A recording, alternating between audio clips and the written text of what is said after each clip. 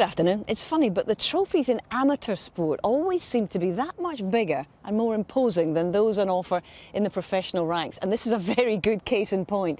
This is the Walker Cup, first played for in 1922 by the top amateur golfers from Great Britain and Ireland against those from America. And here at Royal Lytham in St Anne's, it's the 45th time that this magnificent 2.5 feet high trophy has been played for. It takes a team of men to win it, and it takes 2 days of heart on sleeve, naked courage in order to claim it. And that's exactly what's been happening here in Lancashire, because after yesterday's opening day, it's Nigel Edwards' home team that's in the driving seat.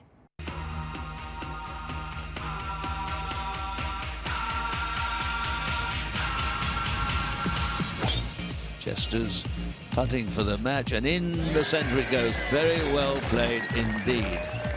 This to win their match. Driving down the slope, and has he? Oh, he has! 2 beauties in a row. He's done it. So it's 3 points to 1 after the morning foursome. Shot to those.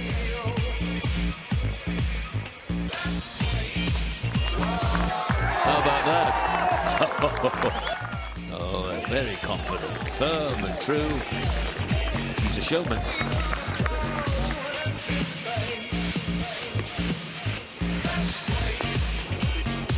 What a lovely touch. Just to win the hole. He gets back to old square. And I've done it. Oh boy, terrific stuff. He likes it. He loves it even more. Well done, Jimmy Mullen. Excellent play. Oh, well done, you boys. 7-5 up. What a day, Nigel. Yeah, it was off to a good start this morning in the foursomes, which I thought we might do because the boys are strong partnerships. And then this afternoon singles were a bit of a roller coaster, really. Up, down, up, down, up, down. But then when Gary got his half there, that was really good. And you know, to get 4 points this afternoon, I think we deserved it. So yeah, 7-5 lead. Performance of the day, I think one of the contenders has to be Jimmy Mullen. World number 93, 2 points out of 2. Yeah. I think Jimmy should be a bit higher than world number 93. So he's a great character, and he's a great competitor. He loves match play, and he thoroughly deserves a place in this team. Yeah. You know what it's like to captain a winning side. Did so in 2011. Yeah. How hopeful are you at this stage this time, Nigel?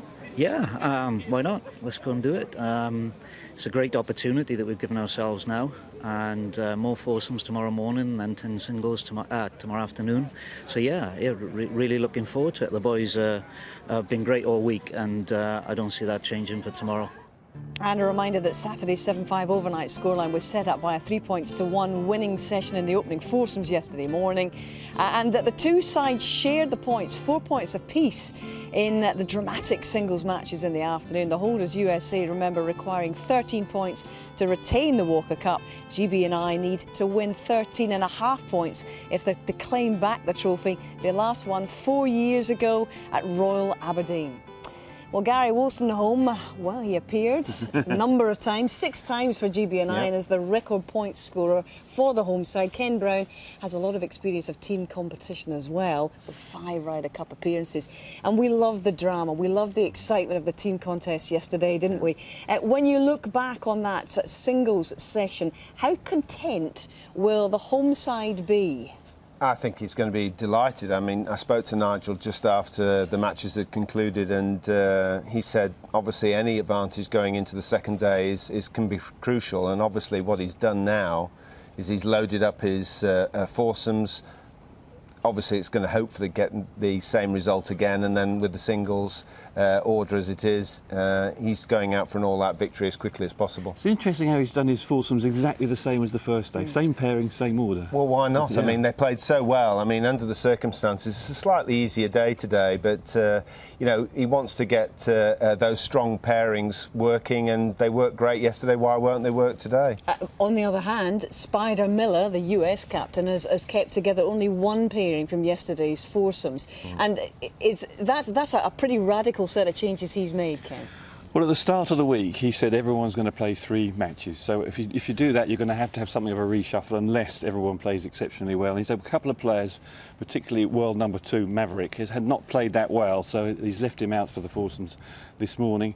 Interesting, I think Nigel will be very happy with what happened yesterday, particularly with the singles. At one stage, it looked like GB&I were going to take all the singles. It was all blue or all square and all of them. Suddenly the Americans turned it round and you thought, oh my goodness, they're going to make a big comeback. And just at the end, GB&I held on. So it was a very exciting day's singles, and 4-4 I think was a nice result for it. Yes, and I'm sure that the Americans have taken a lot of heart from that closing performance in those singles, Gary. But just try and sum up how enjoyable a day was yesterday. Well, as Ken said, the golf was amazing yesterday. This is a hard golf course. It's been extended. Yeah, with the wind as it was tough, and we were amazed at how good the scoring was, and certainly some of the shots in were, you know, amazing. They really were as good as anything you see on tour. Absolutely, we're looking forward to yet more of the same. And this is the foursomes pairings that Gary was describing, because it's Hawkstone Park's Ashley Chesters and Royal North Devon's Jimmy Mullen, who enjoyed great success yesterday with 2.5 points out of a possible 3 between them. They're taking on California's Bo Hostler and Maryland's world number 10 Denny McCarthy. They're the only US foursomes pair that's been reunited.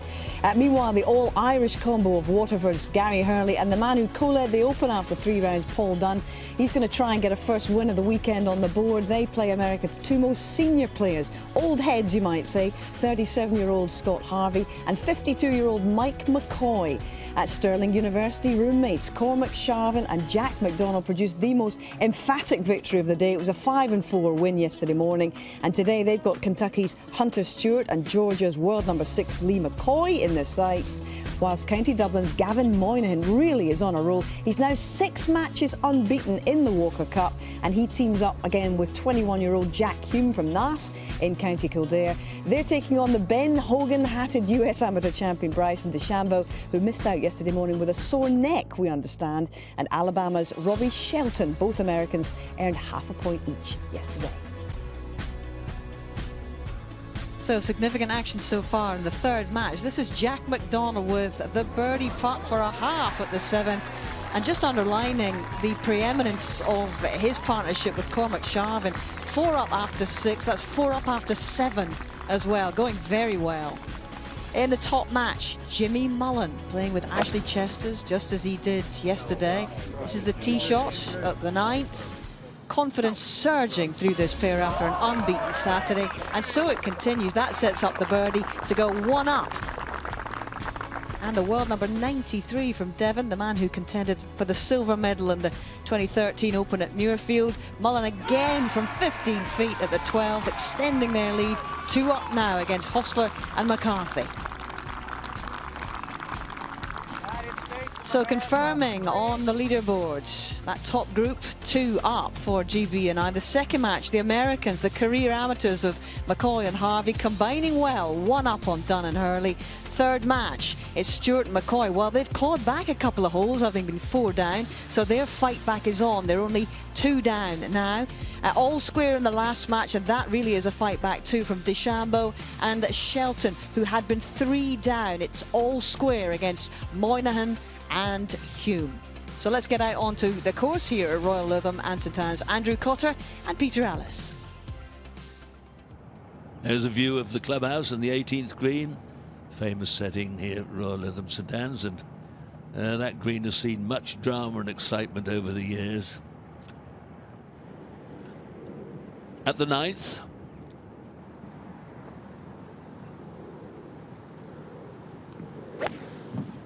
on paper the best player in the United States team. Good shot. Match all square.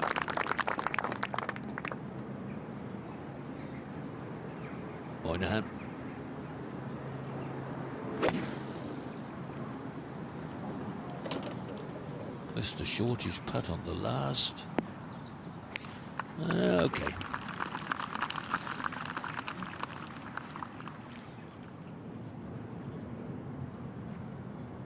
Back on the 13th tee, Jimmy Mullen going with an iron. Short path for this one.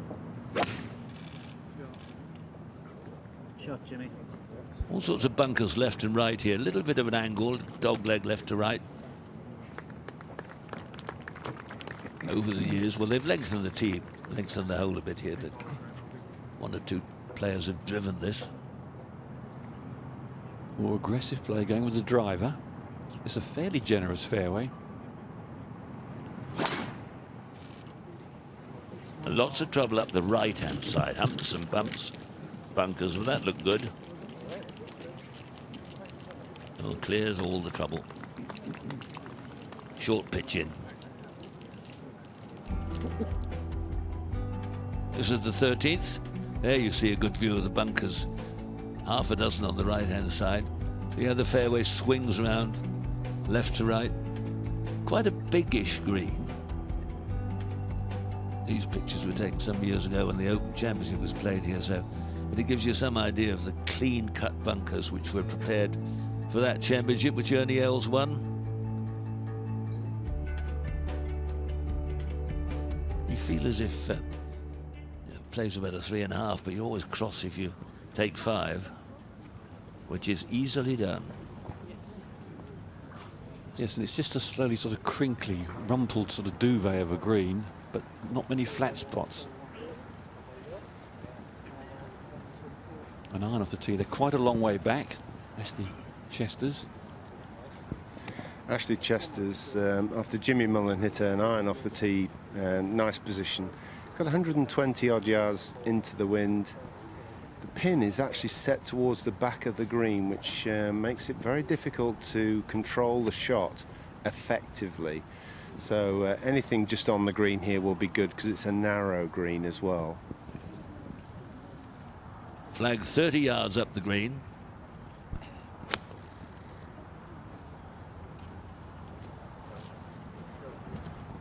Good distance. Steady, steady, steady.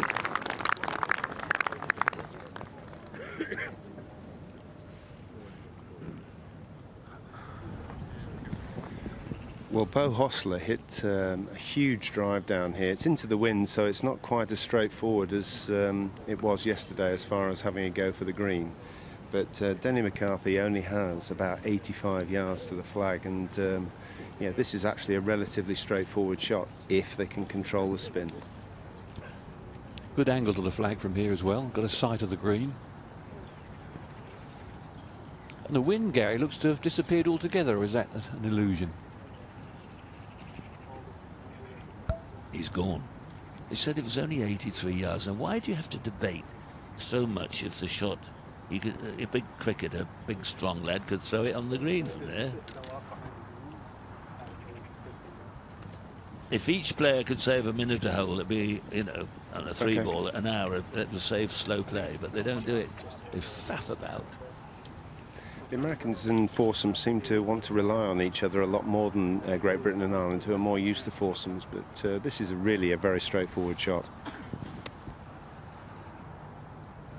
As I say, it just depends where he lands the ball. If he lands it in a little upspoke, it comes spinning back to you. If you just land it on the little crest the other side, it'll skid forward. So you've got to be quite precise in where you land the ball.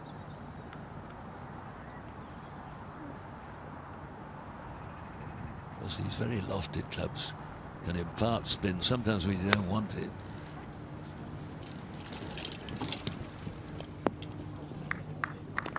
A good result.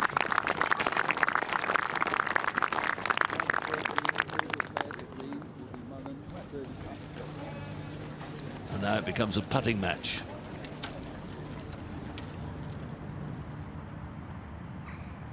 Ninth. Hume has missed his birdie putt. And the Americans take another hole. That's an incredible turnaround. United States of America 2, Great Britain and Ireland 3. United States of America. Suddenly, out of nowhere, the United States, who were 3 down, are now 1 up. What a turnaround that is.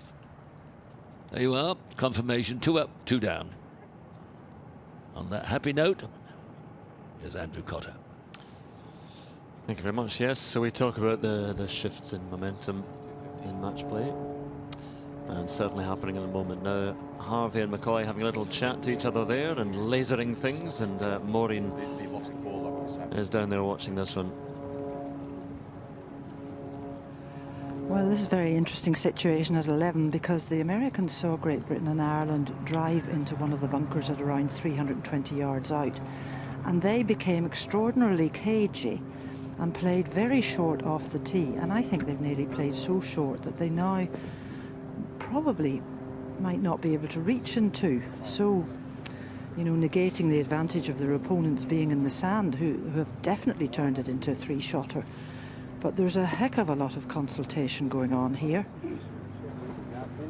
Oh yeah, the pin all the way on the back left today, lasering it again just to make sure that there wasn't a fault with the equipment. No, still the same yardage, hasn't moved.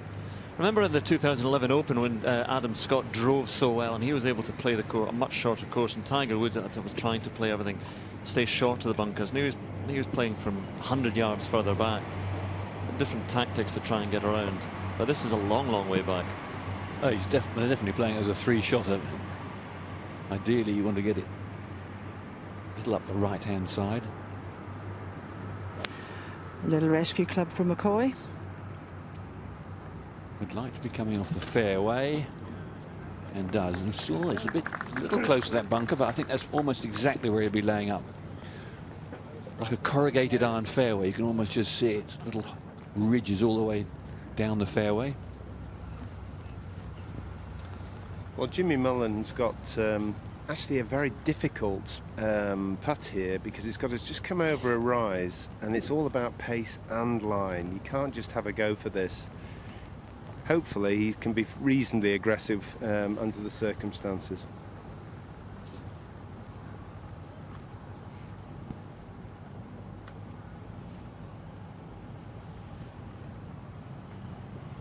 All the beauty at the last.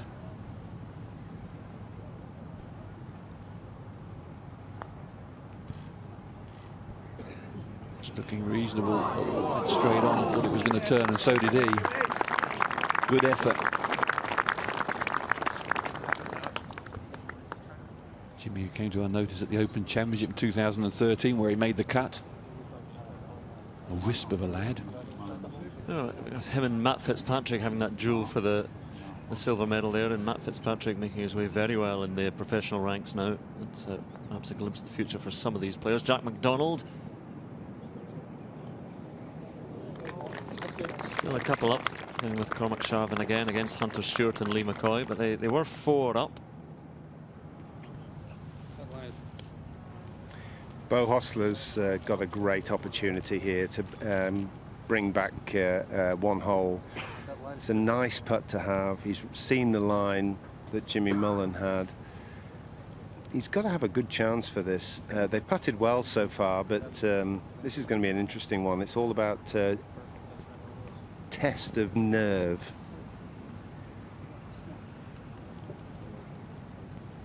It's not quite the same line that Jimmy Mullen had, but he was certainly studying it hard. Mullen's putt, Bo Hostler. At the end, it just stayed out to the right a little bit. A slightly different angle he's coming in on here, but see how he fares. I think perhaps he was swayed a little bit too much by Mullen's putt. Well, that's certainly gone on a little bit.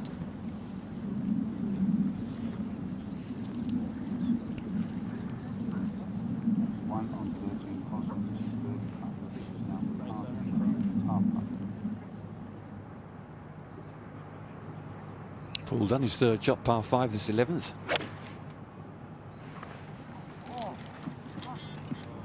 Right, I think.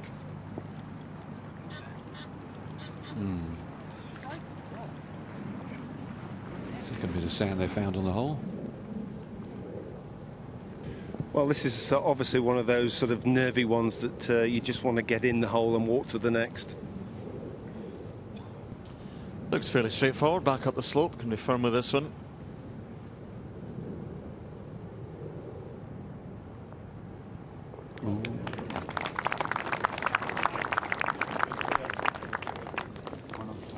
Yeah, there we go. That was one of those ones. I'm just going to leave your marker there for a while, just as a sort of States of America 4, Great Britain and Ireland 4. psychological safety net for me, but Ireland are 2 up. rolled in his own putt and then conceded the Great Britain Ireland putt. So Chesters and Mullen still 2 up.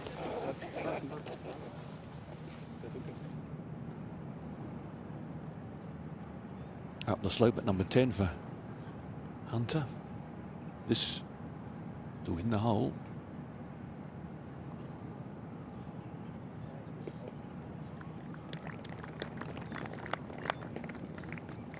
United States of America 4, Great Britain and Ireland 4, Great Britain and Ireland 2 up. 2 up for GB&I. Scott Harvey. Well, the Americans are facing their 3rd shot here at the 11th. Remember, they're 1 up, just under 90 yards to go. There's a bit of a dip into it as well, Harvey. Beautifully played. Lovely shot from the American. Thank you very much. So their strategy is paying off in this par 5. And very much in the box seat here. Look like going 2 up. Well, I'm slightly surprised that Ashley Chester's on the 4th. His hitting driver, it doesn't seem to be the right choice because he can reach the bunkers that are down on the left-hand side. But actually, he's just played the most perfect tee shot. Good bit of roll in that one. See how close he's getting to that sand. But great position now.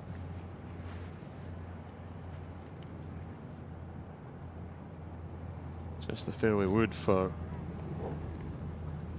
Denny McCarthy.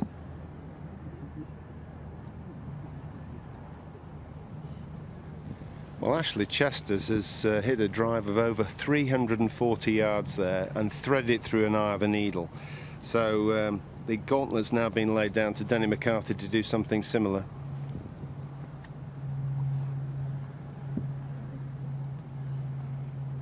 With the flag he's cut on number 14, a long tee shot will be very beneficial because the flag cut behind the right bunker, so you need to find the fairway.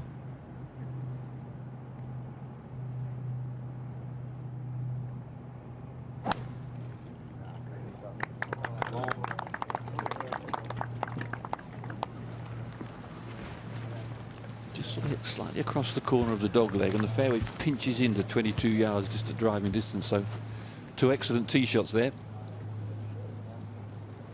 Yeah, despite a bit of rain a couple of nights ago, the fairways are running well. We go back to the par 5 11th and the problems of Hurley and Dunn. Hurley now got to get up and down here.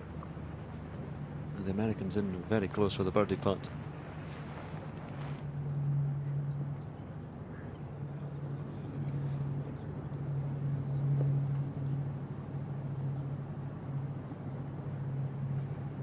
It's a big mistake. They were gifted the last hole. They just got a bit of momentum and they're going to give it straight back here at number 11. Dunn and Hurley, at least that's what it looks like. The home side up in 2 matches, United States up in 2, but 2-hole leads for Chesters and Mullen and Sharvin and McDonald, and just 1 up for McCoy and Harvey. Looked like going 2 though, and DeChambeau and Shelton.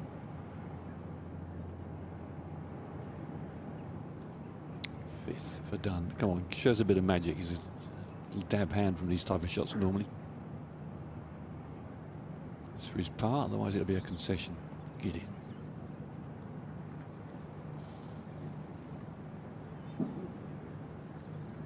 Must be conceded now. There we are.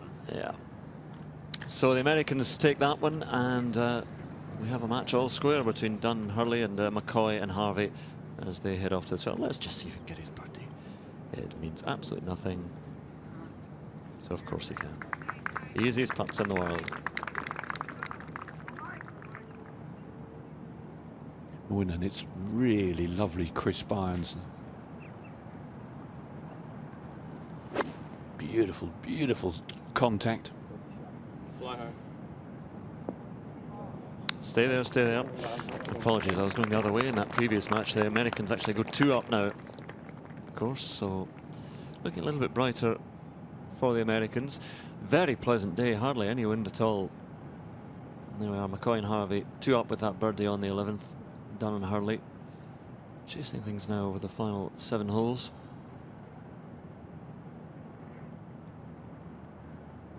I think Captain Nigel Edwards, they wouldn't say so. A 2-2 in the foursomes. He'll certainly take a 2-point lead going into the final batch of 10 singles. Yes, I think they'd want to take a lead, wouldn't they, into the singles. I don't know why we always have this supposition that the Americans will be stronger in singles than professional golf. They sometimes had been in the past, not maybe in recent Ryder Cups, but certainly Nigel Edwards would want a little bit of that comfort. So on the slightly different par 3, with the tee over there on the left as they play it, on the right, and there's Maureen watching. Beautiful conditions, Maureen. It's absolutely gorgeous. I mean, conditions are more benign than they have been at any time so far over the couple of days. And as we know, this is on the short tee for the morning's matches, 157 yards. Any breeze there is helping.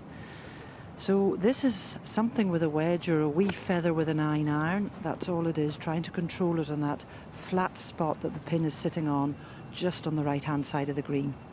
And the most crucial question, Maureen, is it really woolly hat weather? Mike McCoy is clinging religiously to his.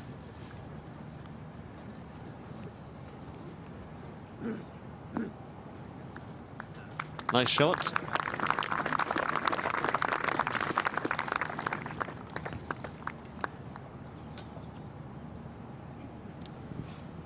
Bo Hostler here has 115 yards. Hit an amazing tee shot to get to this position. Opens up the flag beautifully. Should expect to get this quite close down breeze.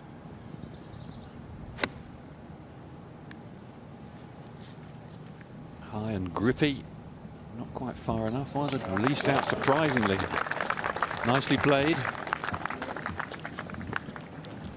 I saw the ball of Ashley Chester's off the tee. Went with his driver a bit further up. We'll have Mullins second in a moment, but Hurley, tee shot on the 12th.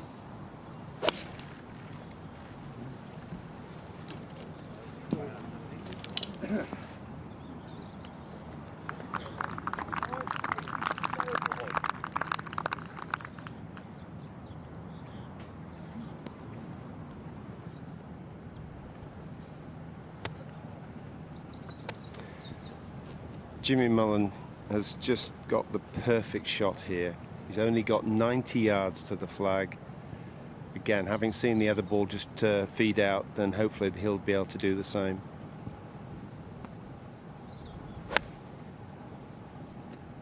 Full shot, fast hands, really gripping the ball. Delightful shot, superbly well played. Nice one, Jimmy. Yes, they're eating up that hole. 441 yards. There's a little bit of breeze behind, but both players playing it very well. Lying well, but awkward stance for Shelton playing alongside DeChambeau.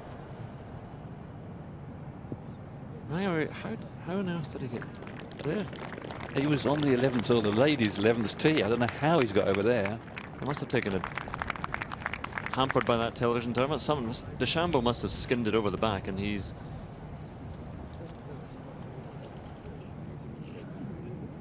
DeChambeau has done something bad there that we haven't seen.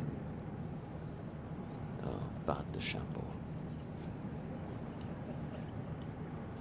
Call a dog DeChambeau. God, DeChambeau. Take your nose out of that. Leave it. Leave it. DeChambeau. Anyway, there he is. There's Bryson DeChambeau. His putt now off the. Well, it's a putt for par there for the Americans. But they are one up. DeChambeau and Shelton over Moynihan and Hume.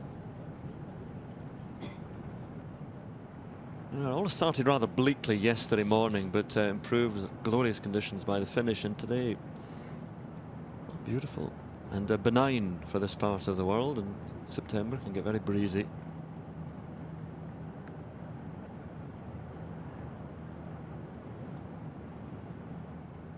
I saw them training earlier, whatever they're doing, but that vehicle there, the tractor, they had the Caterpillar track vehicle out as well. See, as Peter was saying yesterday, treacherous sands when the tide is out.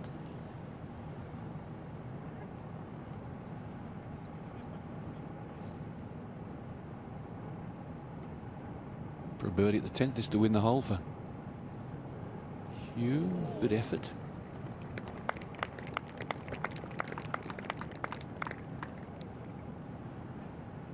Must I give you that one, for goodness sake. Excelente. So I've noticed that DeChambeau paces his putts out. He measures them up by pace. Now, Bob Charles used to do that as well. He's a very precise player, DeChambeau. He does everything, you know, sort of a physics student, and everything is quite mechanical. And Bobby Clampett, he was a sort of very mechanical player, and then when things went wrong in Troon in 1982. If you're a Great Britain and Ireland supporter, you feel you need a bit of magic here. This is for a birdie 2 for Great Britain and Ireland on the 12th. They are 2 down.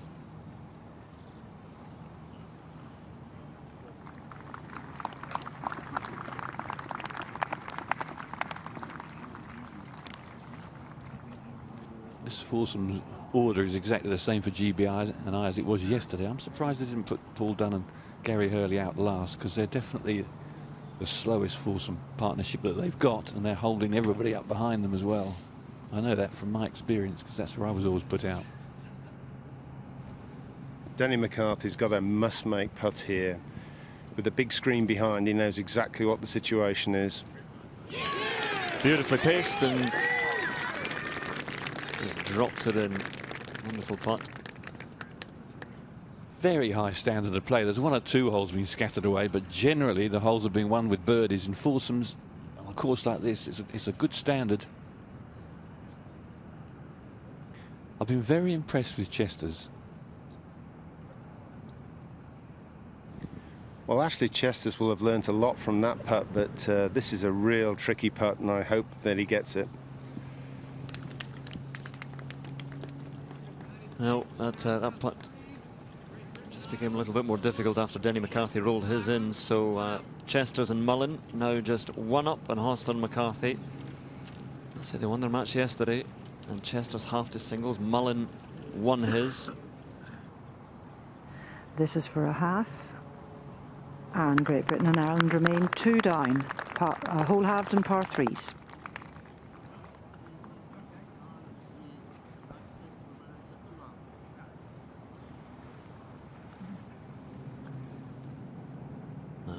DeChambeau. He's a very precise, scientific player. Has that kind of approach to the game.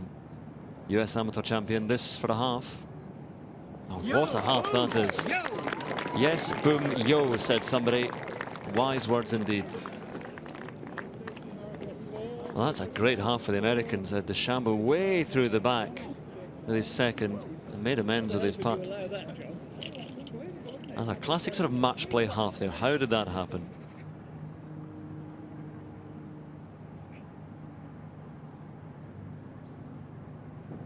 The 11th hole. Long range effort from GB&I. That was for a win.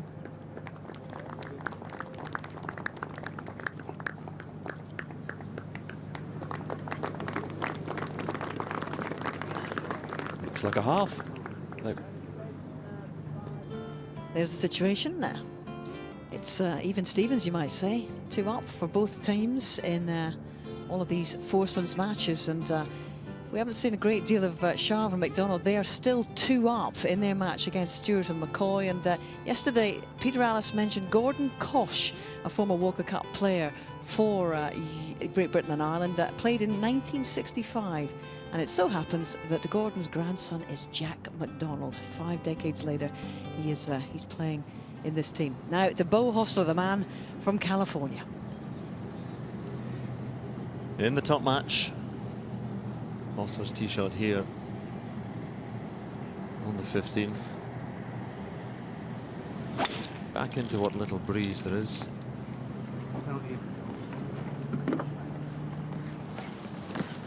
Oh, that is down into the bunker, and that'll just be a little splash out. Penal bunkers around here, and so many of them. 204 sprinkled around the course.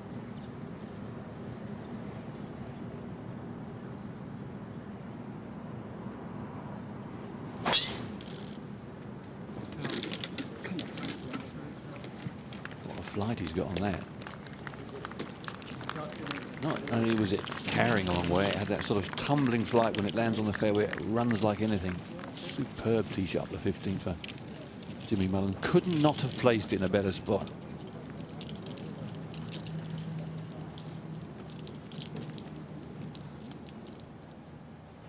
Really big crowds in today, wandering happily around. There we are. It was just some sort of training exercise, but Looks like something Top Gear would be doing. not anymore. Oh, cracking shot. Beautiful tee shot on the 12th from Hunter Stewart. They're digging their way back into this match. So they're 4 down at one stage early on, the Americans, Stewart and McCoy against Sharvin and McDonald. They sort of race across to Ireland. They're racing a hot air balloon and something else, James Mays and something else.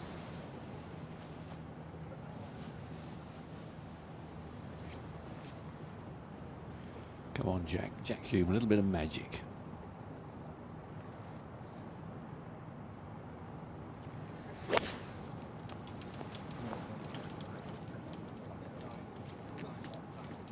Jack McDonald.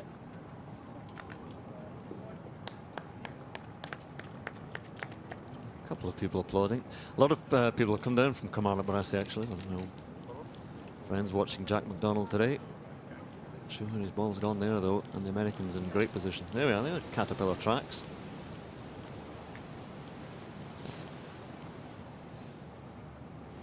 That field is waterlogged. Oh, goodness me.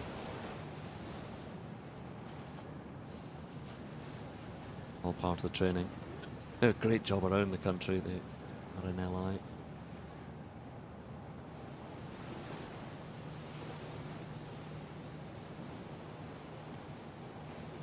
Yeah, maybe that's just muttering the air is probably right actually. That's how they launched the lifeboat here. Maybe they haven't got a slipway, they've got to take it out and launch it from that position. They get it to a position where it can float out. You can tell we don't actually know what we're talking about, but that's as good a guess as any.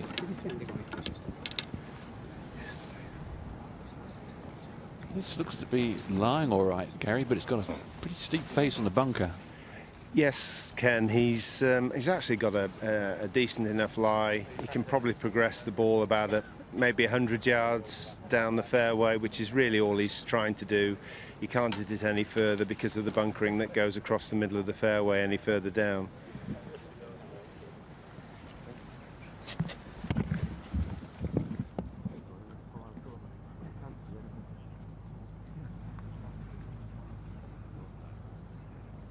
Doesn't want to be too greedy. He wants to make sure whatever he does, his playing partner can get the next one on the green.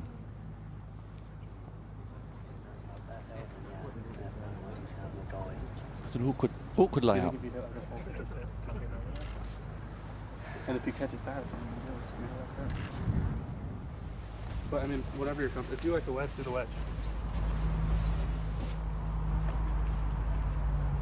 I mean, it's a pretty decent lie, isn't it? Yeah, it's just below my feet. I just hit the chunk. I'm not sure what time limit they have on it's only 25 yards. on shots here. Do the wedge. Make sure you keep it on the line right enough. Yeah, no. I'm looking at like the middle of the table. Yeah, I'm thinking the last guy in the white, like just left of that. Yeah. A couple guys over in the other white. Perfect.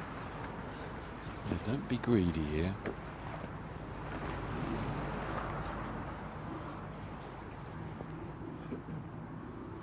All he's trying to do is just get this down on the fairway, but it was a bad mistake off the tee to find the bunker. Now he's got to make sure he doesn't compound the problem.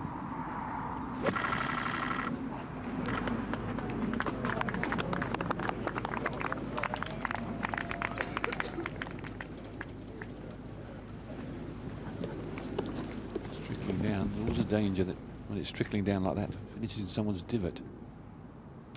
This is Sharvin off the tee shot of Jack McDonald on the 12th. He has to hold this for half. The Americans in very, very close.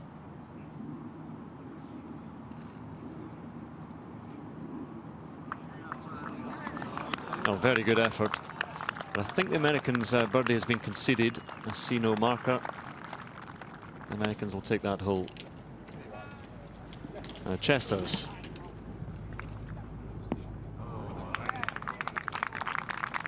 Two cracking shots from Jimmy Mullen off the tee, and Ashley Chester's with his second right down the flag. They're currently 1 up.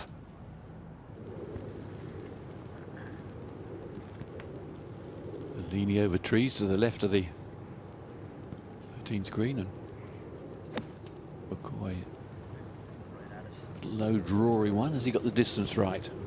Oh, he has. Lovely shot. Combined age of this partnership is 89, Andrew. That could be a record for a partnership in the Walker Cup, certainly in recent years. Yeah, I could do some investigation. Hold on a sec. Hurley playing alongside Paul Dunn against McCoy. And Harvey, sit down, cry everybody. Need some spin, spin, spin. Has it.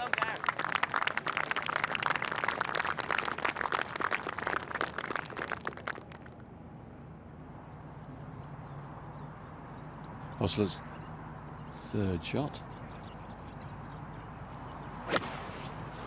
Oh.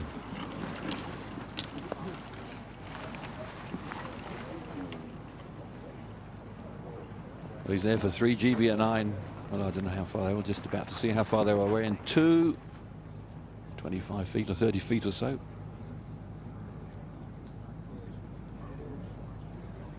Oh, messy from the Americans, but Great Britain and Ireland looking very good.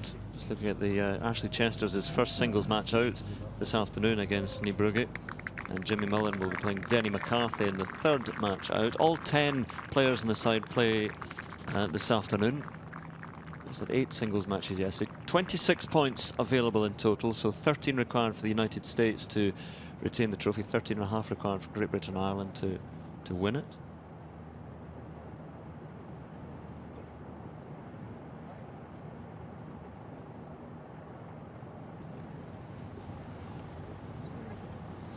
Well, this is one of those moments in a match. The Americans are 2 up.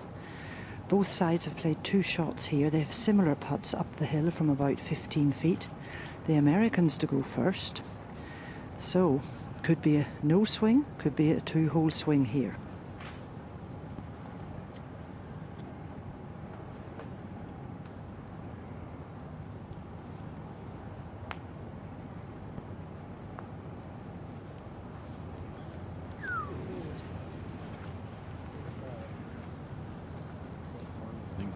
Not quite reading the line. It made a nice sound off the putter face. I think he struck it well, Scott Harvey.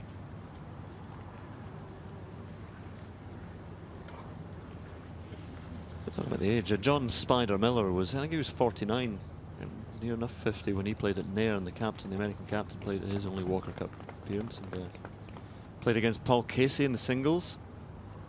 It was a great Great Britain Ireland side, a lot of players in that one, like McDonald and Casey and Graham Storm.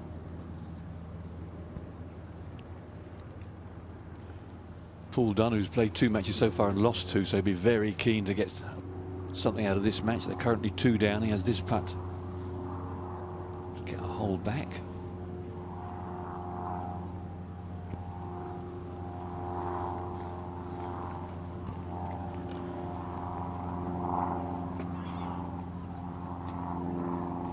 UAB University in America, where Graham McDowell went to.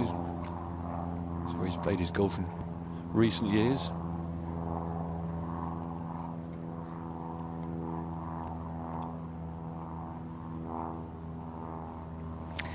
Well, at this stage of the match, with Great Britain and Ireland 2 down, this pairing can't afford to spurn a golden opportunity like this. I've had a look at the putt. I don't see anything in it at all. It's a really nice putt to have. It's up the hill. You feel you can be a little bit aggressive.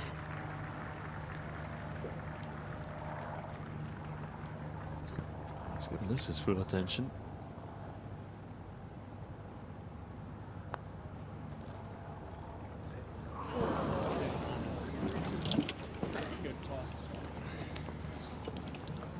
United States of America 4, Great Britain and Ireland 4, United States of America 2 up. Can't say he rushed it, but McCoy and Harvey 2 up. Beg your pardon.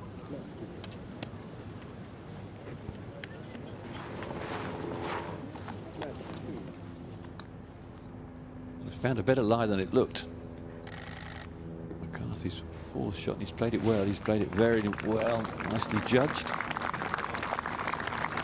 So GB&I have a couple of putts to go 2 up.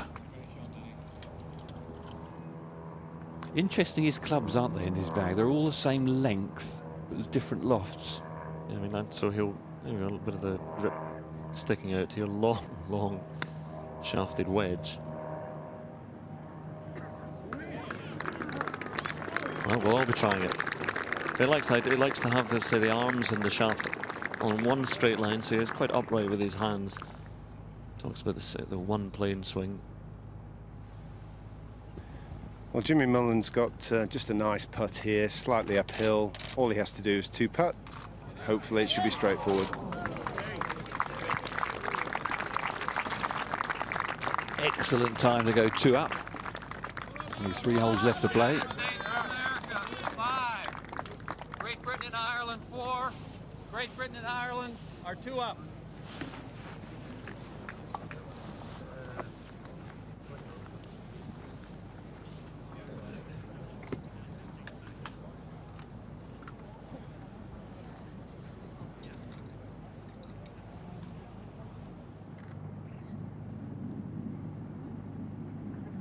Jack Hume lining this one up on the 11th, alongside Gavin Moynihan against DeChambeau and Shelton. This for a half.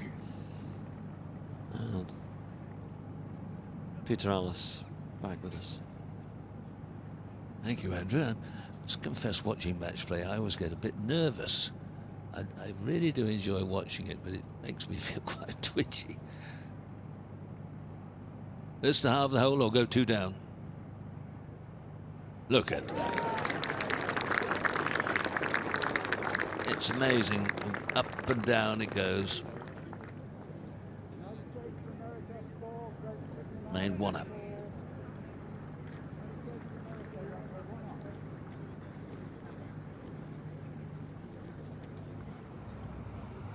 Ashley Chester's having a swish at the green here. It's a very drivable par 4 today, and really all it is just avoiding the bunkers because he's got plenty of length. Well, we've seen a number of drives on the green here. Oh, hello. That's going to be in the bunker. I tell a lie. Perched on the edge. Don't breathe heavily or stamp your feet when you arrive. Just a nudgy little chip, isn't it, over the corner there? Not quite as much wind helping. You can see it's coming across a little bit, and there's not. But they have moved the tee forward about 10 yards or so from yesterday, so it's what the wind taketh away, the tee giveth, so a little bit closer. Another consultation. I find it extraordinary that we were told that certainly one match have been told to speed up. Come on, lads, this is ridiculous. But they still have the putts over again, retry a chip, fiddle around. They get the word from the authorities, and the authorities are ignored, and they in turn don't invoke any sharp words, penalties or whatever you like. I don't understand it. Well, Denny McCarthy's been laid the gauntlet yet again. Ashley Chester is a wonderful driver of the ball, and this is going to be another swish at the green. See how he does. He didn't hold back. I fancy that's going right a bit. Oh. Well, that's in Sevi country. I always thought that was unfair when they said called him the car park champion. Over there on the left was where there was a little overflow car park, and they had to move a car for Sevi to play his shot, pitch it up, hold the putt. Wasn't such a diabolical tee shot, really. Oh, that was the days they let the BBC Park almost on the fairway. It was right beside the fairway, the car park. United States Ryder Cup. Oh, he's got that. Walker Cup team. One day, my son. Second to last match out. Lee McCoy here playing alongside Hunter Stewart against Shavin and McDonald. And this for the win. Oh, one more boom. So back to all square. This American pair of Stewart and McCoy were 4 down after 6 holes, after 7 holes, and they are worked their way all the way back to all square. Look at that, and so there we are, up in 2 matches, the Americans, all square in 1. So Great Britain and Ireland just up in the top match now. It could be very, very close going into the singles. And Lee McCoy didn't play very well yesterday, so these good results so far will do him a power of good. Now here's where the tee shot at the 16th ended up. Gary doesn't look too happy from this side. No, Peter, I think, well, the lie's not very good, that's fairly obvious, but he does have a little bit of room. The disadvantage he's got is it's downwind as well, so keeping this on the green is going to be very difficult indeed, and I'm sure they'll be discussing it as they have been right the way through this match. It's a lovely day now. There's just that nice amount of links breeze that you'd like to have. The crowds are starting to build. It's a lovely atmosphere, but the Americans are obviously starting to feel a little bit of the pressure because they see the scoreboards and they know that this match is really important. Well, they've been getting lucky. We need something lucky to happen now. No, he's got to get it. I don't think he can chip them between the bunker. No, that'd be too risky, too show-offy. But to land it over, well, just check on the distance. And then if it goes too far, there's bunkers waiting the other side. That's the only way. So if you're a betting man, if he hits it hard enough to get over these bunkers, he's got to have a touch of good fortune and play it brilliantly to stop short of the bunkers the other side. I think he might. I'm not sure he might try. It's high risk, but if you might go between those bunkers. You're a romance. The Hog's back is like Guildford. Look at that. There's no way. I mean, there's no way of stopping us downwind out of that line. You may be right. You are. Oh, yes, I think you are right.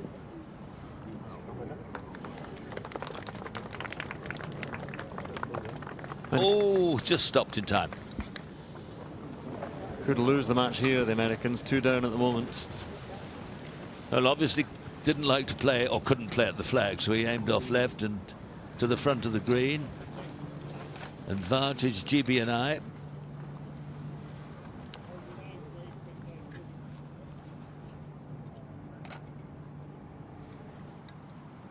This is Moynihan off Jack Hume's tee shot in the 12th, went just over the back.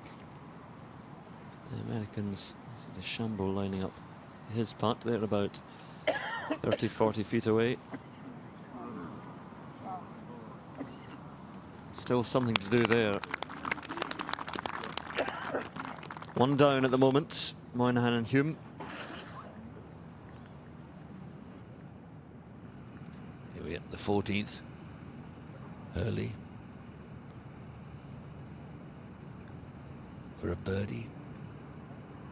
Bit pacey. Okay. Hurley and Dunn. 2 down at the moment. Now here's a tricky one. Jimmy Mullen here it's not straightforward. Yes, he can putt it, but they've got a very awkward little swale that's just in between him and the front edge of the green. Speed is going to be crucial here, but it's not a certainty to be able to make birdie. Down in 2 they'd be happy with, although that is not quite dead. The Americans lie there in 2. There is a lie at the moment in the Great Britain Ireland 2 up. The end may well be nigh. That was a pretty good effort from there, and you can see the value of playing so much of his golf on links course. The great old Westwood Ho down in the West Country. Got to learn to sort of bumble it along. Scott Harvey for a half. Aye, aye, aye. Well, that's a 1 back for Dunn and Hurley.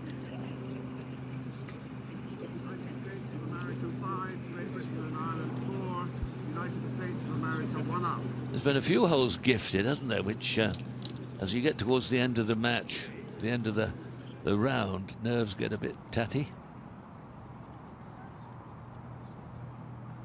This for a half, so this is one of those nervy ones.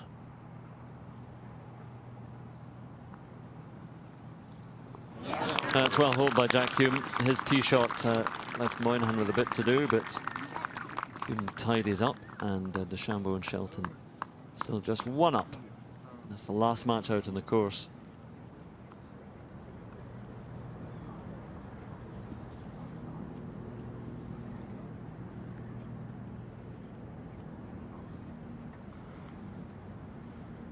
Well, we've seen plenty of strange things happen. This might go in, but the chances are very slim. One match all square. 2 to the US, 1 to the home side. But all very close, very tight. Well, this is a must-make putt. Under the circumstances, you don't want to be having one of these if you can help it, but he's putted well today, so there's no reason at all why he can't make it. You are a super optimist, young Wolster, though. Probably hole it now, just to spite me.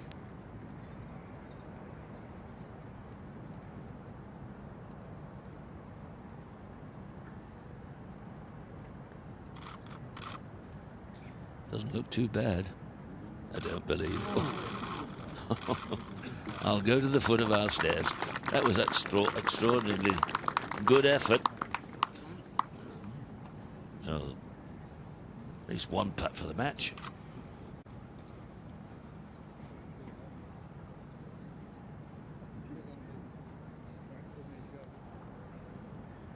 Putt to win the match, the top match for Ashley Chesters. And he has it, so Chesters and Mullen win again over Bo Hostler and Denny McCarthy, closing it out 3-2. And Chesters and Mullen, they won yesterday in the foursomes.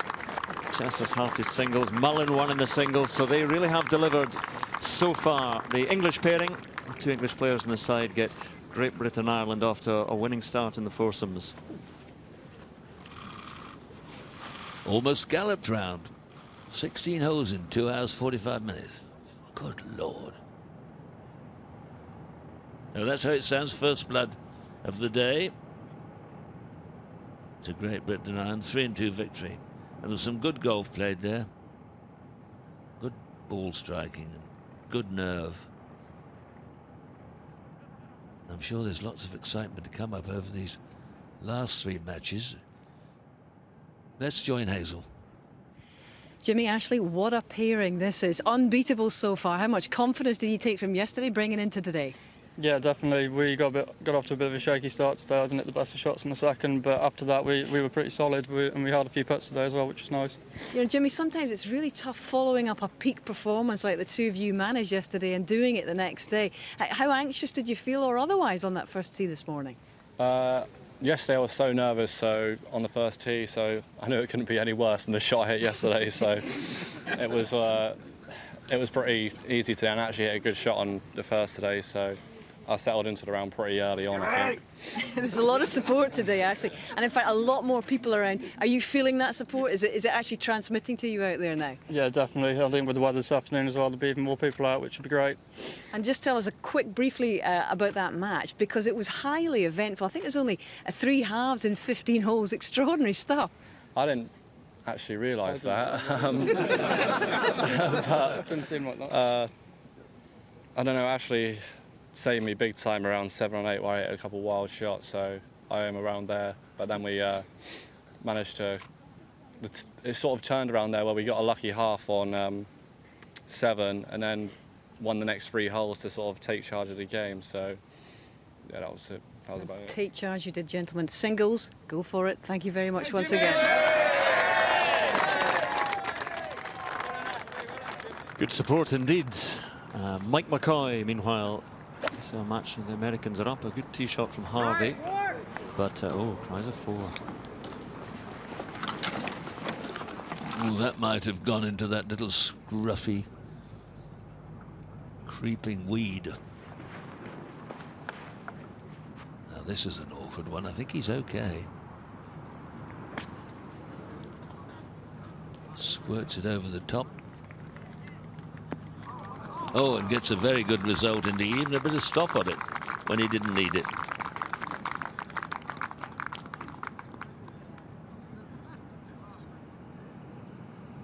Cormac Sharvin playing alongside Jack McDonald. All square at the moment against Hunter Stewart and Lee McCoy. This to remain all square. Right in the middle. Here the big support. You saw the Devon flag flying behind Jimmy Mullen during that interview. They travel from all corners of the UK and Ireland. And there we are, 3-2 victory for Chesters and Mullen over Bo Hostler and Denny McCarthy. We're very close in the remaining 3 matches out on the course, and the Americans up in 2 of them.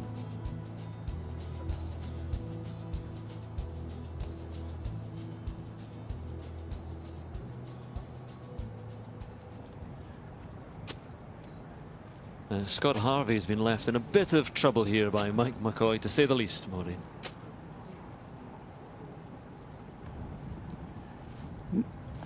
Well, the Americans have found a real bird's nest of a lie here on the right-hand side of 14, and this is a real psychological battle now, because this group has been told to get a move on, and so far the speeding up of play seems to have disrupted the Americans a bit more than the home side. That's gone straight left. Well, that was a very nervy looking swing from a bad lie. Obviously had very little experience of playing that a sort of shot out of anything like that lie, and it showed. His knees buckled, his shoulder came up, and well, not really his fault, not used to it. Now he's stuck up under the face somewhere. Oh, that's a nasty place. Thank you, partner. I don't know whether he can stand to this. Oops. Oh. I thought he'd got odd shoes on when I saw him this morning. One side blue, and I thought, what's he doing with odd shoes? No, well, I think this is a... Well, if this comes off, it'll be a miracle unless he plays to the back of... Oh.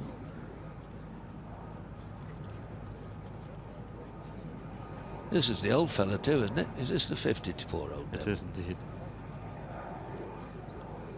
You're talking about those who play with the grace of Federer yesterday in golf. I don't think you can do it this way. I may be wrong. Perhaps you can. Got to have a quick break and a stab and hope for the best. Might do it. If it comes off, give that man a coconut.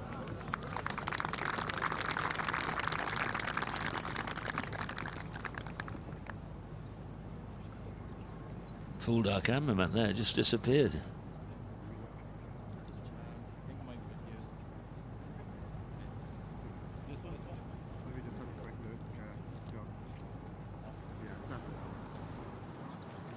The 13th, this is Robbie Shelton. One up here alongside DeChambeau, playing Moynihan and Hume. Short par 4. Little spin.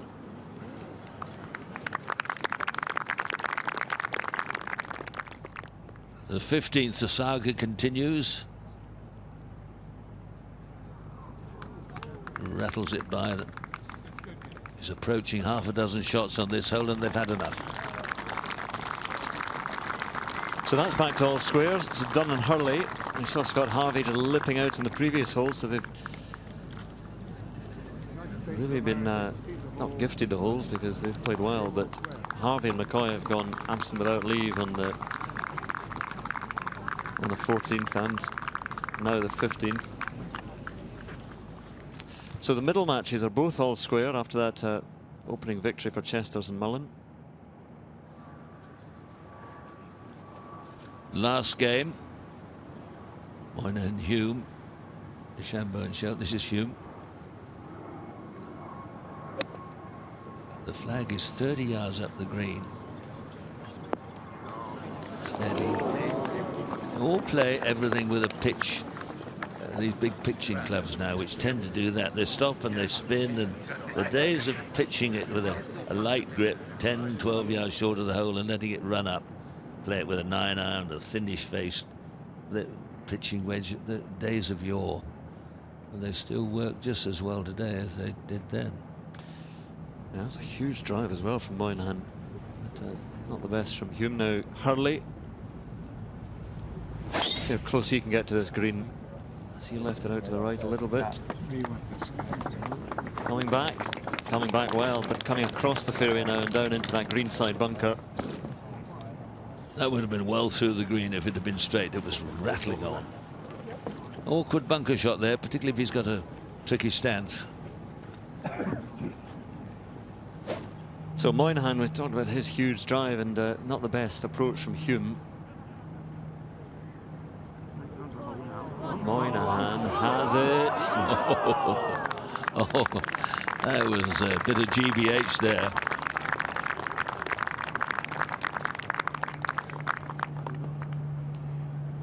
That really was. Oi, how did that miss? Robbed. And after his acrobatics in the bunker, Mike McCoy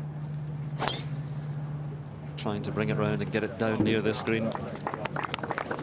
They like it, they like it, they like it, and it was cool, it kicked away. It's going to be okay. That's pretty good for getting to that pin. Just has to flirt with the edge of the bunker. Hurley in the bunker.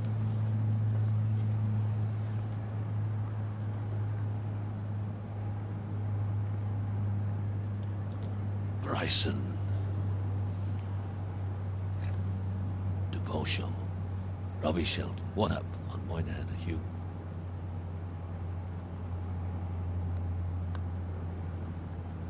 Smoothly struck. Look about this. Oh, a good effort. Very mechanical, but strikes the ball purely. Yeah, that's all right. 4, Great Britain and Ireland 4. United States of America remain with 1 up. So they're up just in that match, the Americans. They really need to dig something out of the middle 2 matches, which are all square, because they're trailing 8-5 at the moment. 10 singles matches to be played. All 10 players on both sides play this afternoon in the singles. But these middle 2 matches are crucial. Hunter Stewart now. Good old Scottish name. Gives it a thump. Match all square against Sharvin and McDonald.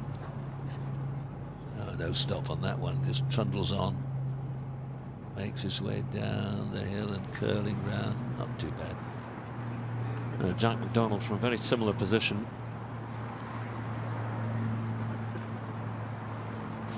Tough par 4, the 15th. Good looking swing. Be good, cries somebody. It was a little bit unlucky there, not to hop on. Very unlucky not to get 1 bounce. Nice to see some youngsters here watching, and I must have. Oh, here we go. Now, I reckon this is a tricky chip and run. Maureen, you're wandering off there. You must look at all the shots. What do you fancy? Well, I was just wondering how the Great Britain and Ireland boys are going to play this. I think it'll be 1 foot in the bunker, 1 out, and just keep your balance. And I must say, for the American shot coming up, if I were playing, I'd really fancy my putter, because it's such a tightly mown fairway.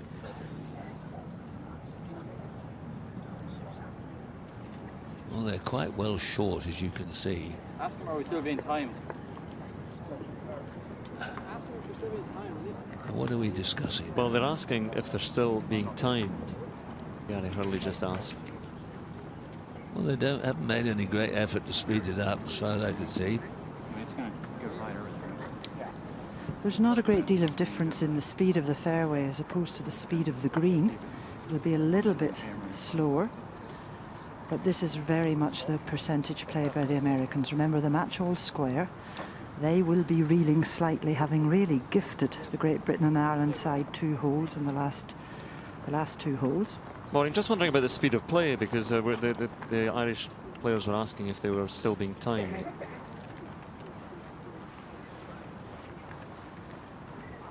Well, sorry, I thought you were talking about the speed of the greens.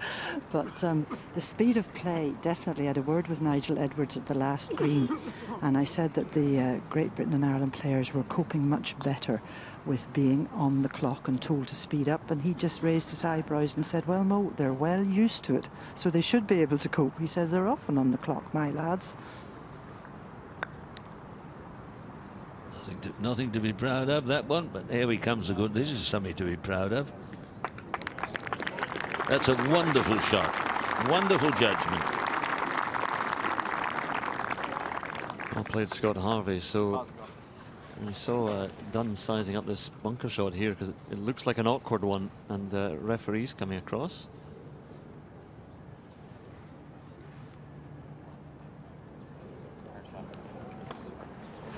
Well, it might have been a bit of an advantage if Hurley had been playing this with the long legs.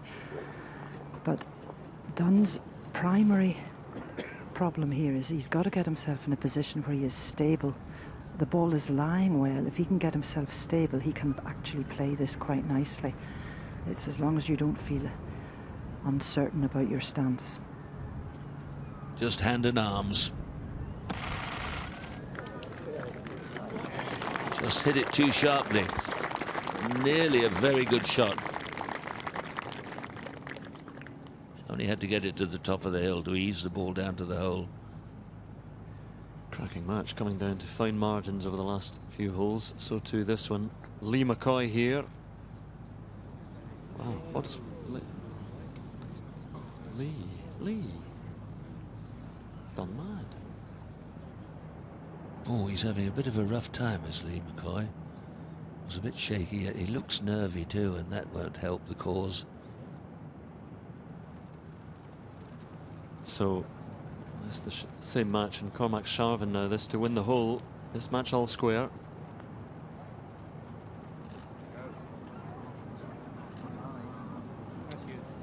That's good, Herd. So that's a concession. But the Americans still with a long putt for the half now after Lee McCoy's rather heavy-handed effort from the side of the green.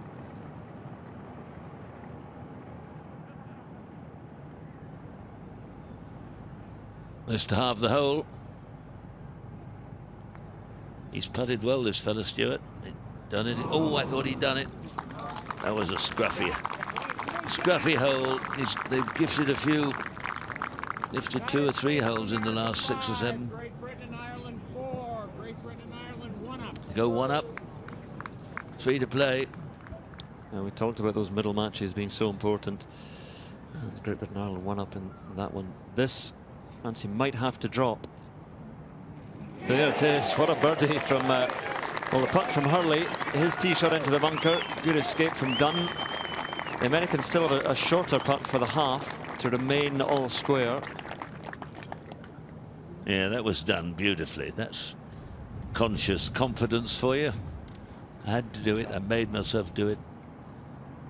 I thought clearly, and it worked. And suddenly this 4-footer for the Americans becomes a great deal more difficult. Not straight, it's going to move a little bit from the right. Hello. They're all at it. Well done, Big Daddy. The father of the side. Grand old man of 52. This is Moynihan on the 14th. Good tee shot by Jack Hume. Americans 1 up, asking it to get down. There it is.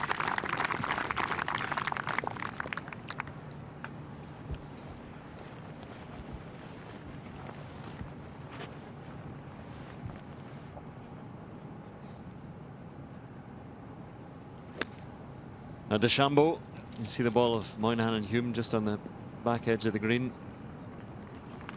And that's a decent effort by DeChambeau, leaving that putt for Shelton. They're 1 up in the, well, it's actually the only match in which the Americans are up. And as he strides up, Ken Brown strides in. Ken, this is good stuff. It is, and it's getting down to a crucial stage in the match. Who can do what in these last 3 foursomes matches? All square, 1 up, 1 up. Well, they're good finishing holes, aren't they? When they're testy holes, they're great holes. Not particularly long, but very good. Well, after having won the 15th, Jack McDonald's just playing an iron down here for safety, hopefully to find the middle of the fairway. Very nice. Perfect spot. It's America under pressure now. They need to really find something out of these last 3 matches. If GB&I get away with it, as it stands at the moment, they'll have a commanding lead into the singles. That was a bit ultra safe, I fancied there. I may be wrong, but he's having a cut at it. He flew it through the green yesterday. There's all sorts of bunkers waiting if you're a bit offline. Oh, and he's well offline. Hello. It's not going to reach the thick stuff. Bad angle, though, isn't it? That's not easy from there, is it? That really was a wild tee shot. Match all square. 17th tee pool done.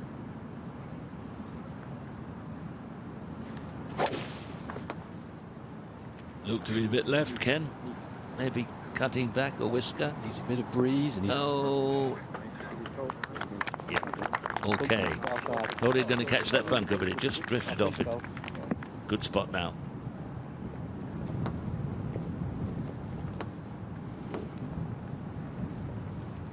Also going with a fairway wood of sorts. Looks like he's setting up for a draw shot, though. He's going to try and work it into the breeze. Harder to, oh, he's lost it right. It's out of bounds over there. It can't be that far right, though, can it? Some thick rough. Oh, it can be. He's out of bounds. Oh, my. What? I don't believe it. That's nerves for you. Pure and simple. Out of bounds, isn't he? Tony. It's out of bounds, yeah. Tony. Poor old caddies. One time he's gone up the fairway to save his own legs. Or maybe not. Lend me a ball. Oh, that is a massive, massive boost for GB&I. A body blow for the United States. Oh, absolute body blow. I mean, that really is 50 yards offline, and it took a big bounce. Oh, that went anywhere. It's all very exciting stuff. That was for a birdie, just slipped by.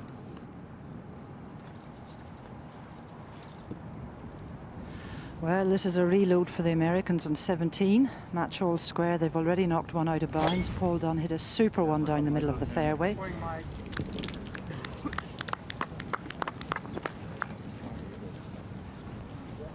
if they can make a 4, GB&I, they'll have guaranteed themselves half a point. 14th, downhiller, little from right to left for Robbie Shelton. This to win the hole, this to go 2 up. Oh, he hasn't hit it, has he? He might have done, you know. He might have done. Well, he has. They move 2 up. Didn't that ball roll beautifully? Oh. I didn't think he was going to make it, but 2 up and 4. Well, there's how it all stands. Those two, match 2 and match 3, are going to be absolutely critical. More important for Americans because the current score is 8 points to 5. Long pitch up to the 16th green. Oh, look at that. Nearly went in and now spins 15, 16, 18 feet away. Desperately unlucky. So much for controlling the spin. Oi, oi, oi, oi, oi. So near at one time. That was a terrific shot, though.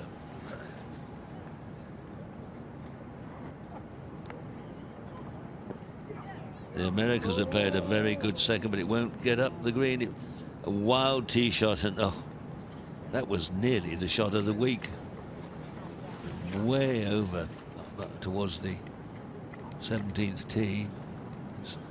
Another yard, it was stone dead.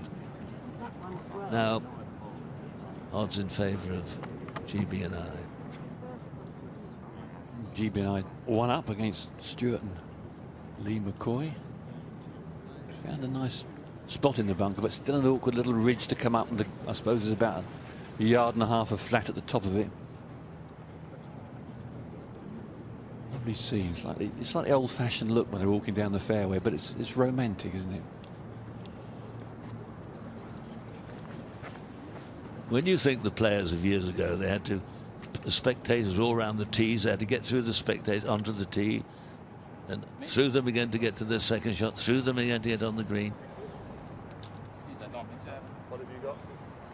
Well, it's difficult to know who's going to go first here. They're both about 170 yards out. Americans, remember, have played 3 off the tee. Match all square.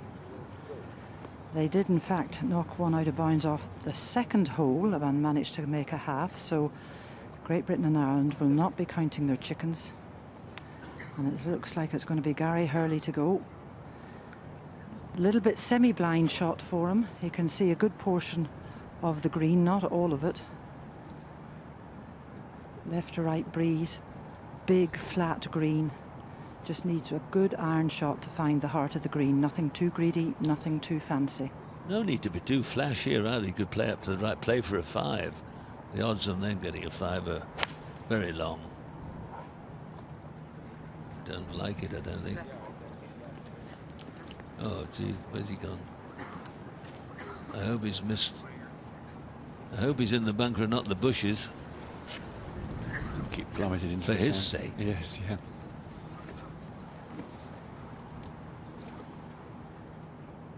He's a bit of a master out of sand. He's all done. So 3 off the tee. This is their 4th shot. Scott Harvey.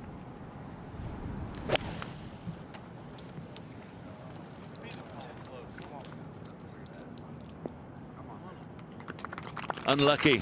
That was a Sorry, very good shot, but as you saw, unlucky to stop. They probably think that's very close, dead on line. Unlucky.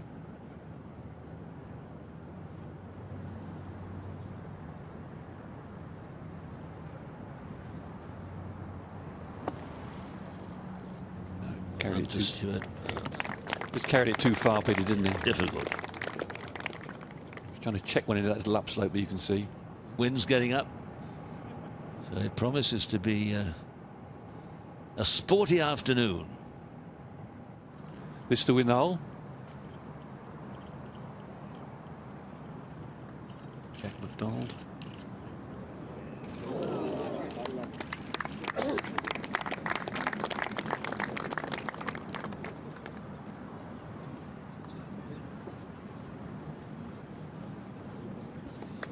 Conceded now. The Americans have got a hole, what, a 12, 14 footer for a half. Otherwise they lose the match.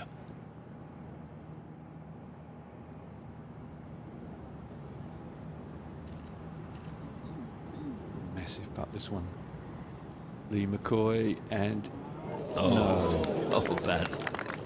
It's been one of those days, same as yesterday for the young McCoy, and it's worrying him, it's eating him.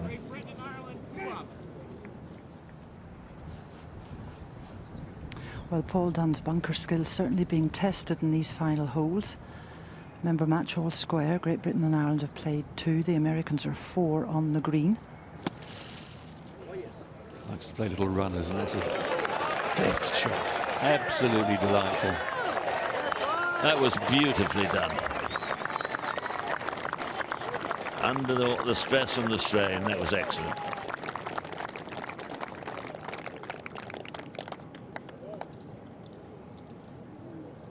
On to the next.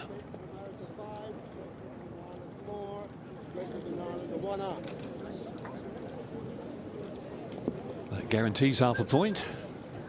At worst, 1 up with 1 to play for Dunn and Hurley.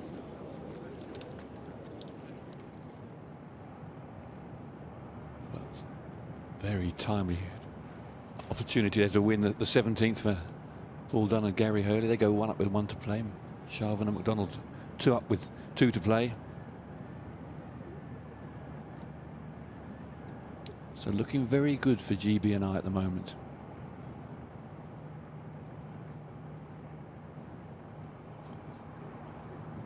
Now coming out of the light rough. Seemed to have hit it well too. Oh, a fiery one. Into the crowds, gone through, I fancy, way through the back.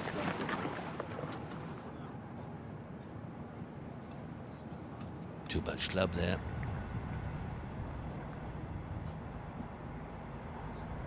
For a much better spot. Shelton, he kind of likes it, thread it between the bunkers, and he does. That's a beautiful, well struck iron, even getting it to grip out the light rough. 2 up 2. Yes, they're in control of this bottom match.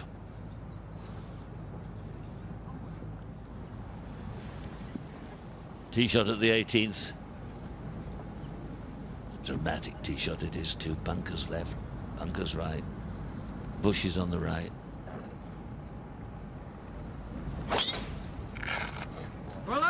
Oh, where's he going? Left, left, left.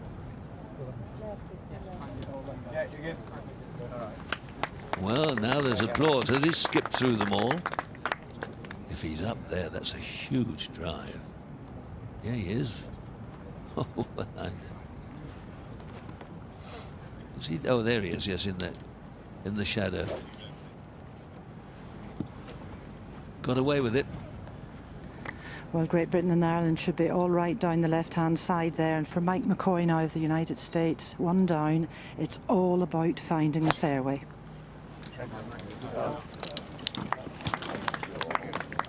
Looks to have done it. Yes, he has. Very nice. When you see where the flag is coming out of that left-hand rough, could be awkward. The flag front left, landing the ball on the downslope. Just depends on what sort of lie GB&I get.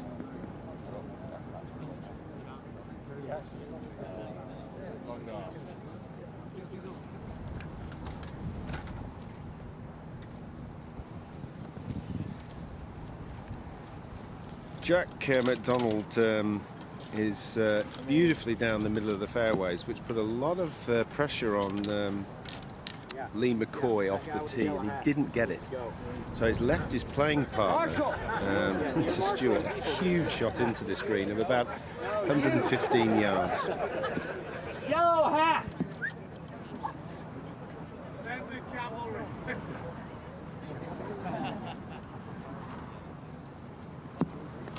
Clearing the crest of the hill, Marshall wandering around. You like that? Wind left to right, pin sort of frontish right, so he is gettable from this angle. Hunter Stewart completely unsighted the putting surface.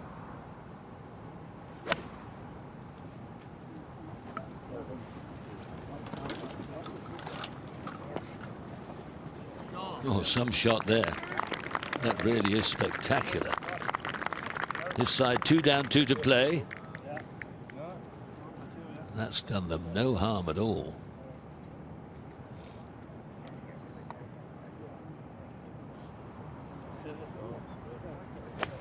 How can he follow it onto the green?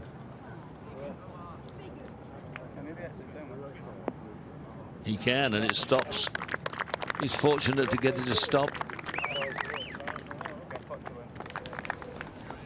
But not a bad shot under the circumstances.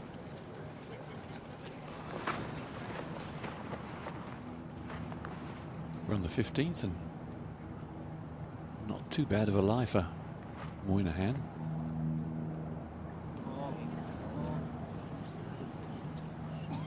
Just trying a low sort of grippy runner up the little bank there, but snagged up with it. It's almost sort of chopped under it as if he was trying to spin it, which is sort of countered what he was trying to do, getting it to run.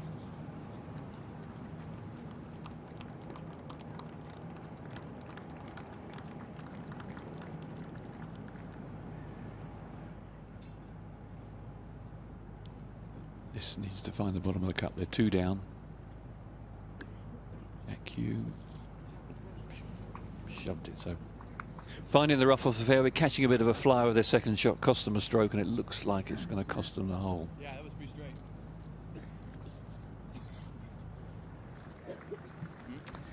Well, it's an average lie that the Great Britain and Ireland side have found in the left-hand side here.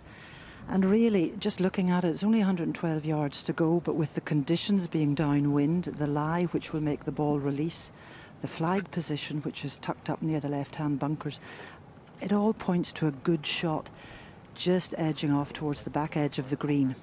Not close to the pin, though. 2 putts to win the hole, DeChambeau. And takes them wisely. Thank you. Well done. Thank you. Thank you. That's a victory for me. United States of America 4, Great Britain and Ireland 5, United States of America 3 up.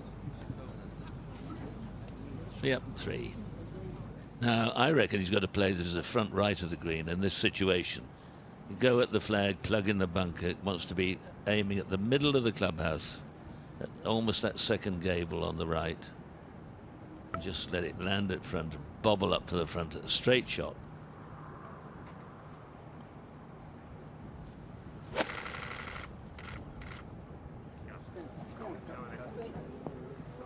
Like that. Excellent. Very good.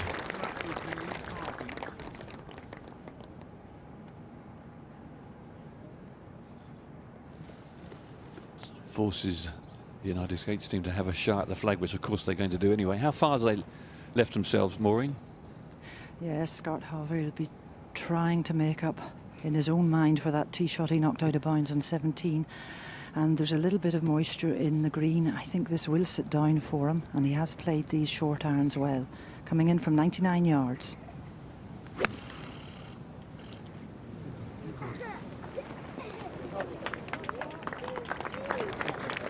A very good shot indeed. Just rather unlucky, didn't stop a little bit quicker.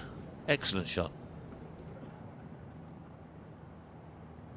17th green. And Sharvin for the match. This for a birdie. This will try. The Americans have got about a 6 or 7 footer to win the hole. Good effort.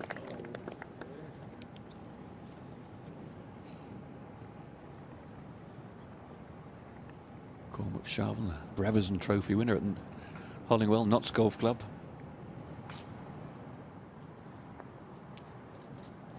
Brilliant. What a wonderful birdie. It's a scarce thing at the 17th. I'm very pleased for Lee McCoy because he hasn't had a lot of luck. So they take it down the last. GB&I 1 up with 1 to play. Hole 17. Superb birdie 3.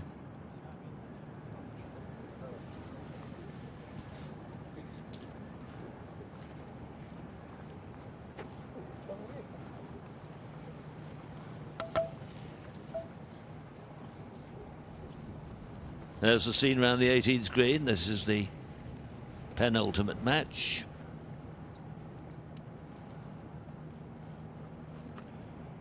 That's how they stand. Nip and tuck, whether they get a half. Somebody gets a half, 2 halves, 2 wins. Could go either way, Ken, couldn't it? You just feel GB&I have got their foot over the beetle and they just want to give it a bit of a crunch. Oh. But it's so easily. It's the time to do it. Whereas America have got to kick the foot away. Well, you certainly want to do no better than, or no worse than a par.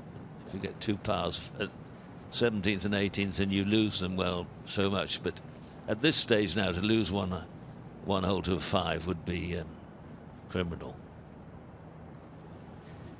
Well, this is a big stage for Gary Hurley. His playing partner, of course, had that wonderful experience of playing so well at the Open Championship. But this is for the match. Across the green, some 25 feet. Just going to ease a little bit across the face of the hole at the end. But pace is paramount.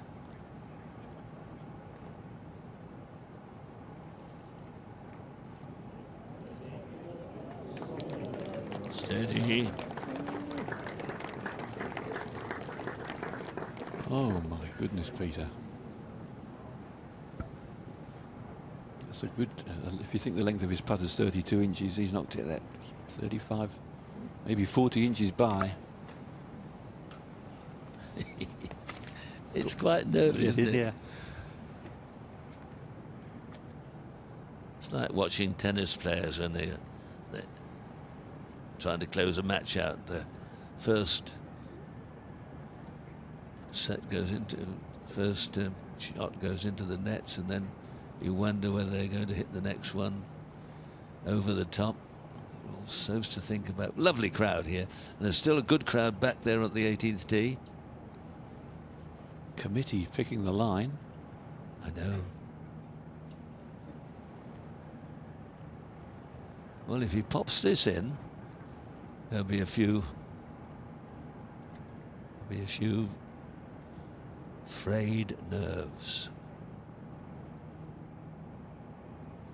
For a 3 at the 18th, and he missed it. Whoa, whoa, whoa, that's good effort. A little slower, so that might have gone.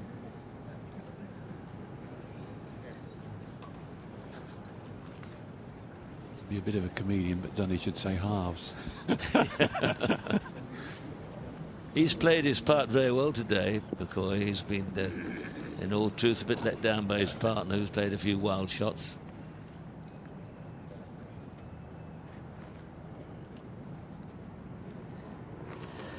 Well, the Americans are 1 down. They have this for their 4 on 18. Great Britain and Ireland, remember, they have a putt for a 4. They're these horrible 4 feet distance, the real knuckle whiteners. So as far as the Americans are concerned, this has to go in, and they have to hope that the British and Irish boys miss. Well done. Well, you'd have bet a lot of money there that the Americans were closer than GB Yeah, there, wouldn't you? Yeah. Isn't that a lovely scene? The putting green at the back, the Dormy House car park, members car park, top right, pro shop on the left. First tee behind those trees. School, no, good old cheerful school. But this is it. This is it. This to win the match. It's almost like winning the whole match as well. It's such an important point, momentum-wise. Paul Dunn is the man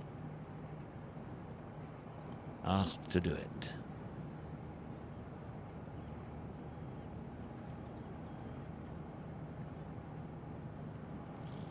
Yeah, well held. Nerveless, very good indeed. Scrappy at times, but exciting game. Oh, Captain Edwards will be absolutely chuffed to bits with that point. Oh. And Hurley and Dunn open their account with points, which is fantastic for them as well. They were a bit shaky mid-table, weren't they, there? But they came back well, helped a bit by some mistakes. But that's the way it goes. Back on the tee, Hunter Stewart. Well, that sounded a bit funny, didn't it? It's going way right. Is he in the course? That's lost ball if it's in there. I think he's up by the flagpole, isn't he? Looked like it. Now McDonald, one good one. And that's it. Oh, sit down. Sit down. No. Oh, jeepers creepers. They're not bad, Ken. It's fairly well back, but I don't think perhaps he won't have to bother. A sea of gorse.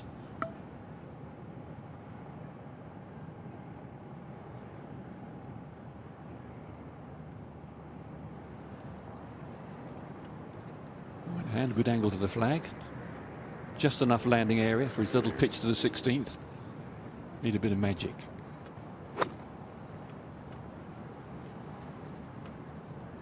Oh, that's quality.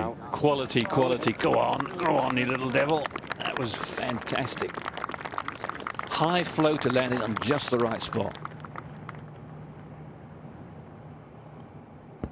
Let's join Maureen, who's the winners of the last match.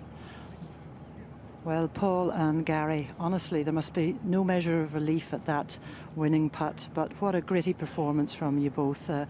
Can you believe you came out on top because you were 2 down and 5 to go?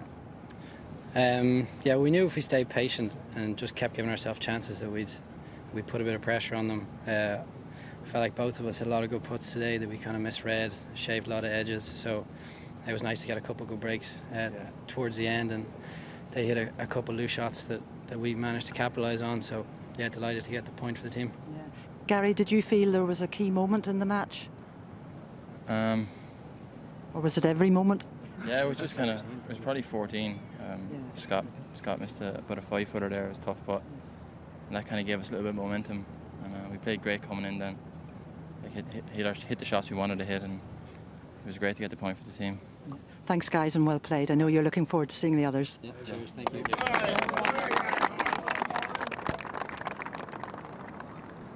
This to win the match. This for a birdie, and he's done it. So first points of the morning for the USA. Shelton and de Beauchamp won. A win 3 and 2.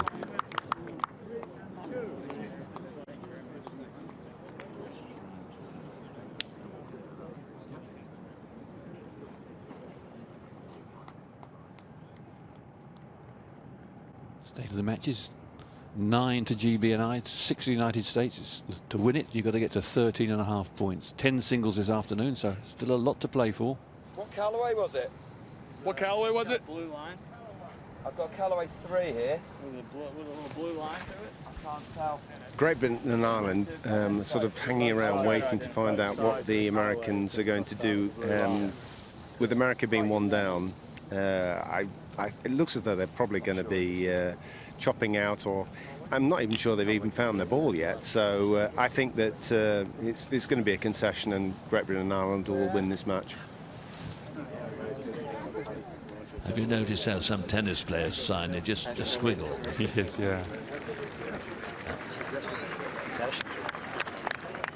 Well, what a tame end to the match. A concession, Hunter Stewart and Lee McCoy, Sharvin and McDonald. GB&I 1 up, 1 to play. They found the bunker down the fairway, and Hunter Stewart carved one away, lost ball in a sea of gorse. So they've given up the ghost. And so that's 3 victories for Great Britain and Ireland on this morning's play, and just a solitary 1 point for DeChambeau and Shelton for the United States against Moynihan and Hugh. Thanks very much. Pleasure. Thank you. 10-6 the score. Great Britain and Ireland 10, United States of America 6. So it's first to 13.5 points. 3 points this morning in the foursomes to Britain and just 1 for America. It's a very, very satisfactory position for Nigel Edwards. Yeah, they came out of it very well. There was one time when it looked a bit shaky, as if it could be level, but then America might have gone ahead. But in the end, at the end of it all, end of the morning, success for GB&I.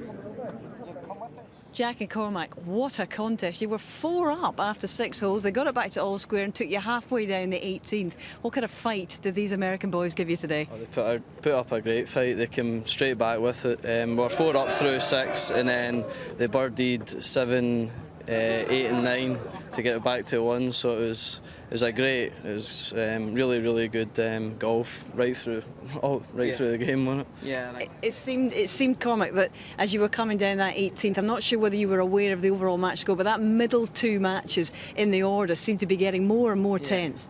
Yeah, I think I didn't really see many scoreboards, but I could sort of tell there's a few roars going up, and I thought it sounded like we were clawing a few back, because it wasn't looking. When we went back to all square, it wasn't looking great for us. It was maybe looking like 2 all at best. So for us to turn it round after being, well, we were 4 up through 6, and obviously the guys get it back to all square. We're going to be up against it on the way in, and we just stuck to our game plan and played conservative and just kept making pars and not dropping shots, and that's the key to our game the past few days. I tell you what, you're quite a combination, but we're going to have to split you up this afternoon. It's going to be your first taste of the singles. How positive is this looking for the home side now, Jack? It's looking good. It's 10-6 you were saying, so but we just need to go out and control our match, control every shot and just see how it pans out at the end of the day. And just finally, Cormac, these crowds, huge crowds today. You're obviously aware of that. What's it doing for you out there? I think my hands feel like lead, but yeah, it's a great buzz. When you hit a good shot, you get the roar, so you're standing over every shot hoping you hit a good one, so it's nice. Well, they're all going in at the moment. Yeah. Well done, boys. Thank you very much. Cheers. Cheers. Thanks. Yes, another emphatic success in the morning foursomes for Great Britain and Ireland, just as it was yesterday, 3 points to 1 once again. And it leaves the home side 10-6 up. That is the order of play in the singles, which began at 1:15 this afternoon. And it's all coming down to the singles this last session. If Great Britain and Ireland can gain 3.5 points, they will regain the giant silver trophy that they last won in 2011 at Royal Aberdeen. And look at that, 1, 2, 3, 4, 5 matches they're up in at the moment, and it's a rearguard action from Hostler, Harvey, Stewart and DeChambeau for America. That might be too little too late, because if Chester's, Dunn, Mullen and Sharvin pull through, the cup will be won for Great Britain and Ireland. So these singles matches got underway at 1:15.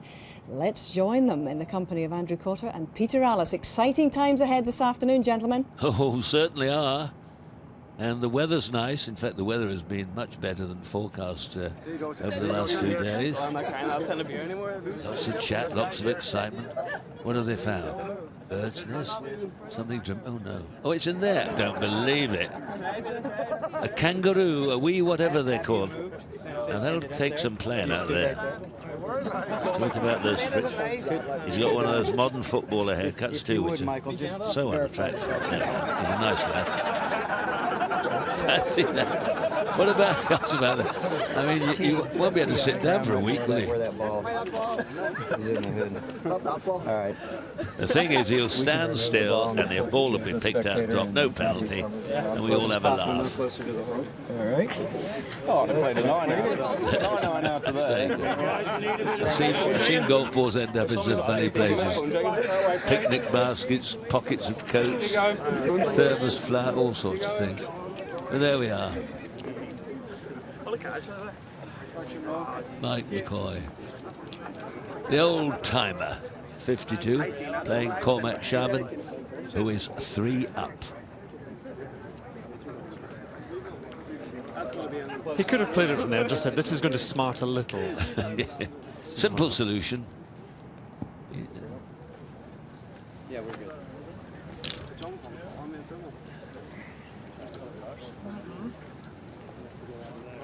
So for all the laughter, the Americans really do have to turn things around. In a couple of these top matches, Mike McCoy 3 down to Cormac Sharvin at the moment. Sharvin's played very well over the 2 days. They're looking back from the 8th green, this elevated 8th green, and down in there on the left as they play it. That's where all the fun and frolics is happening. So after all that, he's got a bit of a blind shot as well, Mike McCoy. You see Sharvin in the distance there, perfect tee shot. And out with some rescue club here.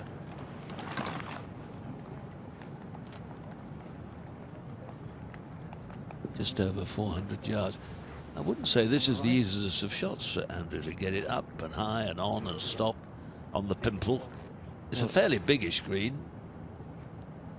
I'll be right, having to hit a rescue club. He is some way back, and it is that elevated green. You've really got to get this up and get it to stop. You can work wonders with modern rescue clubs. You get the feeling that if the ball is flying in a bit low, it'll shoot through the back, but you never know. Oh, I'm going to have another look. He can't see anything at all there. He's got to pick a line over that bunker, on that white gable ends of that house. I think he does carry a few hybrids as well, so this might be quite a lofted one. What do they go down to? About a 4-iron, 5-iron? But you can get them up to, I suppose you can get custom made ones as any loft you want, but most people would carry something up to 21, a 17 and a 21 perhaps. Looked as if it just clipped the rope, but that's in the front bunker. Oh, it's climbing over the top, end up in the gully. A bit like the 5th hole at St Andrews on the old course, that big valley in front of the 5th green, the big par 5. Let's see what happened to this one. Did it hit the rope?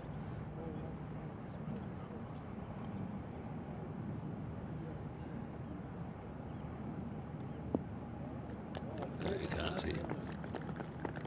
I just touched the rope, but I think it might have given it a bit of elevation, otherwise it might have gone in the bunker, so we won't say anything about that one. the crowds are thinned out a little bit. There are just as many people on the course, big crowds, but because there are more matches on the course, some of them feel a little bit more sparsely populated. 10 matches out there, all 10 players from each side on the course for the first time. And this is the top match. This is Jordan De Brugge. He's not enjoyed himself too much, hasn't been playing too well over the last couple of days, and he's a couple down to Ashley Chester's. Maureen Medill watching. And each player has played 3 shots. Birdie putts coming up. Oh no. I thought the way he played at St Andrews, a leading amateur, finished 6th there. I mean, an astonishing performance that he would take to this very well. But he's just been out of sorts a little bit, De Brugge. De Brugge, as the Americans, as he calls himself. They're playing against Chester, so Chester's with this then for the win. Well, this match has fluctuated a lot. Chester's 2 down after 3 holes and then won 4 in a row to be 2 up. Misses a chance to get, well, they both missed putts, so that's probably a fair result. United States of America 5, Great Britain and Ireland 5, Great Britain and Ireland remain 2 up. Yeah, it's a big turnaround in that match, though, from 2 down to 2 up, nearly 3 up there. But see the state of play as it stands, with no singles matches decided. 10-6, the Great Britain and Ireland lead going into the singles. 13.5 they need to steal the trophy back. The United States need to get to 13. They need 7 points. And they are up in 4 matches, all square and 1. And again, it does look very healthy, the amount of blue on the board, but things can really turn around. Although 2 up, 2 up, 3 up scores in 3 of the matches there, so that's pretty good for a Great Britain and Ireland point of view. Mike McCoy now having reached the valley, a big valley of sin. 3rd shot here at the 8th.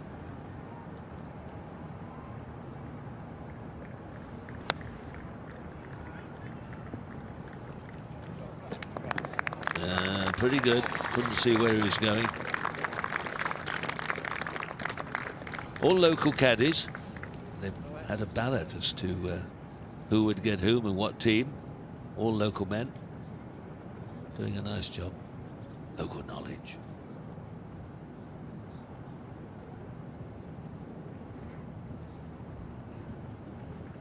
Good chance here, Andrew, to sneak another one. Yeah, so mentioning how well he's been playing, Cormac Shaw, and he was very, very excited on the first day in his foursomes win with Jack McDonald, and winning with Jack McDonald again this morning. We'll head back there shortly, but back to the top match. Ashley Chester's firing one in here at 12 to this left-hand pin position.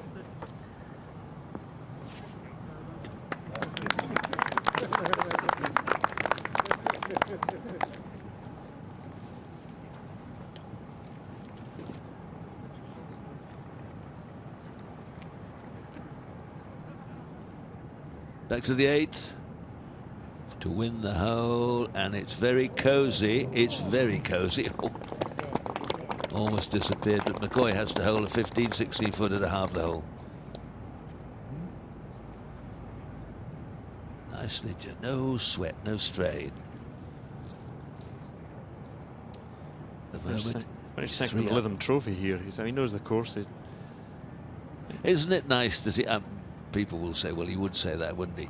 Have we seen a group of very nice young men, both from here, Great Britain and Ireland, the United States? You know, they sounds daft to say in this day, good clean-cut lads who, not only in the game of golf, in good hands, but if the world had a few billion more, it wouldn't be too bad. Nice to see. They played in a good spirit. McCoy with this, well, it's a good 15 foot, maybe a bit more. If he misses, he's 4 down.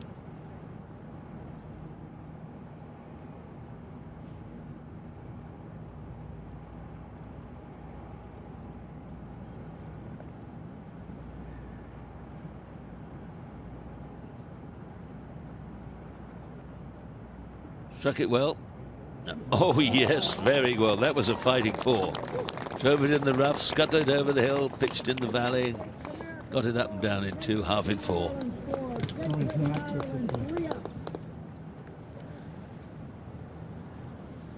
A 22-year-old 3 up on the 52-year-old, but that was a good save from Mike McCoy. To Jimmy Mullen, it's to the 9th. A couple of putts to win the hole against Denny McCarthy. Denny McCarthy failing to get his par, so 2 will do it. Slow down, says thumbs up, that's conceded. So Jimmy Mullen goes 1 up on Denny McCarthy, and Great Britain and Ireland are up in the top 4 matches. If the United States wanted that quick start, they haven't got it.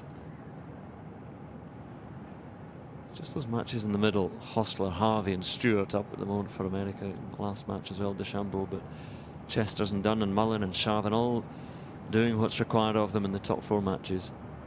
And they become so important, don't they, the top 4, in terms of setting the pattern. Well, yeah, they see, they hear the cheers, but the funny thing is, when it starts, if they start dropping a hole or two, and the air of gloom creeps in, and it can change, as Ken said many times this morning, it can, in the space of an hour, it can go from oh glory, glory, hallelujah to oh my good God, what are we doing here? Maverick McNeely here has hit a good drive on the 11th hole. It's reachable. He's going with an iron. It's just slightly downwind, but he's got over 250 yards to go, so it's stum hit with an iron. Actually went with the wood in the end.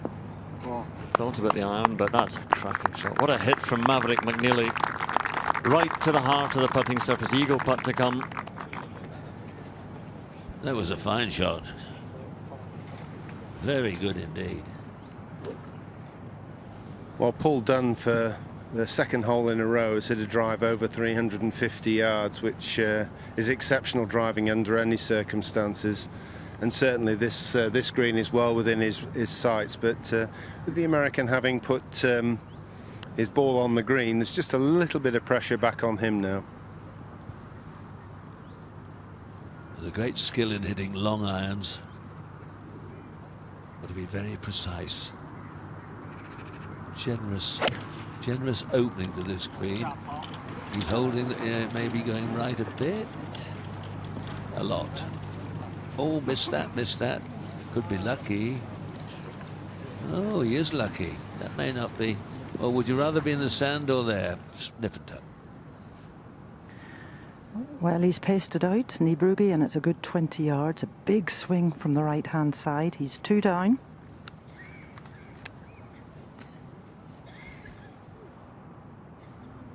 Oh dear. That's gone a good 6 feet past.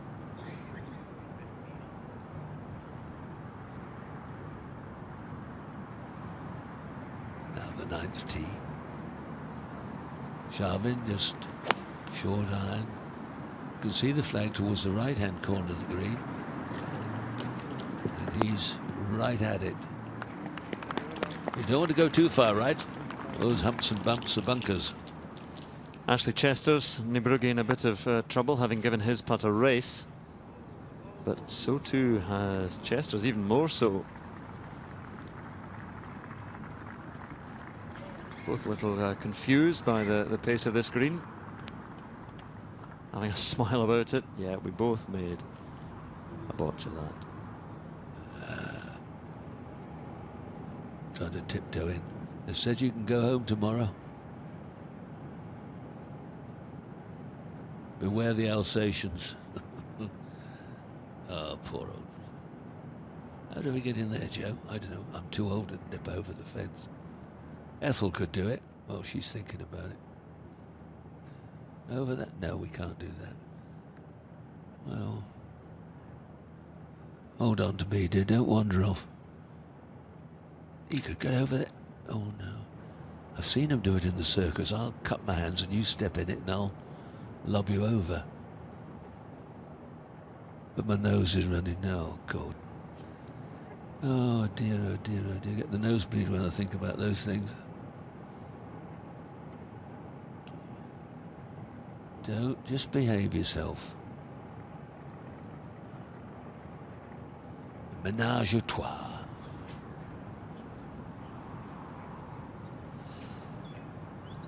Indeed.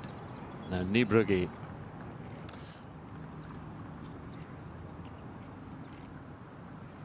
Well, the measuring tape has been out, and by a hair's breadth it is the American to putt, and really this is a must-make for him. He's got to stop the rot. Was 2 up in this match early on, and in 2 down at the moment.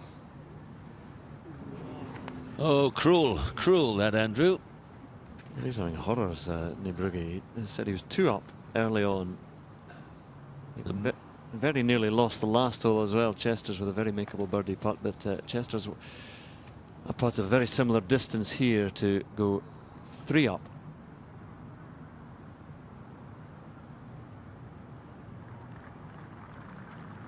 Yes, he has that one. That really has turned around entirely, this top match, and Chester's has been so strong for Great Britain and Ireland throughout this Walker Cup. He'll be turning pro after this one. I think he planned to turn pro a lot earlier, but he won the European Amateur, went back to defend it this year, won it again, so I thought, well, I'll stay for the Open and the Walker Cup again, but he will turn pro.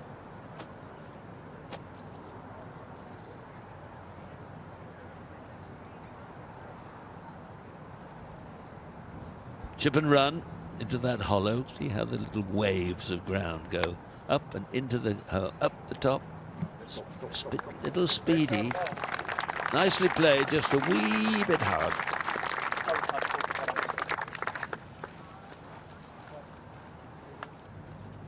Ben Squires, the professional here, was saying that this is the first Open Championship venue that has been used for the Walker Cup since 1983. That was Hoylake, many of you remember. McCoy at the 9th. Mr. Win the hole.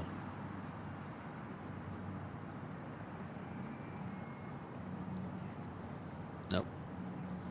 I always play these matches at good courses. If it's not been a championship course, we've been to Royal Aberdeen, Ganton, Nairn, Sunningdale, all wonderful venues. Lads of the village. I daren't look. I can't look anymore. Sharvin for the half for his par. So halved in threes. And Sharvin remains 3 up. Yeah, we played it all week.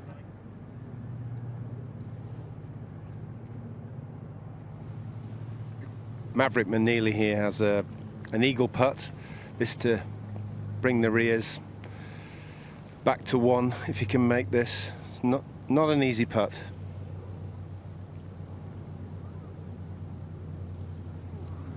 Just required a couple of inches more. The youngest man on the American team, 19. Mav. They play some great courses you're talking about there, and Pine Valley. I think Monty played at Pine Valley in the Walker Cup.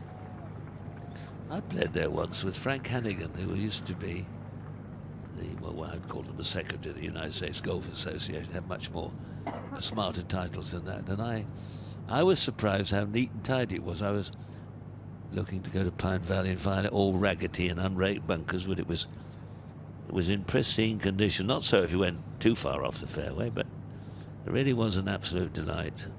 Loved it. Rickety old clubhouse. Not at all American. Now it's a big putt for the young man. Well, Paul Dunn will have seen the putt of his playing opponent. He needs to make this to maintain that 2-up lead.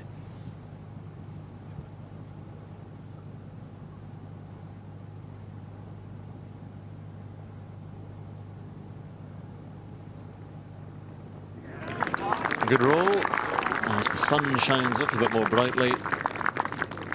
Well done, 2 up on Maverick McNeely, heading to the par 3.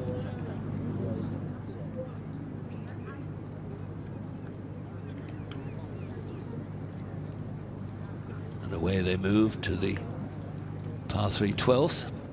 To the 10th, though. Jimmy Mullen.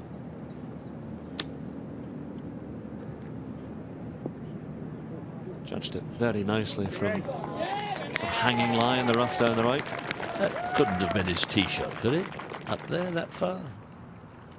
Possibly. It's a shortish par 4 and the wind is not hurting too much. There's that little drop inside and dip from Chester's. Really has played beautifully. There's still plenty of moisture in the fairways. Earlier in the week we had heavy rain through the night. The night before the first day's matches it was very wet. So Chester's safely down there, Brugge 3 down. Ashley Chester's played conservatively up the fairway. He's given it a big hit and cries of 4. I think I'm not sure if there's a bunker there. Maybe.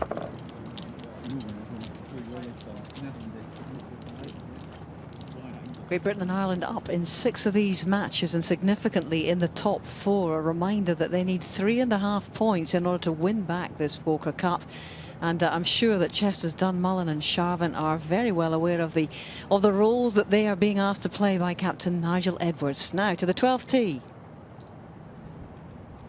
Paul Dunn's back on the 12th tee. Great par 3 this. They've now moved the tee back to its original place.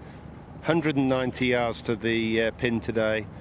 It's quite a tricky pin, actually. It's tucked on the left-hand side, so he's going to have to be a little bit careful with the wind just coming down off his left. Doesn't like it. Has he got away with it? A little wee short. Not a little edgy strike. Concerned about the trouble on the left of the flag. Lots of little interesting mannerisms done. Now Mullen for his birdie on the 10th. That was his tee shot. That was his drive. They must have moved the tee up a bit because he was only some 30-odd yards from the green. Quite extraordinary.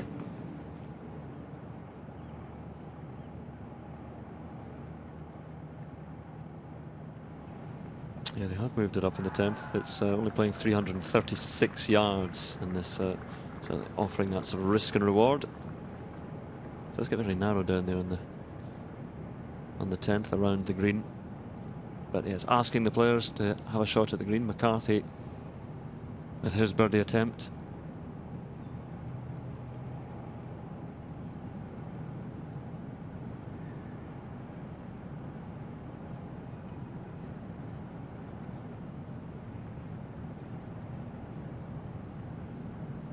No.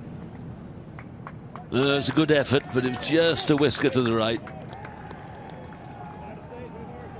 Mullen goes 2 ahead.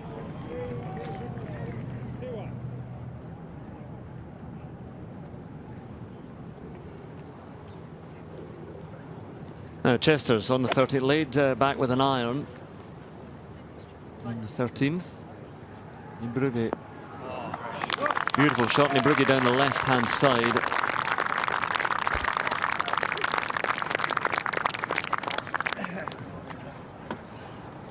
He hit some beautiful shots.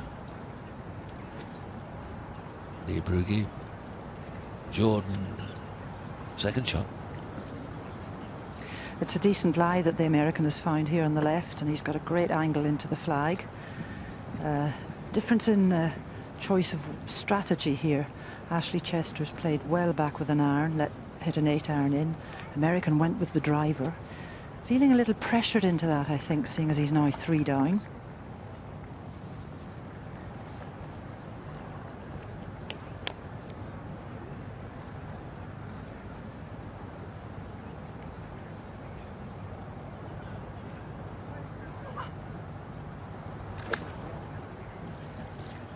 Doesn't like that, I don't think. It's worked out all right. Getting better all the time. Nothing really to complain about.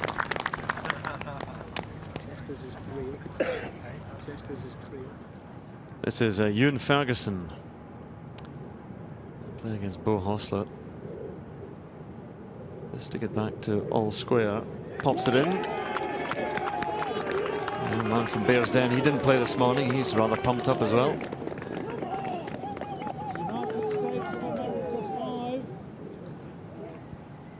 Twelfth hole, Paul Dunn's in the bunker, but he's actually got not a great lie, but it might help him with this sand to be able to get it to the flag. It's just like a chip and run, really. Little bit speedy, not bad. Very formidable bunkers, as they should be. They're supposed to be hazards. Keep out of them. It's Grant Forrest. He, like Ewan Ferguson, was rested this morning. This is up to half the hole on the 7th.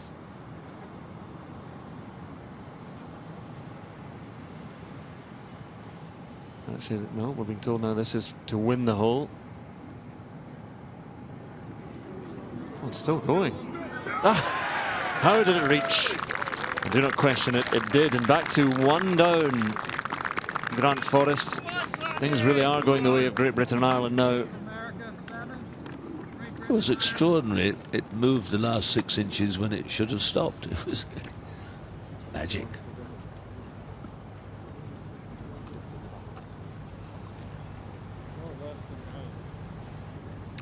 Well, great gallery gathering out here with this top match. Many supporters from Shropshire and the Hoxton Park area where Ashley Chester's plays. including Michael Welsh, who's his coach. Michael himself, a great player, will be a very familiar name to many. But a little bit desperate stakes now for Niebrugge. He's just slightly on the back foot. He doesn't seem to quite have got the pace of the greens. He's been bashing a few of them past and lipping out. And with his opponent in good shape here in about 15 feet away, he really needs to have a little bit of magic.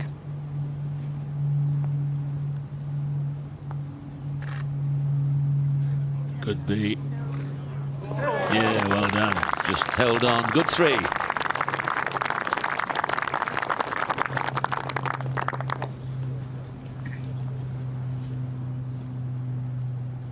Now then.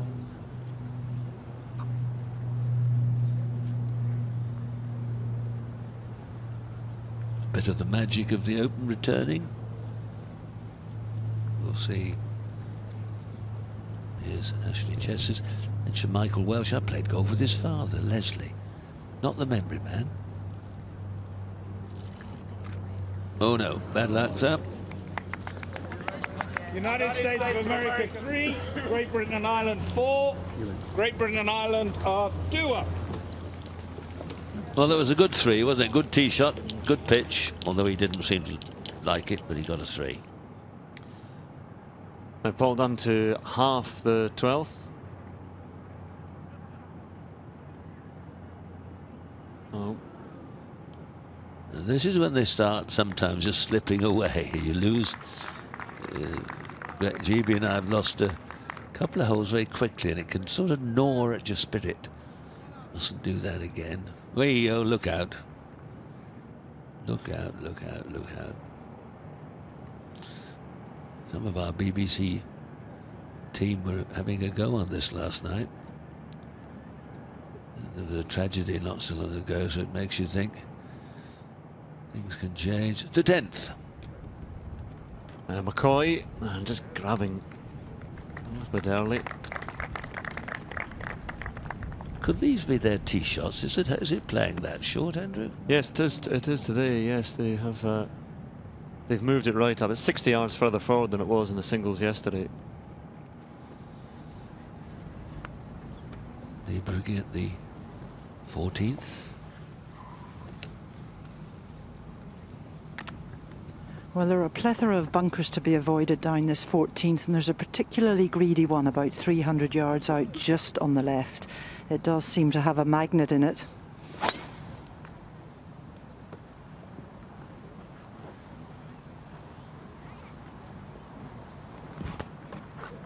Oh, wayward, that might be in some heavy stuff.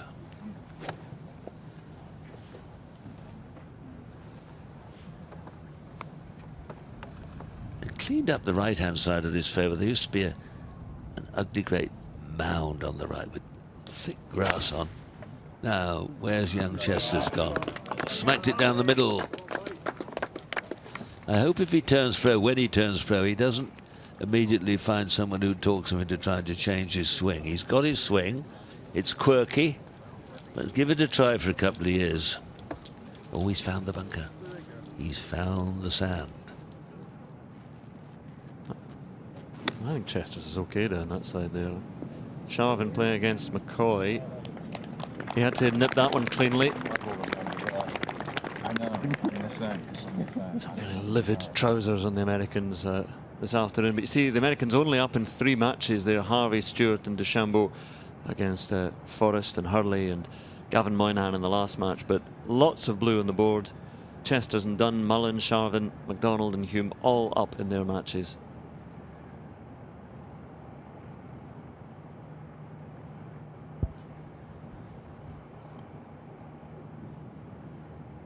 Up to the 10th. McCoy for a birdie. Playing Cormac. Sharvin, who's 3 up.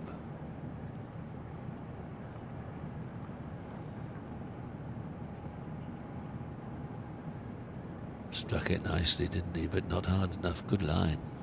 Chance for Sharvin.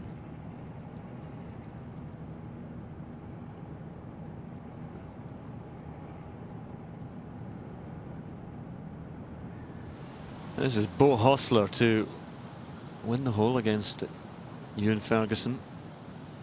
Putt for a 2.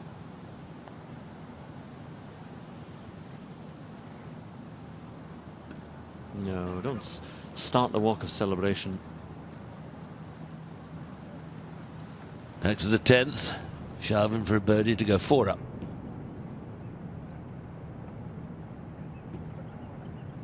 Left. Just a whisker left all the way. Half in 4, on to the next. Great Britain, Ireland, 4. Great Britain, Ireland, 3 up. I wonder what the future holds for so many of these boys, Andrew. Some of them may well go on and be champions. Others may turn pro, give it a run, and then find it's not for them. Sometimes difficult to tell as well. You see ones with all the talent and whatever is lacking that carries them into the pro ranks. Paul Dunn, 1 up. Oh dear, left. I know what happened there. That's well left. Oh, maybe not too bad. Skittled through the sandals and the Velchones, and that's could be okay. Not a bad side to come in from if he's got a decent lie. For a wee man, well, he's not a wee man, but he's not very big. He gives it a tremendous crack, doesn't he? Strong legs, stout legs. They're the most important thing. Strong legs? Yes. Whoa, that's like that. Well, unfortunately, Chester's golf ball just teetered into that bunker that I mentioned. And really, this is just to chop it out and start again. He's going to try and play this as much as he can to the right-hand side of the fairway to give himself a good angle in for his 3rd. He caught that clean enough. That's all right.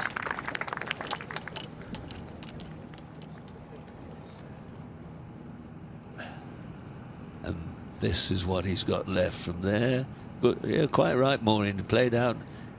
Should have a pretty direct line straight to the flag. I don't think that shoulder on the right-hand side there, the back of the bunker, will interfere with him if he hits a good straight shot. Well, both captains walking with this match, different styles. Nigel Edwards out in the fairway with his player, Spider Miller by the rope line. And this is going to be a bit of a thrash here from the American. It's not going to be a thing of beauty, but if he's strong enough, he can shift this up somewhere near the front edge of the green, but he'll not be able to get any control out of this lie. Well, state of play at the moment. He's consulting the oracle. Both of them are. We saw this a couple of times yesterday when you're in deep grass like this, dry but wiry. If you try and hit too hard, the club can turn over and you'll hoik it away to the left. So you must try to keep the face open, aiming at the target, and it's not easy to do. You've got to try and hit through the ball, just not hit at it. It's hard ground. If he gets any chase, it should help him.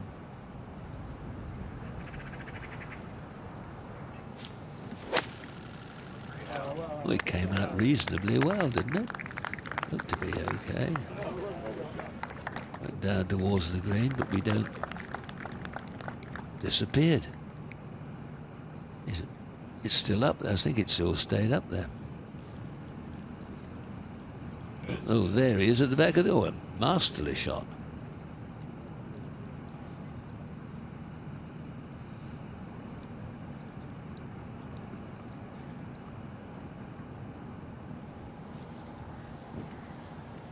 Paul Dunn here on the 13th has been very, very lucky to miss the bunker.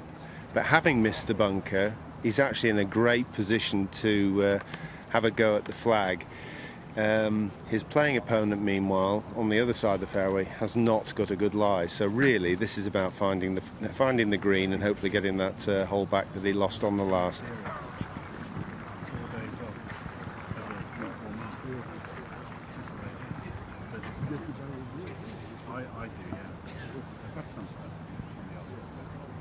Well, pretty straightforward shot, looking shot anyway. Places his hands very meticulously on the grip. With little shuffles.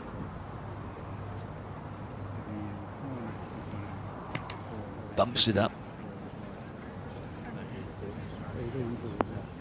And bumps it rather well. You see, that was unlucky from that point. He didn't get any stop at all. In fact, it spun forward on about the third bounce. Another occasion that might have stopped within 4 or 5 feet. Oh, this doesn't look too good, Gary. You're quite right. Found the one clump of horrid stuff.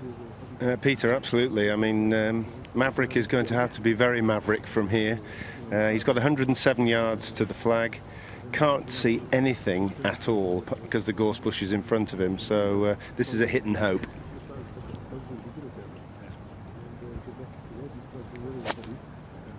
We gave it everything he got, and I heard something come down. Oh, well done, well done. Got to the front there. Well retrieved. Yeah. Whatever event right. So do you work for the council?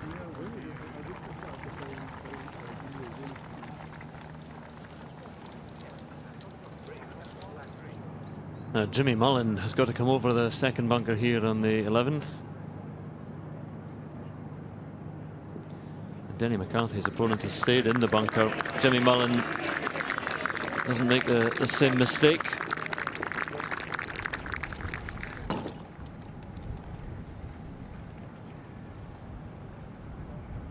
Pace of play is alarming. I'm sorry if you think I keep going on about it, but we've talked so much about slow play for 30 years now.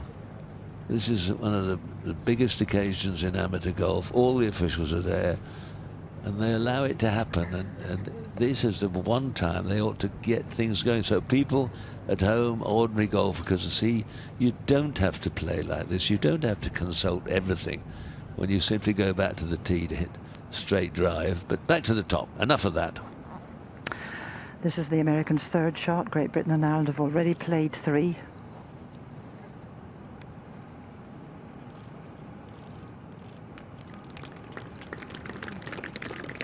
Not a million miles away. Still work to do.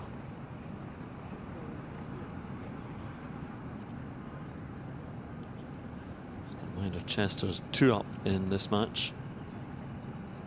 And Great Britain and Ireland up in the top 4 matches. They need 3.5 points to win the trophy.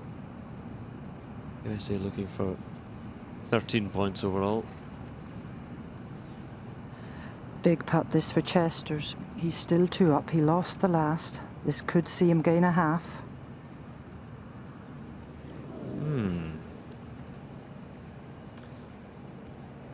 Certainly Brugge looking to work his way back into this match. Maverick McNeely here on the 13th has got all of 50 feet. This is all about pace. Try not to lose the hole, and he's done a pretty good job. Getting bother off the tee, but secures a par. Dunn will have a putt to win, but he wandered on about 25 feet past the hole.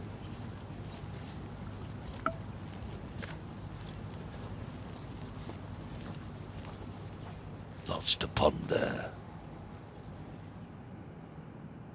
Lieberg at the 14th. Just to win the hole. Get another one back, and he's done it. Creeping back towards getting all square. Great Britain and Ireland 5. Great Britain and Ireland are 1 up. So that 2 holes dropped in quick succession. Jordan's flowing. Back to the 13th, and Dunn with a putt to win the hole. Paul Dunn has about a 20-footer here, but it's not straightforward. I think if he makes this, he'll be absolutely delighted.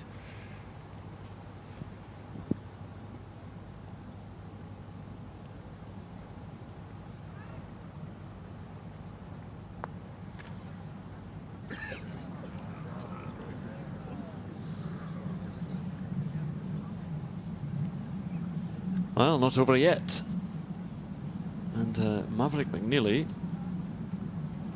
if there's scrapping 4, has a chance to win that hole.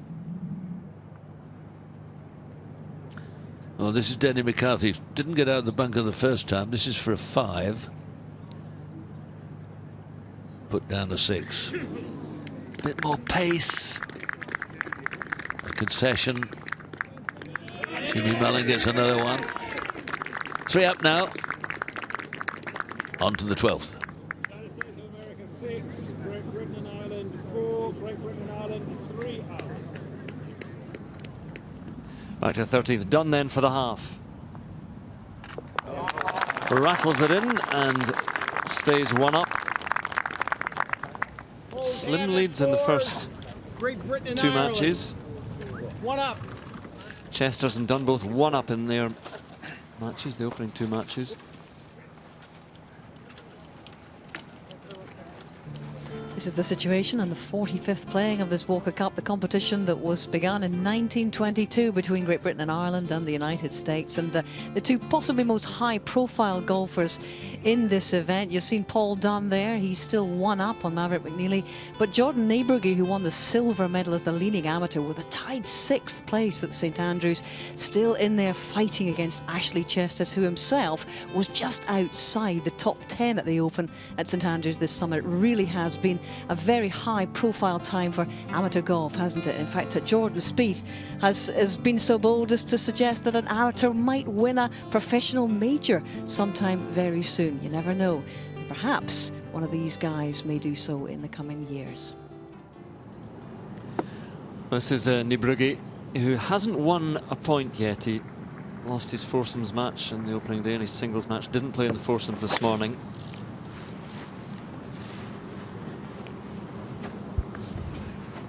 Bunkers up the left, and that's, I don't know. If there's a bit of run on that, that could find sand. Little rescue, clever, certainly not the driver. I just watch the backswing. He swings quickly. See, there's a little kink in that little wrist break. Spanks it away.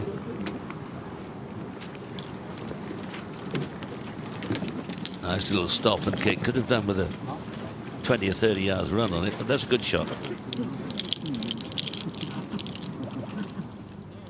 Mike McCoy is waiting for a long time back down the fairway with group in front of Jimmy Mullen and Denny McCarthy having a few problems around the green, but he's in it to here. Par 5, 3rd shot.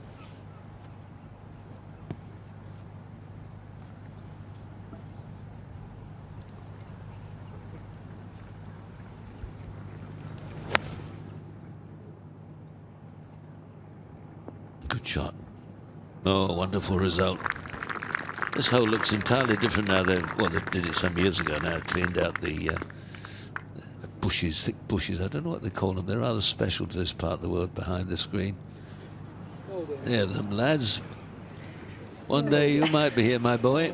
And you. And you. Cheeky rascals.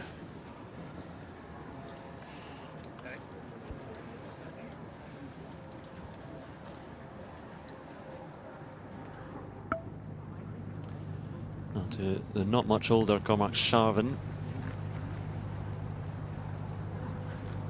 He's got way right here on the 11th with his 2nd shot. Got pretty lucky there. I mean, there is a lot of room out there, so I suppose he knew that in the back of his mind, but not too far away from some horrible stuff, as you can see.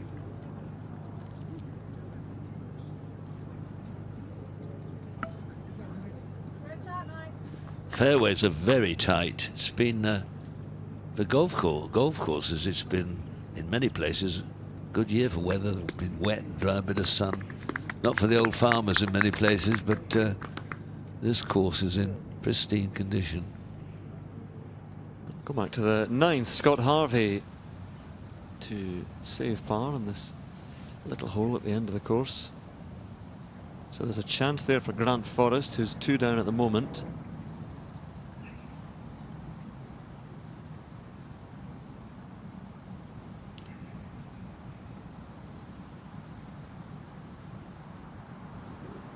So looking at the matches further down, but this, if all goes according to plan for Great Britain and Ireland, they're up in the first 4 matches. It could be over by the 4th match out.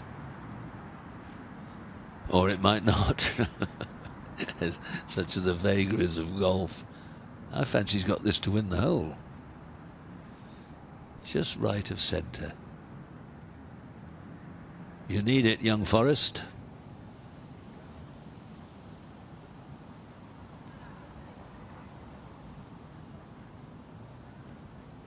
Nice smooth stroke.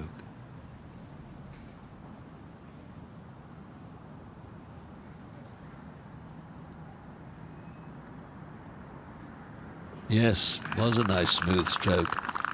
So, gets one back. United States of America 4, Great Britain and Ireland 3. Chester's middle of the fairway. Murmurings of approval. That's why. Oh, wow. Pretty much right over the flag. Shah in at the 11th birdie putt. No. Now the United States might well win this hole. He's only, well, I think he's a little bit further. Yes, if McCoy's going to putt first to win the hole and get one back. Played a beautiful pitch.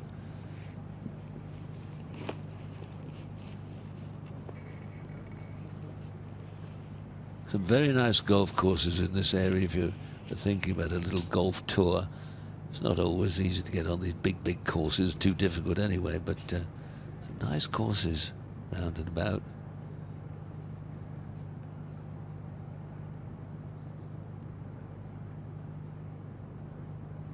Yes, well done. Good 4.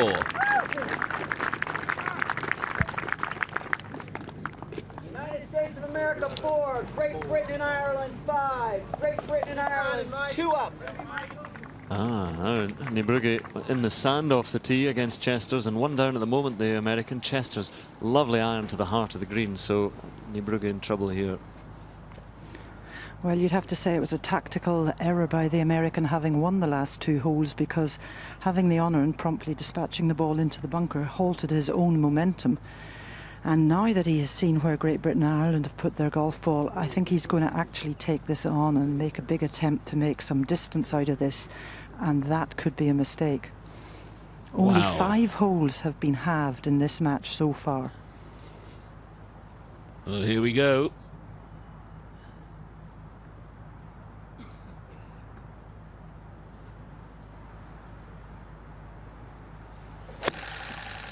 It's too much sand.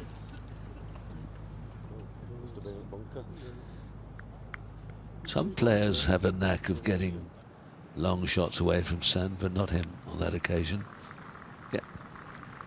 Paul Dunn here on 14 has seen Maverick McNeely knock it right through the back of the green. So this is a delicate shot for him, and he looks as though he's played it beautifully. There's a lot of trouble if he's gone scuttling through the back of this green. It's not far to the out of bounds, but there's all sorts of bushes and thick grass. This is Denny McCarthy on the 13th. Suppose the American who's most up against it at the moment. He is 3 down to Jimmy Mullen.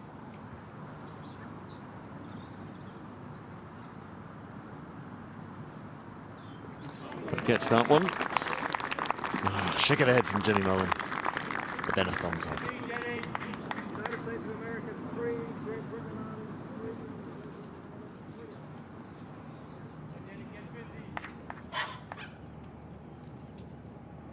Denny McCarthy, the world number 10 from Maryland, and he's up against the world ranked 93 in Jimmy Mullen, but so far it's Mullen who has been the star performer for the GB&I Ireland team. He's got 3 points out of 3 and he's going well. So there you go, it's the first 4 matches all with blue on the board for Great Britain and Ireland. If it stays like that, the cup will be staying here in this part of the world. Now then, Jordan Niebrugge. 3rd shot. 70 yards to go. This is his 3rd. His captain is standing helplessly at the sidelines. It is so difficult for the supporters and captains.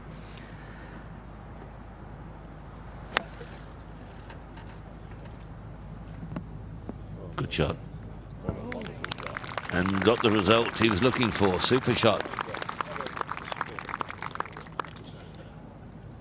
A very holeable putt for a 4. Back to Mike McCoy. Birdie on the 11th and now here on the 12th.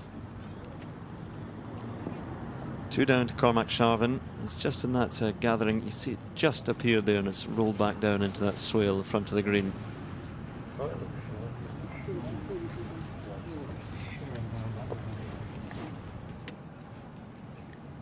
Maverick McNeely has this putt from just off the edge of the green for a birdie. Very difficult, right to left. Oh, a bit pacey. Wee bit pacey. 1 down, 3 down to Jimmy Mullen. No, he's not 1 down to Paul Dunn. They're coming so thick and fast. Oldest player on the GB&I side is 26, 27. That sort of thing, mid-20s. Here he is, Ashley Chesters. Well, this finely balanced match. Great Britain and Ireland still 1 up. This is Ashley Chester's 3rd shot. This is for the hole.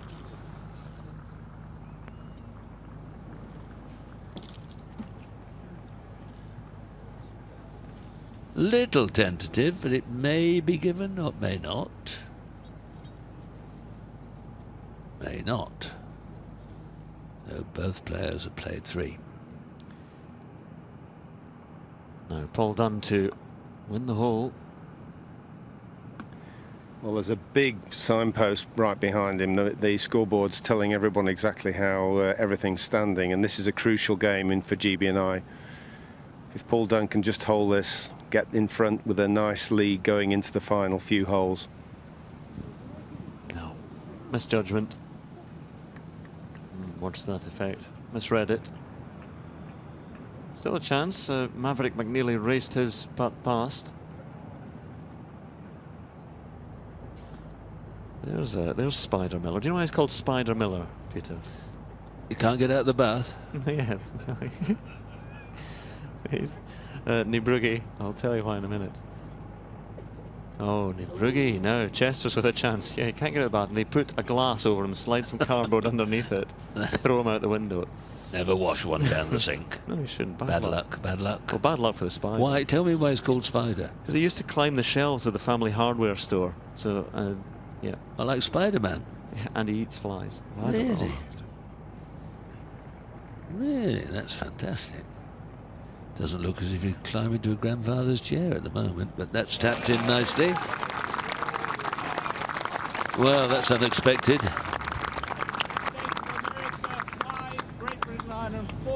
Ashley. It's a North Country name, you know, Ashley. Like Headley. Yorkshire. More Ashleys in the north than the south. It's a Sharvin.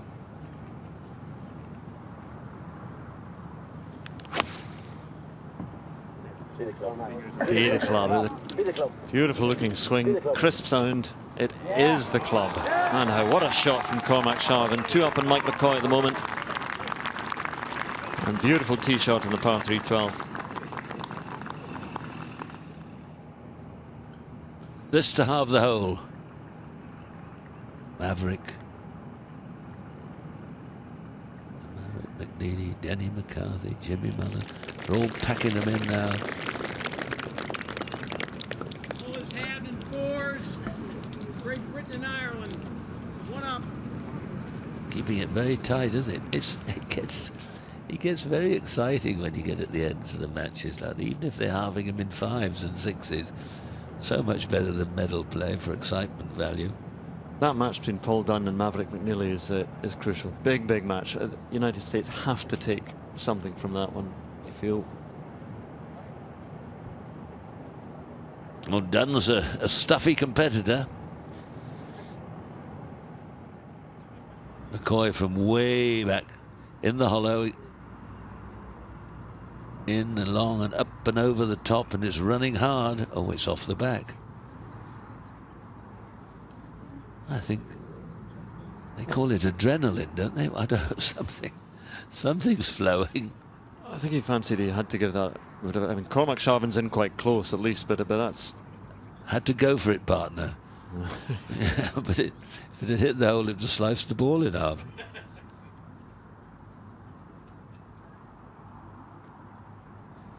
Ay vey. Never mind.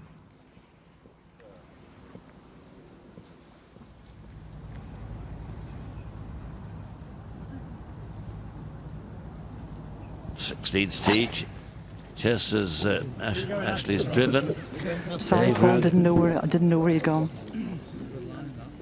Well, we've can't anything around bunker. There's one in the bunker. Maureen's there. Where's Chester's drive, Maureen? Sorry, Peter, I didn't actually see it. He seemed to be pleased with it, but we're a little bit blind, as you know. Oh, I wouldn't say that. Well, one's in the bunker. That must be Jordan Nebrugi. There we are, down on the left. Oh, he's down on the left, over there on the left. Oh, he's got, if he's in there, there he is. A relatively easy pitch up.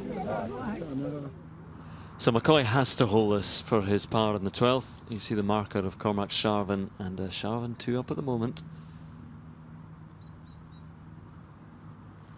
No, that'll be conceded. There we are. Scoop that up, pocket it. So Cormac Sharvin 3 up with 6 to play on Mike McCoy.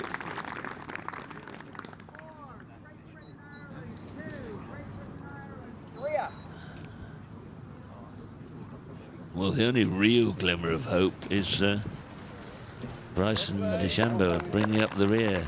He's 5 up now on Gavin Moynihan. We got Paul Dunn.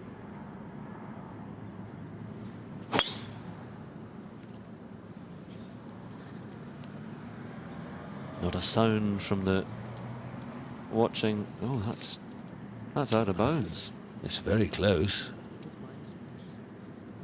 Wow, out of bounds. Big mistake by Paul Dunn. 1 up in his match against Maverick McNeely as well. It's to win the hole. Forrest to get 1. Oh, well done. Well done indeed. Back to all square.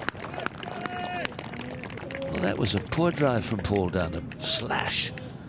40 yards right. Well, I didn't actually see it go out of bounds, but I'm told it did go. Disappeared over the top of the hill, and I thought he might be lucky, but he evidently has not been lucky. So it could well be all square in that second match in a moment or two.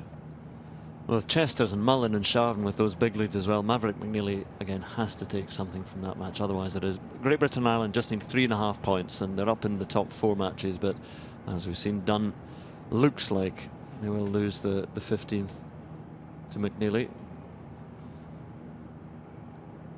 We haven't seen him reload and hit another one, so he must have done that if he's been given a single. The ball's out of bounds. Maureen, that doesn't look too bad. Pretty straightforward, right at the old mast there, television mast. Yes, and I think it was a very deliberate play as well by Ashley Chesters, because taking it out to the left-hand side with this afternoon's flag position gives him a great angle in. He's only got about 72 yards to go. Walking up there, pacing up to the green to see how much room he has to play with. And I must say, Peter, he has been a great leader of this team. He's been out in the first match in each of the 4 sessions. He's unbeaten so far. The great thing is, for so many of these young, they actually look as if they're enjoying it, Maureen. Well, yes, he certainly does. And I'm sure he's a favourite of yours because he gets on with it, Peter. Well, he does, and you can see he does everything quickly, walks quickly. Golf is a mirror of life. People amble along and don't ever care in the world, and others that quick, left, right. And the impressive thing about him is that he doesn't really have a weakness. He wouldn't be, I would imagine, at the top of the stats in any particular division, but he does everything very well. There was a man called Jack Nicklaus who used to play golf a bit like that. Oh, Jack can't play bunkers very well, doesn't chip very well. Hits it a fair distance, but here we go. Chester's second. Nipped it up. Bold shot, I fancy. Oh, release too. That's not bad at all. That's okay. Abe Ruger's in an awkward spot in the bunker there, Ken. Yes, he just looked to run in far enough to have a flattish line. He's certainly got some landing area. 15th. Maverick McNeely. Oh, he's hoiked it left. His opponent's out of bounds. This is a bit of an adventure here. Oh, there's some bad stuff up there now. That was, if he's found a horrible place. And oh no, I think that's his ball on top there. Has it managed to get in that little patch of clear rough? If that goes, he's very lucky.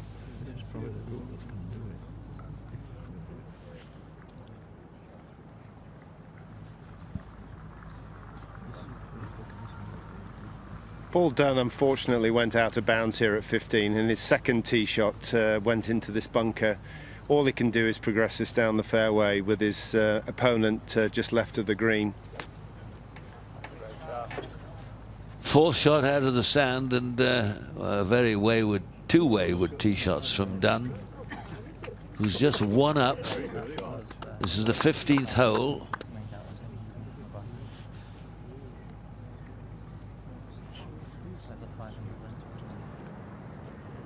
Just about got a stance. Niebrugge, 16th, his second shot. His opponent about 20 feet away for two.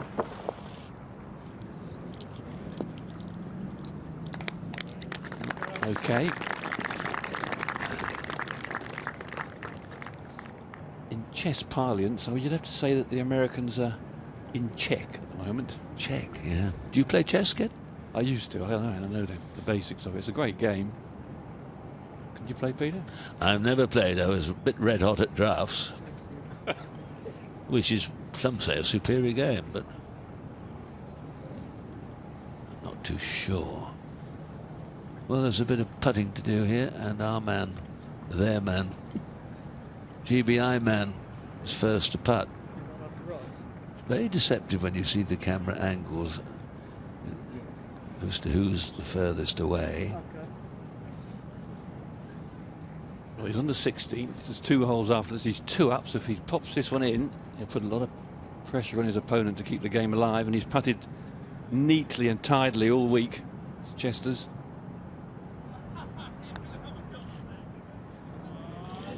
Always wandering a little bit, but that's a 4. Jordan Niebrugge has a chance to get one back.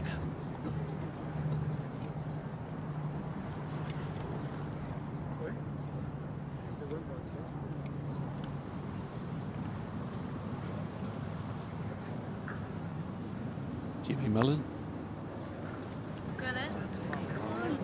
13th, a chance of a win. It's trickled by. It's currently 3 up. Will that be conceded? It'd be generous. Dunn. Paul Dunn has just played out the bunker. He's just playing a little chip and run. It's a good shot, but unfortunately his playing opponent is in a great position just to make 5. 16th, Niebrugge to win the hole, to get one behind, and he's not done it. Oh my goodness, he's got to hold that to keep the match alive now. Amazing match play, isn't it? Yeah, that's what's so exciting about it. And you know, in match play, if you're asked to hold a putt of 30 inches or less, you can make yourself feel quite cross.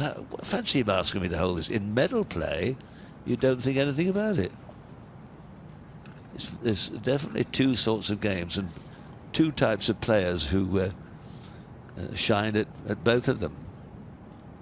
When you look at the Ernie Els and the Sevis and the Hale Irwins, they just loved the match play. They did. Yep. And other people, they never really got into it. This has got a bit of swing left to right. Got to aim this just left to centre, I fancy. Yeah, well done. Hole is halved. But it guarantees GB&I half a point. 2 up with 2 to play. Another brick in the wall.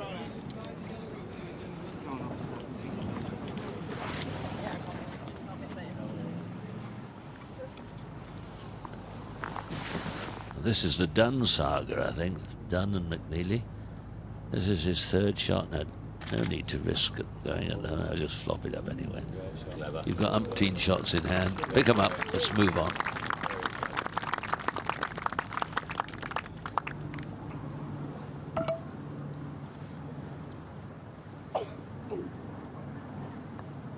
Goes 4 up. 2 putts for the win.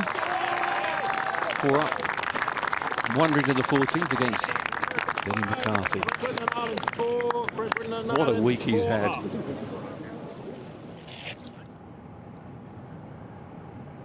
There's a full scorecard for you to have a look at.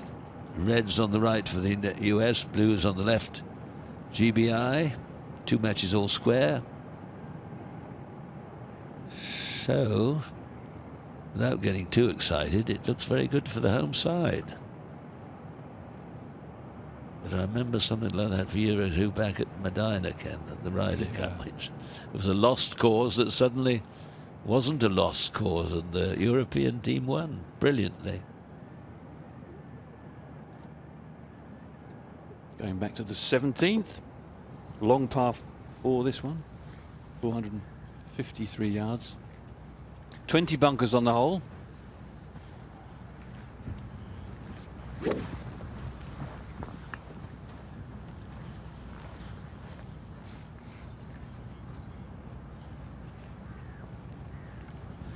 Despite the number of bunkers, it is quite a generous fairway here on 17. Anxious. Oh, he's okay. Just drifted off the bunkers.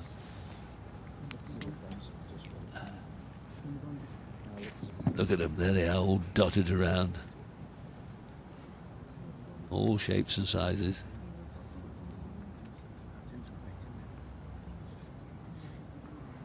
Much discussion as to what to hit off the tee. There shouldn't be any great discussion. You know where the bunkers are up ahead. And if you're a big hitter, you don't take your driver and knock it up the right. There's no need to take 2 minutes thinking about it, but that's what's happening in the world of golf, and it just goes on and on and on.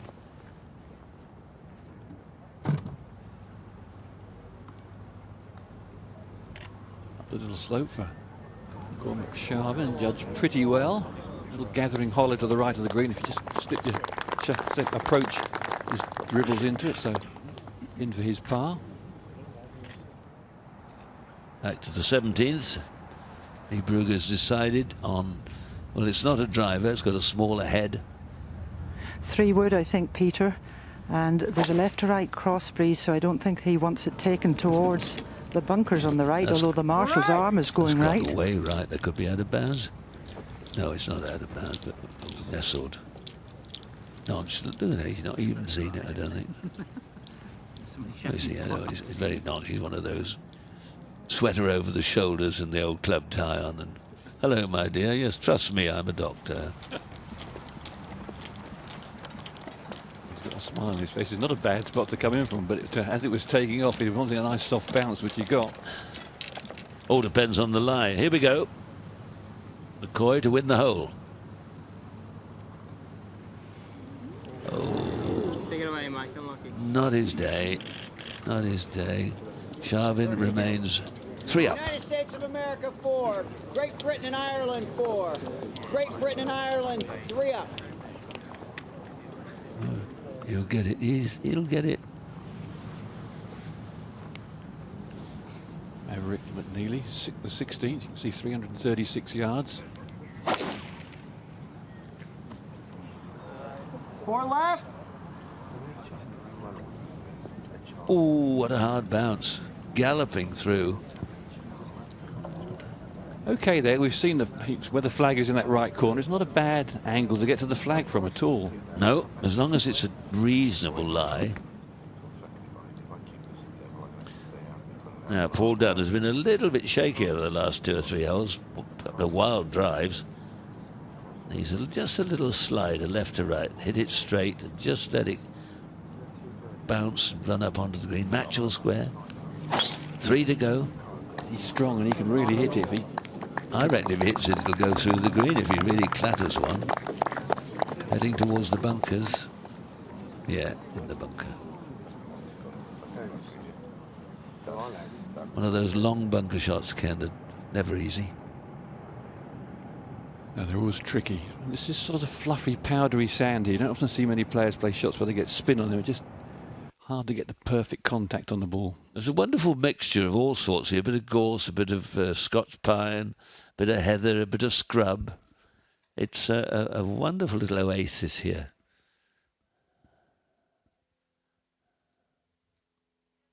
Fairhaven's another course here. I remember when dear old David Thomas long departed, We did a bit of revision work. I think it was Fairhaven. They had 365 bunkers there at one time. One for every, rather like Antigua's 365 beaches. One for every day in the week, which was a bit overdue. Well, the Americans have hit their tee shot down the right here on 17. Remember, they're 2 down, and it's a very average lie. What sort of length is it, Maureen? We'll come back in a minute.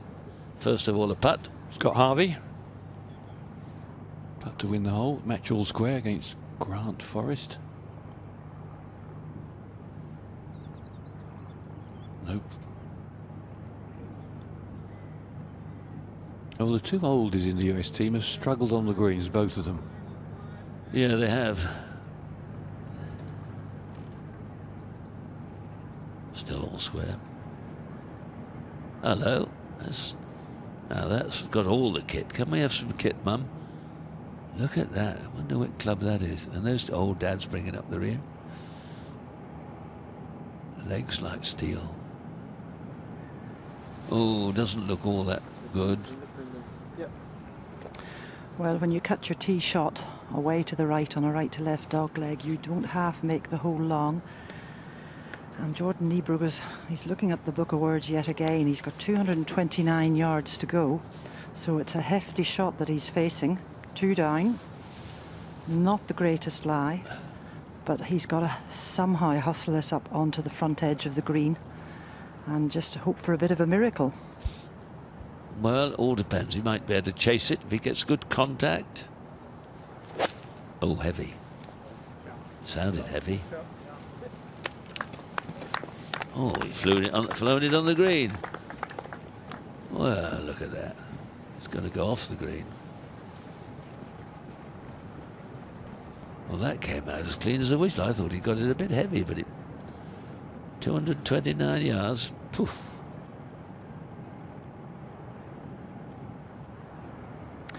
Well, 185 yards for Chester's.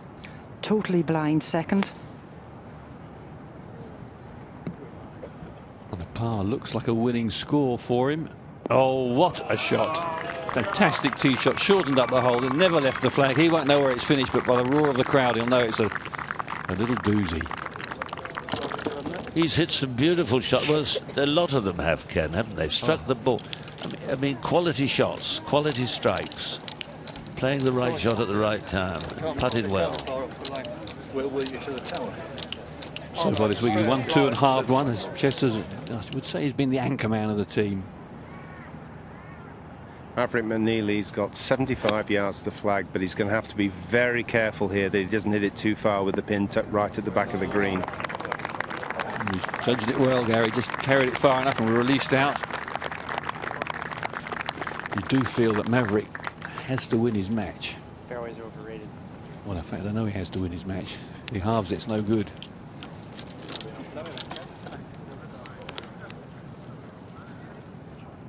Well, at the 14th, but quite a long way away. Just pick out the hole. Just a little white disc on the right there. Quite a long one way up. Looking good. Oh! Jimmy Mullen 4 up on McCarthy. McCarthy's got a chance for a birdie from much closer. Mullen's been a revelation too. Well, big moment here, Ken. His opponent, what, 4 feet away, that sort of thing? And you've got an awkward bunker shot. And the ball's just settled down, but in this instance, as long as he's a little further from the lip than perhaps looks, it's not bad because the ball's going to run out, and he plays those running bunker shots particularly well, Gary. Well, Paul Dunn's got a great lie, but he's still got a very, very difficult shot to play. He's got to gauge this just right, especially with his opponent only a few feet away from the hole. This is a real delicate shot under the circumstances.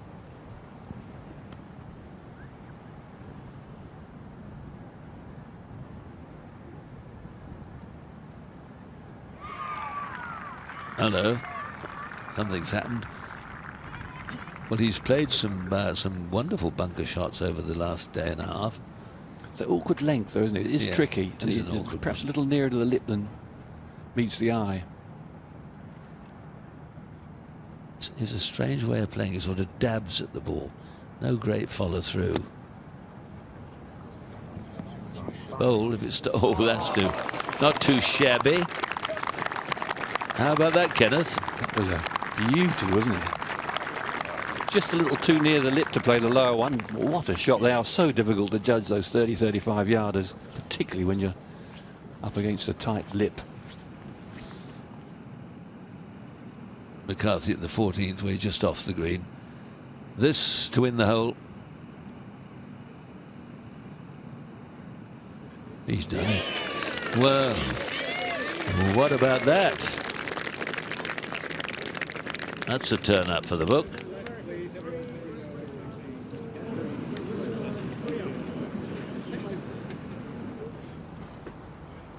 Well, an afternoon that started for Ashley Chesters with a wasp sting is going to end very well if the American doesn't hold this.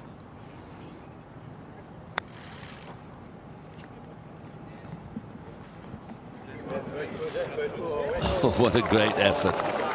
Oh, wonderful effort.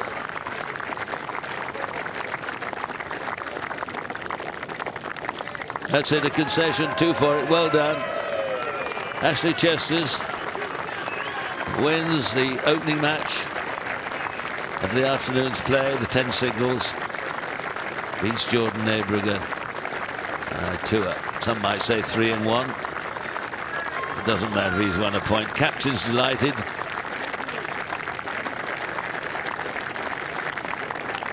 Cool and relaxed. A good putter. 3 wins, 1 half, no losses. That's a marvellous effort. It's pretty good to have that on your CV, isn't it? Played well. On a course of this quality.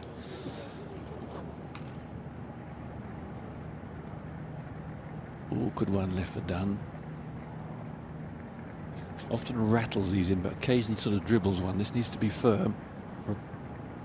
Splendid. Oh, nervy. Beautifully done. Oh, that was generous. That might be foolishly generous. Yeah.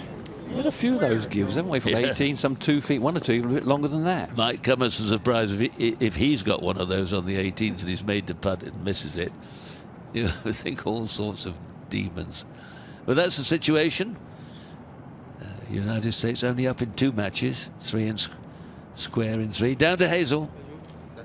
Ashley, 3.5 points out of 4. You have been the anchor man. You have been the elder statesman of this team. How have you coped? How have you done it? Just been calm, really. Just Nige obviously has a bit of faith in me for putting me out first all the time, which was nice. So I did it for him, really. Did as well as I could for Nige. You can tell us honestly, what was the pressure like going out first every single time there? I've been doing it for England most of the time this year, and I did it for GB&I last year in the St Andrews Trophy. So I was pretty used to it, so it wasn't too bad at all. You've had fantastic support. I know your dad and your mum and your girlfriend have been here. And what's it meant to you, having all of this support? Yeah, it's great. All the players have said that, how great it is just to have so many people out here watching amateur golf, and they've been so behind us all week. Yeah, it does make it a lot more exciting for us as well. So a big thank you to everybody who's come out and watched us. And is this the last hurrah as an amateur? Quite possibly, yeah. I did think about that when I went out this afternoon, so it was a nice way to finish if it is my last one. Well, good luck, and good luck for the rest of it. Go and support your teammates. Actually, you've done a sterling job. Well played. Thank you. Thanks a lot. Well done indeed. We've had a star in the past from Hawkstone Park, of course, the great Sandy Lyle. Perhaps we've got another one here in Ashley Chesters. And bravo, well played.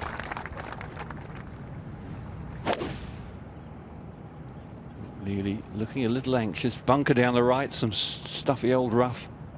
Oh, and he's okay. Ooh.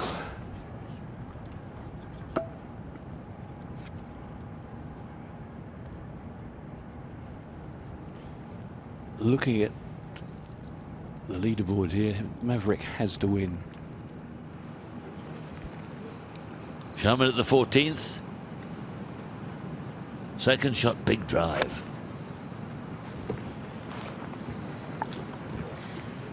Oh, what a shot. What a beautiful shot.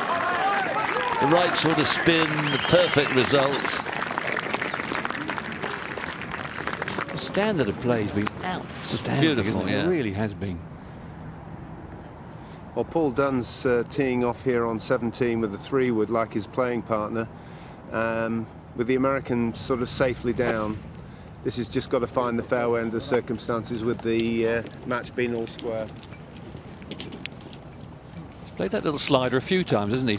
Aimed down the left and just chopped it into play. It's a very handy shot to have in the locker. Very handy shot to have in the locker. Lee Trevino, Colin Montgomery. What was that thing of Trevino? You can talk to a fade, but a hook won't listen. That's it, yeah. We all know that one, don't we? Yeah. Once one goes scuttling off to the left. Mulcoy at the 14th. He's a long way away. He's 3 down. 11-6 to score. Need 13.5 to win the match, so GB&I need 2.5 more points. Looks odds on that Chavez is going to win this hole, in which case he'd be 4 up, 4 to play. Jimmy Mullen's 3 up, 5 to play. This is, well, almost a lost cause. Almost. Good. He's going to stop. Oh. Curses. A putt to win the hole and go 4 up from about 4 feet, 4.5 feet.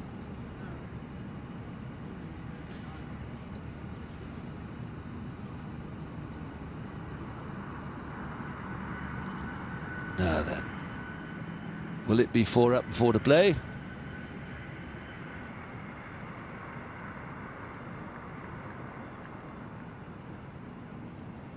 Yes. Cormac Sharin. Very interesting player. Great Britain and Ireland 3. Great Britain and Ireland 4 up and warming.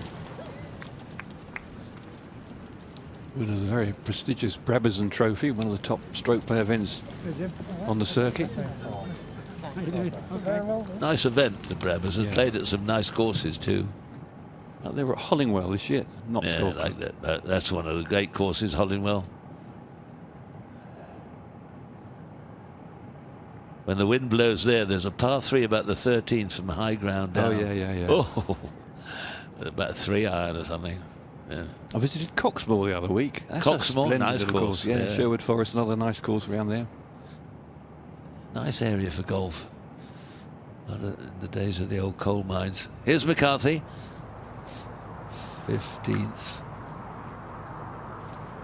Hacking out and up, and he made good contact. But he's not going to reach.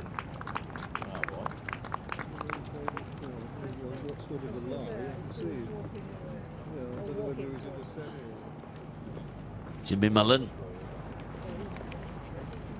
He's been, they keep saying he's 93rd in the order of merit or in the world or whatever it is, but he certainly doesn't play like somebody who's 93rd, does he? No, I would say not. I would think actually he's probably played the best golf of anyone on either side. I like the way he gets through it. He holds the finish. I mean, he's a tall, thin lad, but he's watch this. Oh, he didn't dodge it. Didn't listen to me. Oh no, Jimmy. What are you doing, son? That could have plugged, half plugged. Maverick McNeely down on the 17th, just off the edge of the fairway, but it's a decent lie. 187 yards to the flag, with a left to right, slightly into breeze. This is going to take some nerve to find the middle of the green.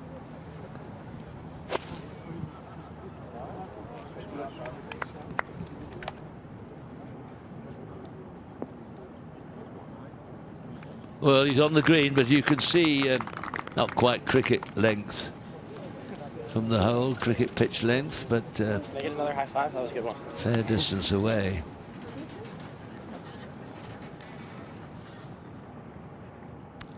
Paul Dunn has hit the most wonderful 3-wood straight down the middle of the fairway, outdriving his playing partner by about 25 yards. He's in the perfect position to attack the flag after that wonderful up and down on the last hole.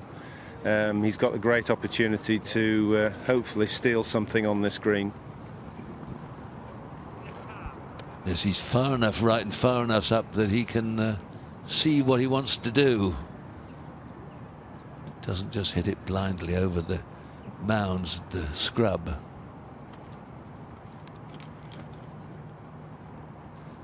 £13.5 points is the target for the home side to win the trophy. The United States hold it, and if they score 13, it would be tied. The match is tied, and they would retain the trophy.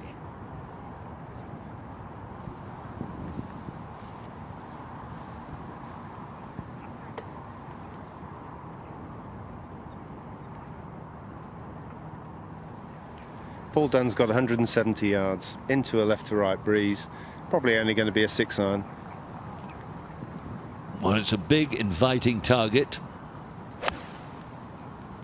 Don't go left. Ooh, I think he likes this. And why not? And why not, Uncle Kenneth? Yes, that was a timely, beautifully. I find him a executed strange, interesting player to watch. Not sort of wildly exciting to watch, but hugely long off the tee, and has got good nerves and plenty of spirit in him, hasn't he? Absolutely, yeah. Plays a lot of good shots. Not a fancy player. Here we are, 15th.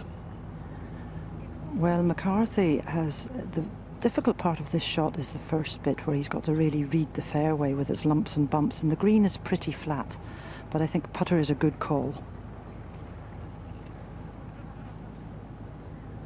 Not a bad speed, is it? A good speed. That's brilliant. Give him that bit. Now, young Jimmy here has got to get down in 2 to halve the hole and win the match. And I thought it just bounced and plopped into the sand. So it might be sort of an egg cuppy. Have we had a look at it, Mo? Actually, you know, Ken, it could hardly be better. It's come out of the impression that it made, and this guy can play some tremendously high soft landing shots. This is not too difficult. Well, he's got the face way open. The great thing, he doesn't have to. The modern thing now is to swing hard. Ah, he swings softly. That's a very nice, delicate touch. Went on a bit, but I like to see greenside bunkers played with a softer, slower swing, not just open the face up and smash it hard and parachute it in. But he's got to hold that for half in the match.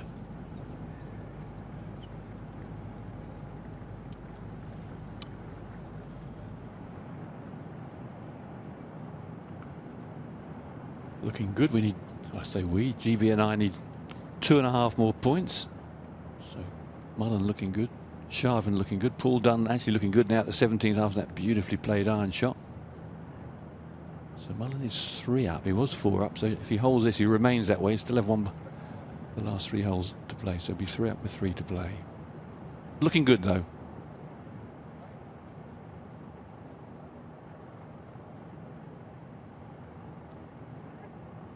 th green in the foreground, 15th at the back, 16th and 18th tees on the right, and this monster putt. You're always delighted with yourself if you get within 3 feet from this range. Maverick McNeely here has got a very, very difficult pace putt. Can't afford to lose the hole.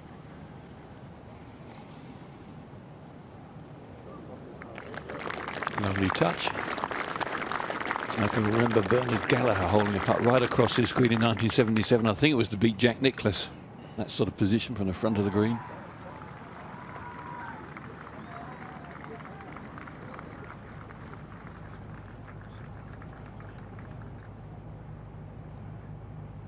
Well done. Very well done. 3 up, 3 to play.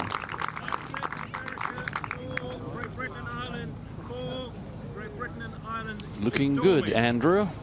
Well, it certainly is. Now, if you look at that now, the Ashley Chester's victory, Jimmy Mullen is 3 up, 3 to play, Cormac Sharvin 4 up, 4 to play. Those two matches almost certain to go to home victories, and Paul Dunn has a chance to go 1 up with 1 to play over Maverick McNeely. 3.5 points required, and I think the end might be coming soon. Well, if Dunn holds this, he's guaranteed that half point. They've got to finish the match. Nothing's guaranteed until the players finish, but he'd be 1 up with 1 to play. So this is huge. Paul Dunn has a putt for birdie here, and he's got a great chance. This is one of these putts that you always look forward to having. Only about 8 or so feet, and it's pretty straight, really.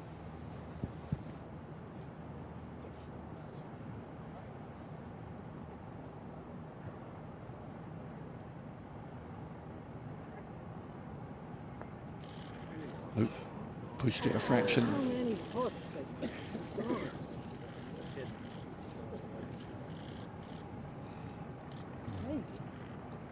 The door was open, but just pushed it a fraction, or hit it a fraction harder than he wanted to. Not going to be given, though. Mike McCoy.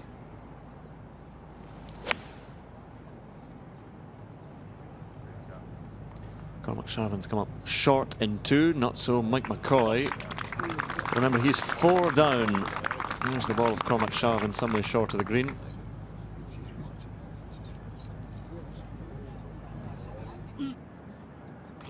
This really to keep the match alive. This is to halve the 17th for Maverick McNeely.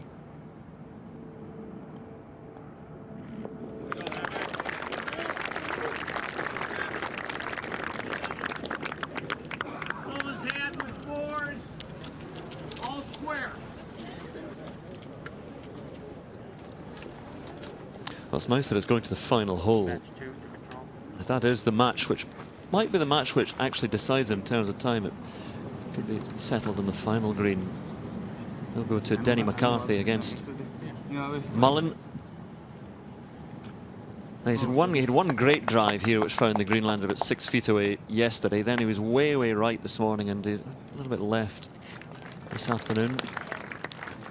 Lots of green to play with. He was lucky there. That was tiptoeing towards that bunker. If it drops in that one, it's a very difficult bunker shot.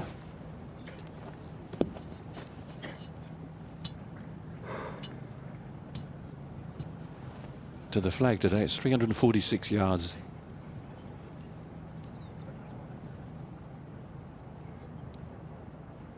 Don't miss the green to the right.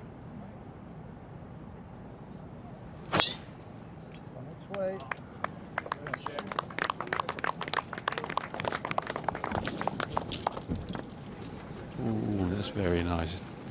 Thank you very much, matron. That made his pitch so much easier. Just turning around the corner, you can see where the flag is. You missed this green on the right. Very, very awkward. Sharvin. Mike McCoy is not too far away, just scooped it left a bit. Just a half will do here for Cormac Sharvin.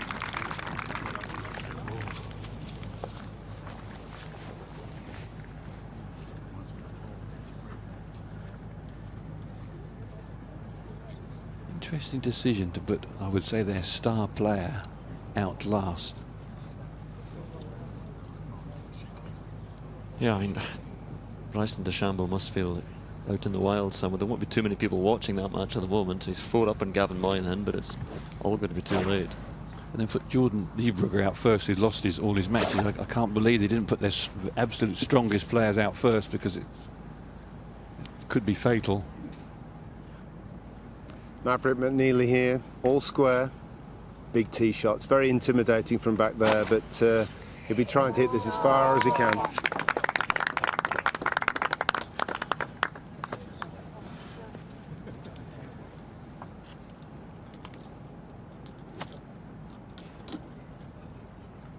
Long way down there. It's way down there. There it goes.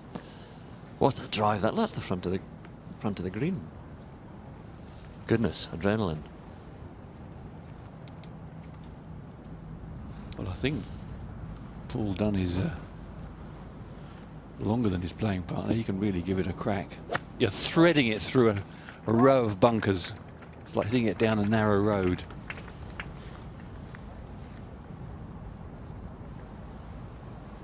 Well, Maverick McNeely has hit a great drive, but he's got a terribly difficult second shot. So really this is going to be interesting to see how close Paul Dunn can get it. He's a longer hitter, undoubtedly.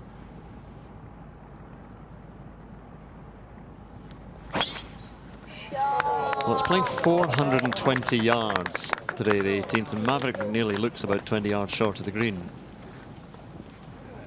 You get a huge amount of run, McNeely, you see there, maybe 30 yards short. You just got to shoot forward off one of those ripples there like McNeely did there, and that's how close you can get. I prefer Dunn's position than his opponent's position. Slightly better angle, a little bit further back, he'll be able to spin it. There's Sharvin to win his match against Mike McCoy. There it is, right in the middle. What a Walker Cup he has had, Cormac Sharvin. And he finishes with a comprehensive victory over the experienced, the veteran Mike McCoy. Offers a smile and a shake of the hand, but Cormac Sharvin, what a star he's been this weekend. Maybe a star of the future as well. Played 3-1-3, can't do any better than that, can you? So Great Britain and Ireland within 1.5 points now of winning the Walker Cup.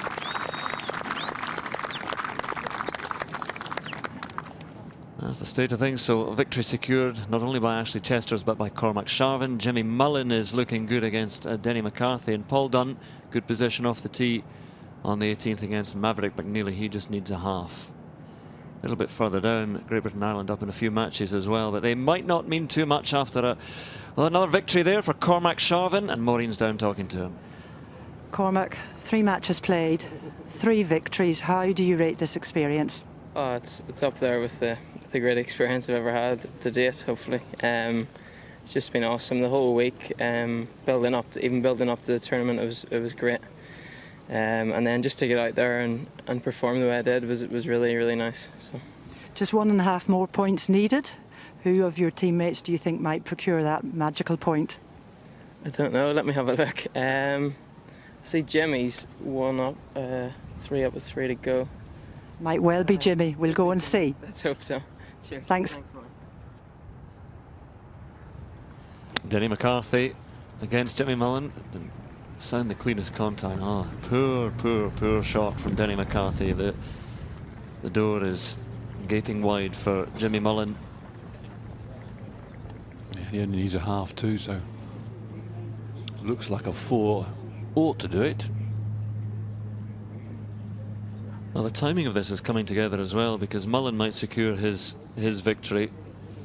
A little bit further back, we've got Scott Harvey, but I think it is all going to be settled by Paul Dunn on the last green against Maverick McNeely if he can get a half.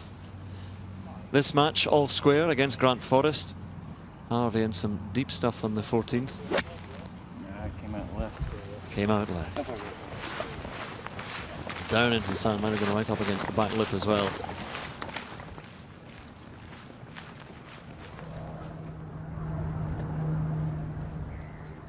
Oh, this is an interesting way he's going to play. He's going to use the contours, the little contours to the right of the flag, back foot with a lofted club.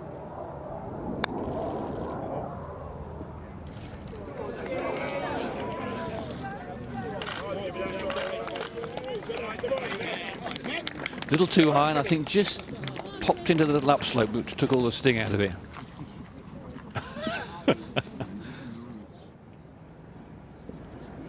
Well, the crowd gathering on the 18th, and you see there, as Gary and Ken saying, Paul Dunn has his angle isn't ideal, but it's better than that of Maverick McNeely. Well, Paul Dunn's got a great opportunity here to seal the match if he can get this ball just over the ridge, which is about 10 feet short of the flag. He's got a nice distance. It's about 75 yards, so he should be able to get some spin with this. Pin just tucked a little flat area just over a little cape in the green. perfect lie. These fairways are magical, so he'll be able to nip this off.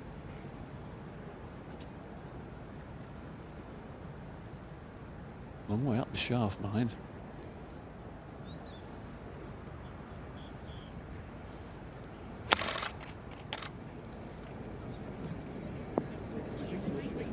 That's the way to do it. Beautiful shot. A little unlucky. The second bounce just jumped forward, but delightfully played under the pressure. He thought it might come spinning back. See Nigel Edwards lurking in the background. He knows this could be the defining moment.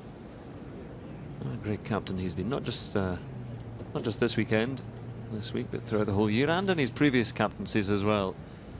Very, very detailed captain. But this has to be inch perfect, Ken, from Maverick McNeely. It does, and it's just an awkward angle. He's got to come right across the shoulder, and he can't afford really to play too far to the left. You could sort of hit a cutty, spinny one and end up 10 feet left, but you can see, got to go over those two knobs of the bunkers, push it at all, and you're in one of them. Decision, how's he going to play it? Let's see how he takes a practice swing. Yeah, I think he's going to go for a sort of choppy one. Hit it on the just left of the flag and see if he can cut the ball in there. Maybe just far enough, Andrew, to put a bit of nip on it, but could have done with an extra 10 yards.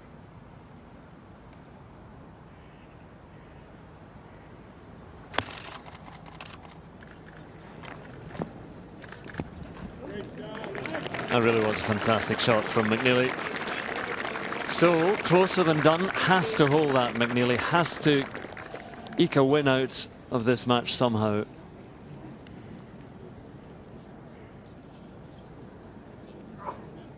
It's all happening back on the 16th green as well.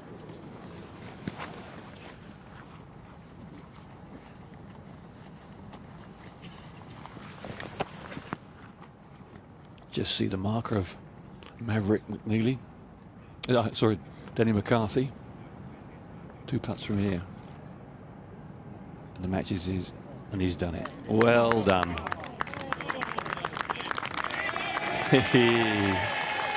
Heartiest congratulations. Tremendous performance from Jimmy Mullen. GB&I moved to 13 points. 6 of the United States. Well, I think he's been the star performer. Four starts, 4 wins, played some magnificent golf. Should be very proud of himself. And his coach wandering around with during practice, and I was a bit worried he was getting a bit technical with things, but it's been splendid stuff. Win by 3 and 2.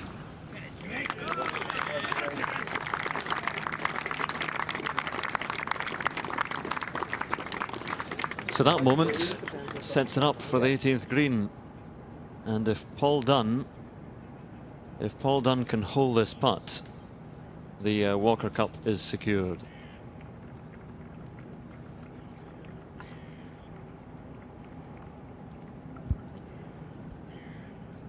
A big moment here for Paul Dunn. If he holds it, it's a victory for Great Britain and Ireland. It looks pretty odds on a win anyway for the team, but this would seal it. There's quite a swing on this too, Ken. Ken. Yes, it's not the easiest one. It's a little downhill and it flattens out at the hole. And well, I've seen 2 or 3 over the last day and 3/4, and they've gone very much across the front of the hole. Pace is so important here. This for the cup.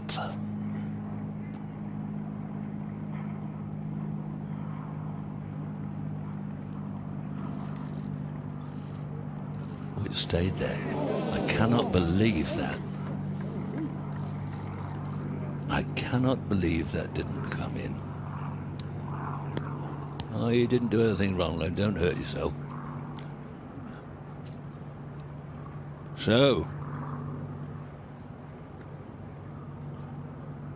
I think that ball staying as it did there doesn't help Maverick read his putt. well, you'd have thought there was 2 or 3 inches of swing from the left on that putt, but it just edged straight on. So what's he thinking now? Is he going to give it a bit? Is he going to drive it straight at the middle of the hole? Well, it has to go in, so you can afford to be a bit authoritative, take some of the break out. That's certainly what I'd be saying to myself, that, you know, choose it's got a bit of break, but don't hit it outside the hole, hit it with a bit of pace. Has to hold it.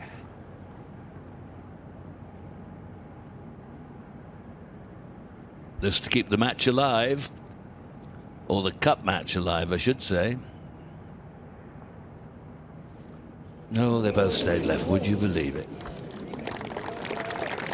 Would you believe it? That's a half and a half point. And Great Britain and Ireland have got 13.5 points. So whatever happens now, they are the victors. And very well played indeed. And there's still a few matches to finish.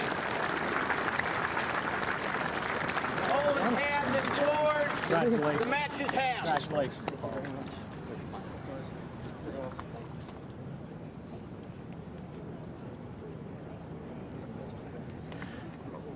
Well, the news has just filtered through, Jimmy, that Great Britain and Ireland have won the Walker Cup. You've played 4, you've won 4. Could anything be better than this? No, not at the moment. It's great to be part of the team. I mean, it doesn't matter if I won all my games, as long as the team won. It was the main thing. It just, for me to win all my games was just icing on the cake, really. But your game's been strong all week, and you said your driving was particularly good, and sometimes that's the Achilles heel, isn't it? Yeah, Ashley gives me a lot of stick for my driving when we play foursomes, so I made sure I practiced hard on my driving back home over the last few days before we come in here, and it's paid off because I drove it really well. When I had the honour, I put him under a lot of pressure. Well, it's been a fantastic victory. Many, many congratulations. Thank you very much. Cheers. Gentlemen, you've done it. Paul and Nigel, the winning captain. Paul, it was all down to your match in the end. How aware were you of what was going on around you? I saw the scoreboards, but I knew there was a lot of golf left. I knew it would be pretty close, and I knew it would mean a lot if I could get the full point for the team. Yeah, I had a great match with Maverick, though. Both of us hit some nice shots. And I think a half was the right result in the end. I just wish both of us could have hold the putts instead of missed them on the last. Nevertheless, it counts. And Nigel, it's a second victory for your stewardship of a Walker Cup team. And I just wonder, how does this one compare with 2011 at Royal Aberdeen? Just give us your thoughts on, and your emotions indeed, out of this achievement. Yeah, very similar. Thoughts at the moment. I heard Jimmy had won, so then I realised if Paul held that was it. Yeah, great. I mean, at Royal Aberdeen we were up against it right until the death there, but the boys at the top of the order have gone out really fast, and as we needed to. You know, you don't want to give anybody any sort of edge and give them any momentum, because the Americans are very good players, and this is still a very close match. You know, and I know we've already got the 13.5 points, but yeah, you still got to get the job done. Well, Paul, you were one of the stars of the show at St Andrews in the Open Championship with that co-lead after 3 rounds. No one will ever forget what you did there, but I wonder how you would compare that experience to winning a Walker Cup. I think I'll take winning over a 30th place finish every day. No, it's brilliant. It's so much better to do as a team. You know, a team atmosphere all week. You know, you have people rooting for you from all ends of the course. Nigel's been a fantastic captain this week. He's inspired us from start to finish. So yeah, it's been an incredible week. I just can't wait to go out and see the lads now. Well, I'm not going to hold you back any longer. There's still golf to be played out there, gentlemen. Very, very many congratulations. Thank you very much. Thank you. Cheers. Thanks.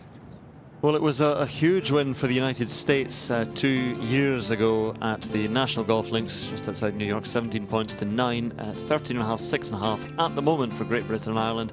It may well be a big win. All those matches down from Ewan Ferguson down have still to be completed.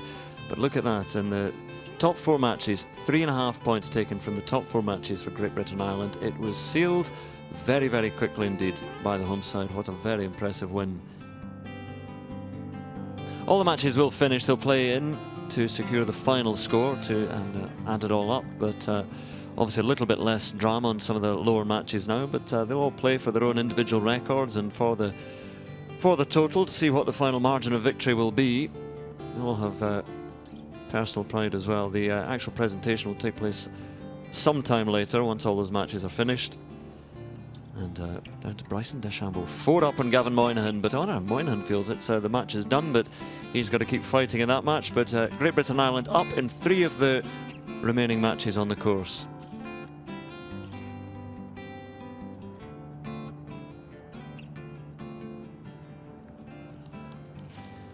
So the celebrations and the interviews continue down beside the 18th green. But as you mentioned, the golf continues. And this is the match of Ewan Ferguson there playing Bo Hostler. Hostler 2 up.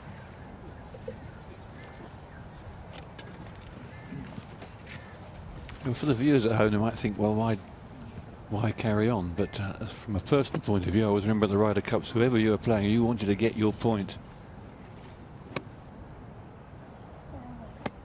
Yes, I didn't like it when the Ryder Cup developed that thing with once one-sided one and call everything a half, because whether you like it enough, there's betting on it, how many points you're going to win, you have your own individual records.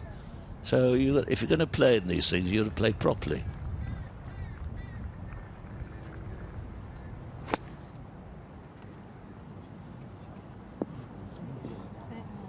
Oh, a little unlucky, got to stop it just a bit early, but a good shot.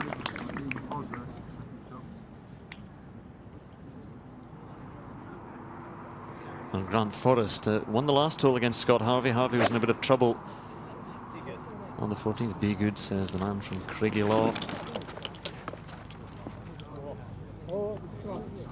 That's why I liked it. 16th, and Bo Hostler, little pitch over the trap. This one gets so much spin on this one, it'll release out a bit more coming out of the rough. A couple up.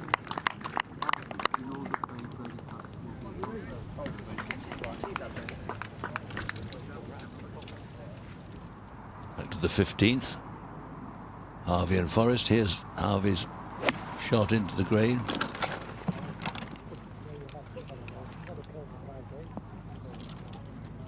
Yeah, good result there. Nice shot.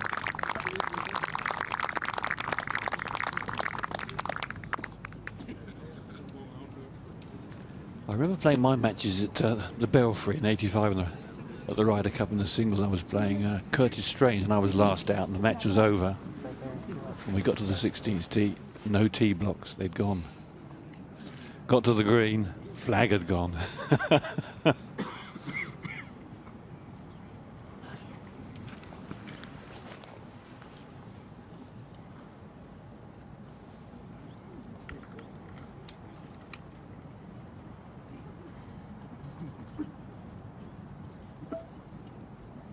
Well, it all seems a little bit of an anticlimax, and I'm sure all the players don't want to lose. But the spectators want to see the end of it. Ryder Cup matches, lots of people pay money to come and see, so everything should be played out properly to the end, in my opinion. But it is after the Lord Mayor's show, isn't it? Yeah, but Slightly. that's, you know, if you just walk in, you've got individual records, Ken, and people bank on that, work on that. So-and-so's won more points than anybody, and no, you haven't.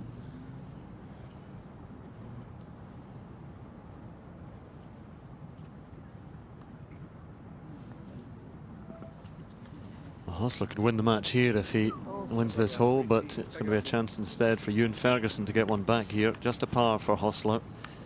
I think Colin Montgomery, it still rankles a bit with Monty that, that Seve conceded the half on his behalf against Scott Hoch at Valderrama once he'd effectively won the overall match.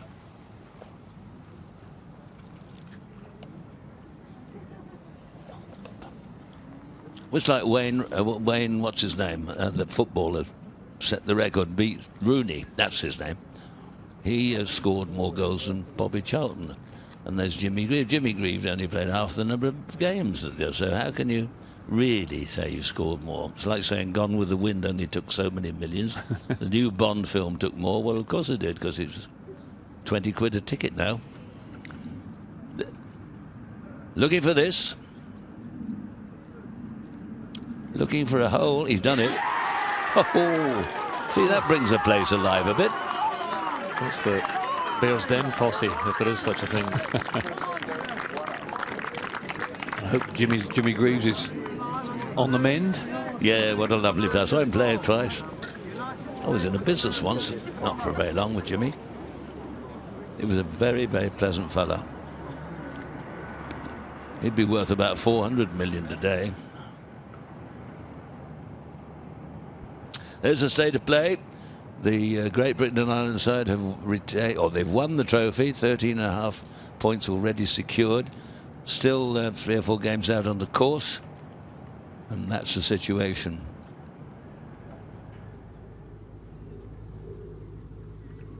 '15th, Scott Harvey 1 down, and this to win the hole. Oh.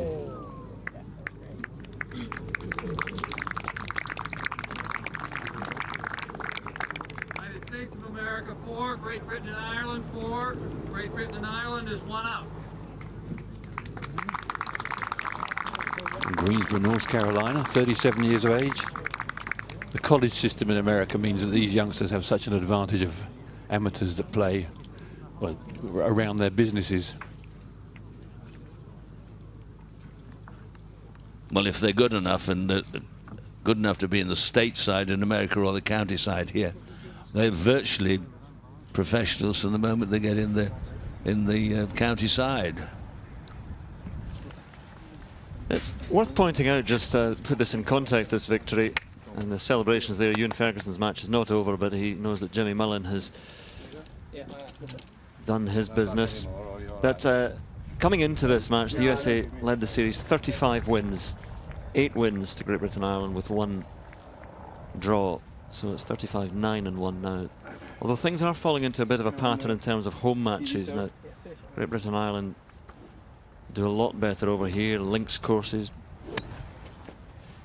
So the weather has been good this weekend though, so the United States certainly wouldn't be able to fall back on particularly blowy stuff as any sort of excuse.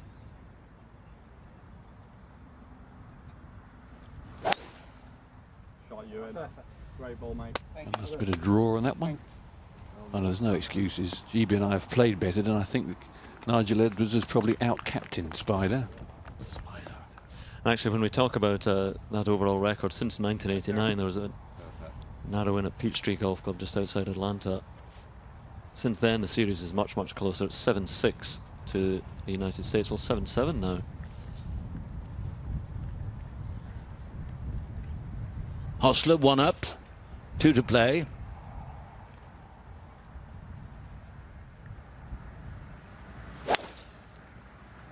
And if you wonder what happens there when play is completed and the trophies presented, the teams, well, in my recollection, and when we played Ryder Cups, they have a dinner, and one side is very elated and the other side is very deflated. And that's the way it is. But we try to be jolly. The winners try to be not too ebullient, but it doesn't work out too well. Here, the final match in Bryson DeChambeau. Well, it's birdies 4 up at the moment, Gavin Moynihan. That's for the win to go 5. No, it's a chance for Moynihan still to half the hole. For the life of me, can't understand why he didn't go out first.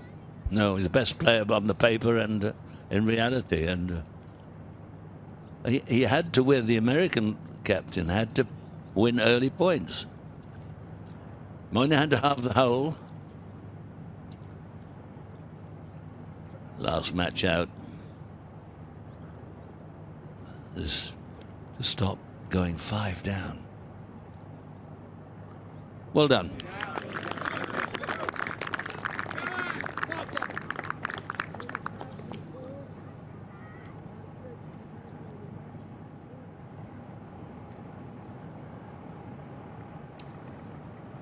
Well, he must be happy supporting the winning team.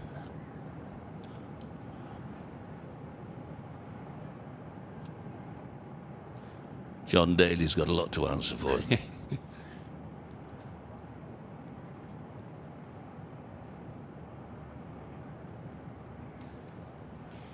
So confirmation that Great Britain and Ireland have indeed secured the Walker Cup for only the 9th time in the 45 playing of this particular contest, the Walker Cup, since 1922. And it's been done with that barrage of birdies from the first 4, Chesters, Dunn, Mullen and Sharvin. They're the men who have secured the necessary points, 13.5 to 6.5 so far. But they could be pursuing a record total in this particular contest for the home team here.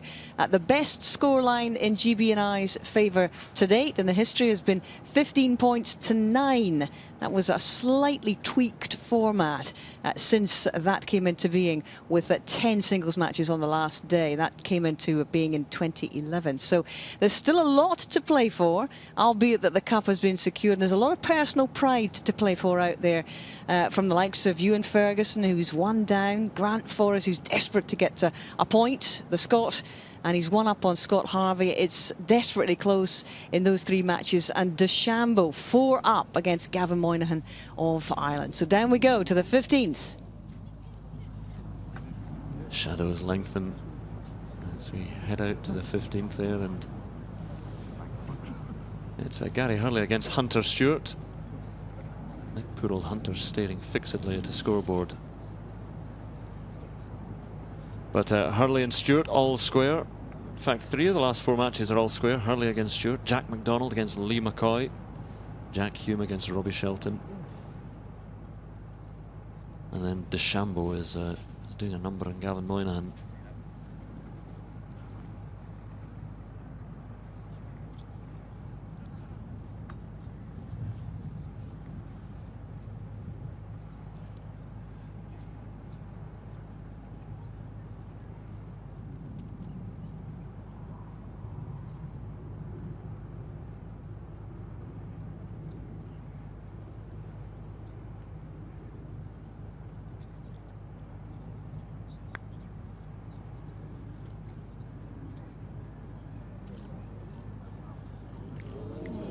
That's a beautiful putt from back there. Saw the marker of Hunter Stewart about 30 feet or so away from the hole.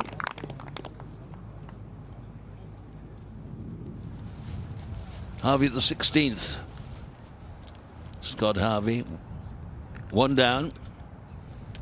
And he's in what could be some heavy stuff. It's a bit of luck of the draw, and whether it's reasonably hittable. Doesn't look all that inviting, does it? No. If he hits it like that, the ball will go left over the spectators on the left by the tower. God, he gave that a hit, didn't he, to try and move it forward. There he is down there underneath the old scaffolding. So that must have been a dreadful lie. So this is the putt to win the hole for Hunter Stewart. Birdie attempt on the 15th. Good effort. Oh, what a putt from Hunter. Hole Hunter. Goes 1 up on Gary Hurley. That's a weary trudge to the hole. The celebrations are muted now. It says all square there. Maybe that was to win the hole. I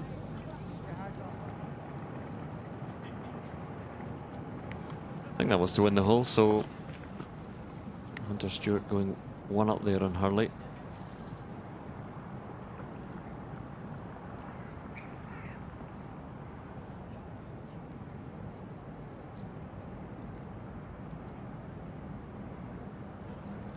Forrest, Grant Forrest at the 16th. His opponent in trouble, and that's very sweetly played. Very nicely played. And that's a birdie. It looks like he's about to go 2 up on Scott Harvey. There we are. Down on the 16th green there, and then they come back on the 17th. Well, we're hearing now that was for a half for Hunter Stewart on the 15th against Gary Hurley, so that match remains all square.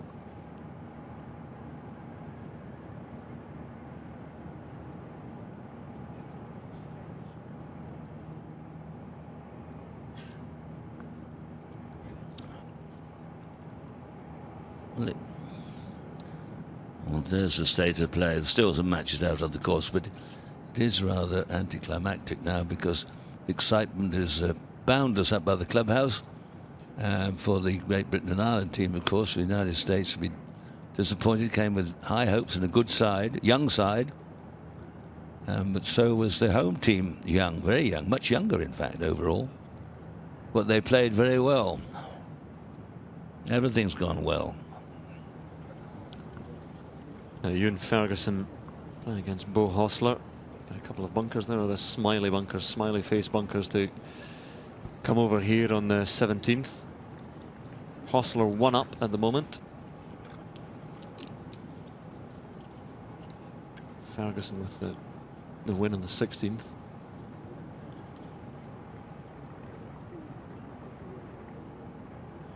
Yeah. A few players take the glove off, not just for the putting, but for little shots around the green. A bit more feel and finesse in the hands. I'm surprised he doesn't ask the crowd to move back so that the ball is in sunlight, because if somebody moves all of a sudden, it can be very distracting just as you're going to pitch. As long as they stand still, it'll be okay.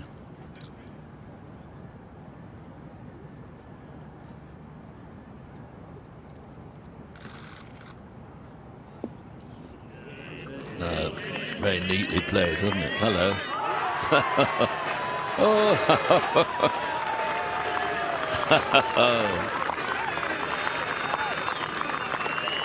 It's worth hanging around for? Well, I never. Just when we were thinking this is getting very...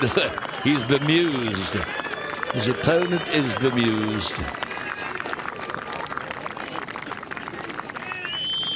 Oh, well, well, well, well.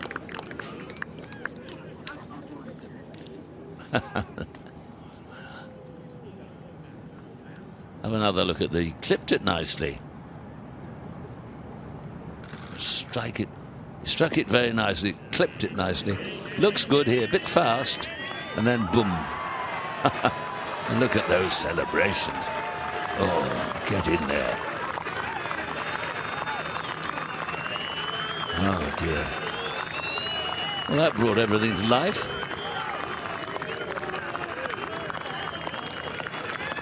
Caddy and opponent bemused. Oh, here he is. Poor old Bo now, putt for the half. Birdie from Ferguson on the 16th and that chip in. So what can Bo do?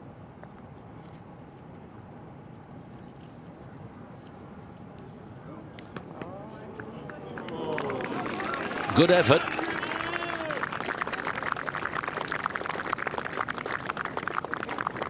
We're going to bring you the end of these matches up until 6 o'clock. So, oh, poor old Bo. Nothing from there. Bo Diddley. Match all square. 17th tee. Scott Harvey. Seen some wild driving off this 17th tee. That's straight in the sound, and that could be awful. See, Harvey's hit some very loose shots. Well, we've seen 2 or 3 out of bounds. We've seen a ball lost at the 18th. There've been a few wayward tee shots. That's a hardcore audience now that makes its way back to the 17th tee. There's a little knot of spectators back there. It's all part of the scene. It's all part of the match. Been going since 1922. Yes, I played and I won or whatever. It's for your own personal pride. Keep going. Try your best. Lee McCoy here to half the hole against Jack McDonald. So that one goes the way of the Scots. United States of America 5, Great Britain and Ireland 4, Great Britain and Ireland 1 up. So McDonald goes 1 up with 3 holes to play. And yes, they might even be thinking about that result 2 years ago, 17-9. Can we inflict the same kind of scoreline upon them? Oh, you know, you don't want to just scrape home. It's fine if you just scrape home. It's a victory. But you want to do it with some style if you've got any sort of pride in things, but no need to take half an hour about it. You just get on with it and concentrate, try your best. I like watching them play this 18th hole because they've seen a couple of drives today with Dunn and McNeely that are the longest I've seen down here for many, many, many a year. And the pitch is into the green, it's right in front of the clubhouse. Very dramatic, this final. Everything's quieting down now. You look at the flags in the distance. They're only 40, 50 feet in the air. They're hardly moving. So this is a much easier proposition than it was part way through yesterday.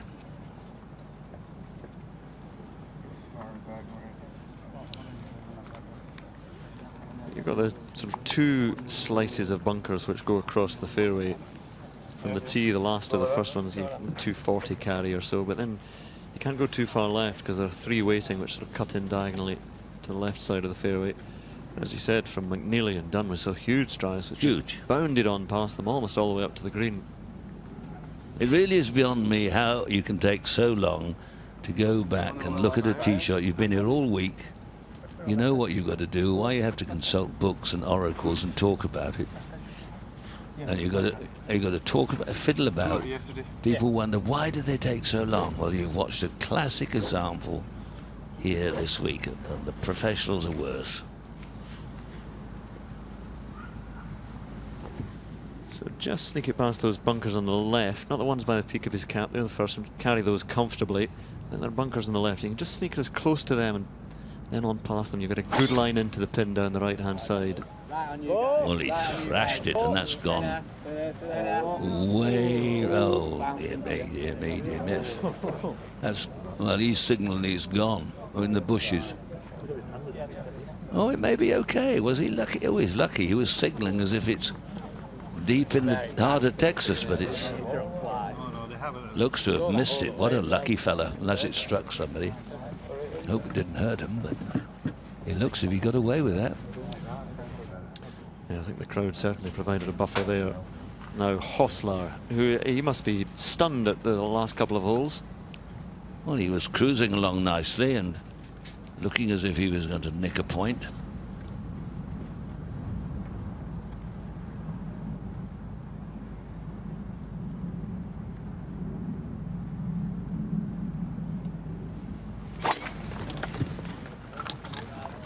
Oh, he's gone right. He's gone way right. Has he gone what? No, he hasn't. Never pointed one way and the ball's gone t'other.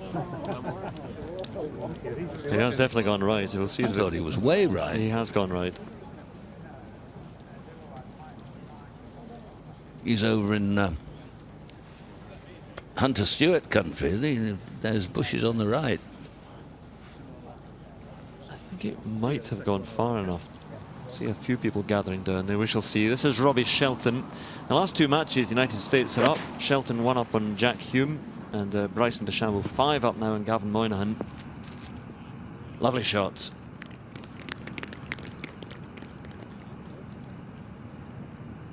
Well, here is Hunter Stewart. Third shot at the 16th. Hurley's up, not too bad. That's not bad, but he can't do better than 4.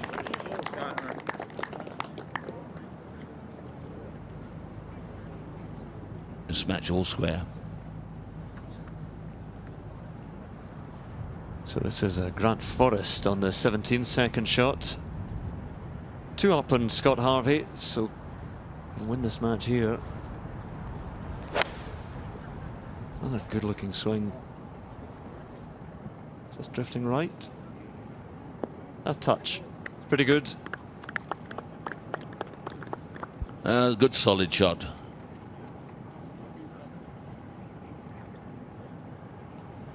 The 16th. Hurley and Stewart. This is Gary Hurley. Match all square. I fancy this for a 3 to win the hole and go 1 up. If you're just switching on and wondering what's going on, Great Britain and Ireland have won the Walker Cup, and these are the final scenes. 2 or 3 matches still out on the course, which is they're tidying up, putting for their putting like that, putting beautifully for their own pride and the record books. Very nicely done.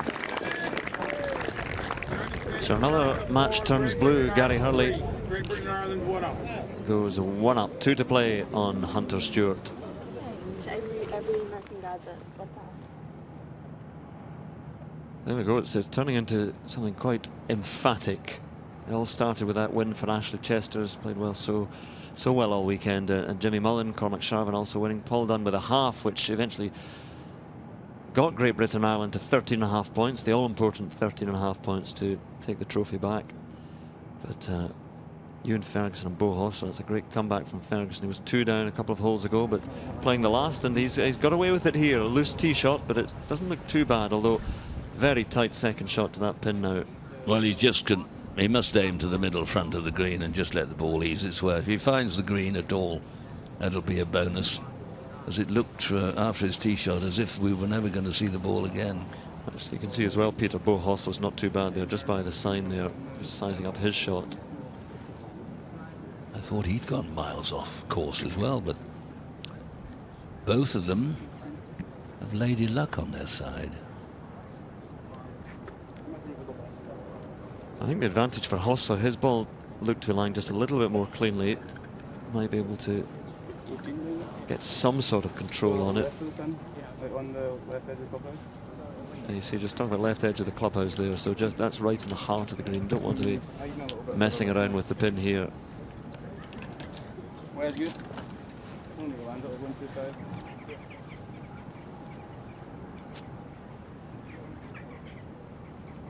Not much wind. Just across and helping a whisker.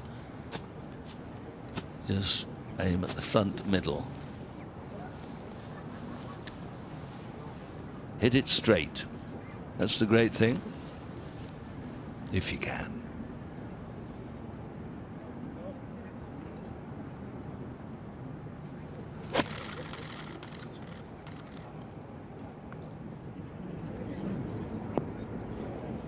And he can.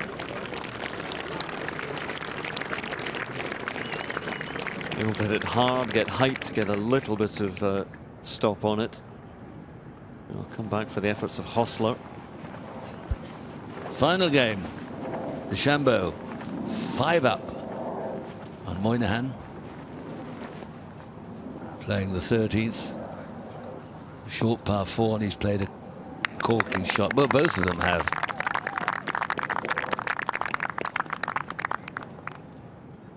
You see Hossler's on the trampled down stuff here. He could generate some spin, but he's coming in from an even tighter angle.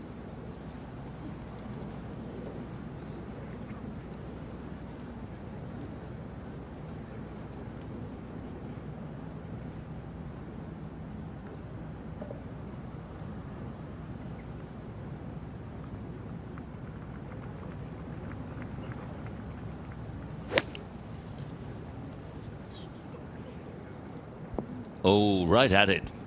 Oh, look at this one. What a cracker. Well, it looks certain, doesn't it? Ungiveable. Wonderful shot. Wonderful result. After that wild-looking tee shot, what a recovery. Well, you have to applaud Hossler for that as well, after watching Ferguson chip in at the last and the big birdie putt in the 16th as well. Now Scott Harvey, 2 down against Grant Forrest. This is good. See, Forrest was pin high, about 40 feet or so away.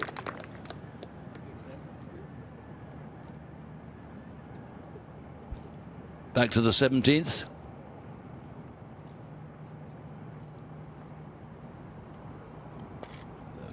To win the hole, long putt, and the mat. No, way. Steady on.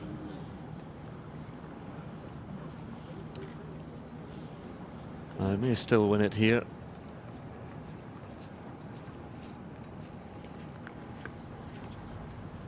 DeChambeau, this to win the match, is way back at the 13th hole. And he's done it. He's played very well this afternoon. Their best player out last, and you have to say totally wasted. United States of America 3, Great Britain and Ireland 4. United States of America win the whole and the match by 6 and 5. David, thank you very much for your help. Brilliant. Okay, thank you very much. I think we may see a lot more of Bryson DeChambeau and his quirky clubs. Doesn't actually even have the numbers on his clubs, just the lofts. They're all the same length of shaft. And actually, there's a concession the 17th as well. Scott Harvey is giving up the ghost against Grant Forrest. So, and from Craigielaw, another win. So that moves to 14.5 to Great Britain and Ireland, and 7.5 to the United States.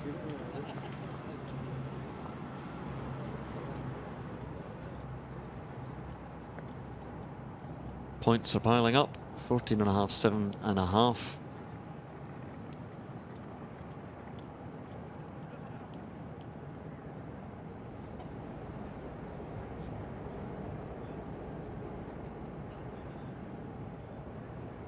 We'll go back to the 18th, and Ewan Ferguson. You can just see the marker of Bo Hostler in there, very, very close. So this possibly has to drop.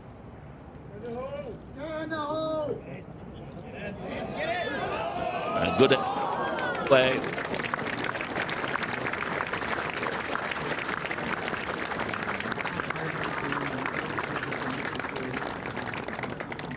I worked so hard to get back to all squares. 2 down with 3 to play on the 16th and 17th, but I think with that marvellous second shot from Bo Hostler, he's going to nip in at the death and win another one for the United States here.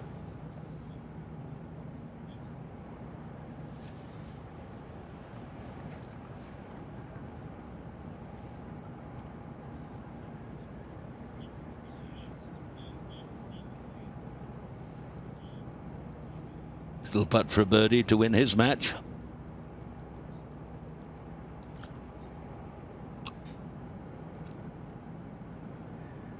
Yes, in she goes. Bo Hostler, Ewan Ferguson. Win Hostler.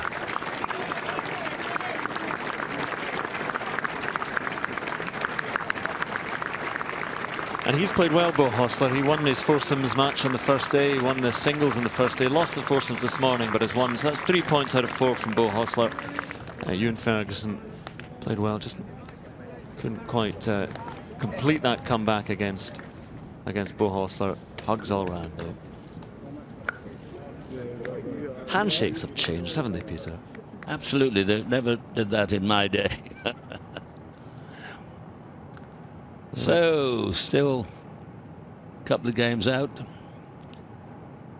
So it's all, well, obviously gone a bit dead now as the match is over, but I keep saying it's a personal pride. Nobody wants to lose. They want to play in a match and win. Just those 3 matches remaining in action on the course. Hurley, McDonald and Hume against Stewart, McCoy and Shelton. Let's go down to Hazel again. But what a fight with Ewan Ferguson this afternoon. Took it right down the 18th here, and a fantastic second shot in there to make that birdie. A meaningful moment for you, because that's what, 3 points out of 4 for you personally this weekend, Bo. Yeah, this week wasn't about me though. It was about the team and enjoying the experience and obviously hoping to come out on top. I'm not sure exactly how it's going to end up, but I think we're going to probably fall just short. But it was a really good fight. I was 3 up there with 5 to go and made a little mistake on 14. And then Ewan clutched up and made a nice birdie on 16 to go 1 down, and then unbelievable chip in on 17. Yes. I wasn't very happy to see it go in, obviously, and then fortunately I was able to finally get a good lie there in the rough and hit a pretty good shot in there to about a foot. So fortunately, obviously I won, but was hoping we could do it a little better as a team. Well, you and your team have conducted yourself with great class and honour, and we congratulate you on that. What for you, when you look back at it, do you think has made the difference between the two sides this weekend, Bo?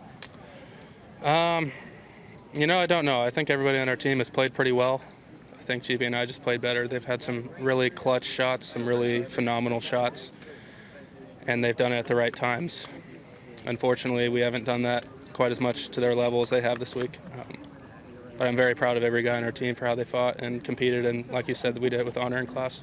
And you should be very proud, Bo. Thank you very much for everything that you've done this weekend, and thanks for being here. We look forward to seeing you in the professional ranks, I'm sure sometime very soon, actually. Bo, thank you very much. I've got the gentleman here, Ewan Ferguson, and that's great to see you. And because I was just saying to Bo, what a fantastic contest coming right down the last year. Yeah, Bo's such a great player. He just threw some birdies at me coming in like that kind of 10, 11, 12, 13 area, and he kind of took the game of control there, and then I kind of got lucky on 17. I pitched in and got back to all square, and yeah, I think it was a really good game, and Bo just clipped it on the end, but it was a great match. I'm not sure he was all that happy to see that chip go in at the 17th. He's just admitted that, but from your perspective, it's got to be one of the moments. This Ferguson fist pump is legendary now.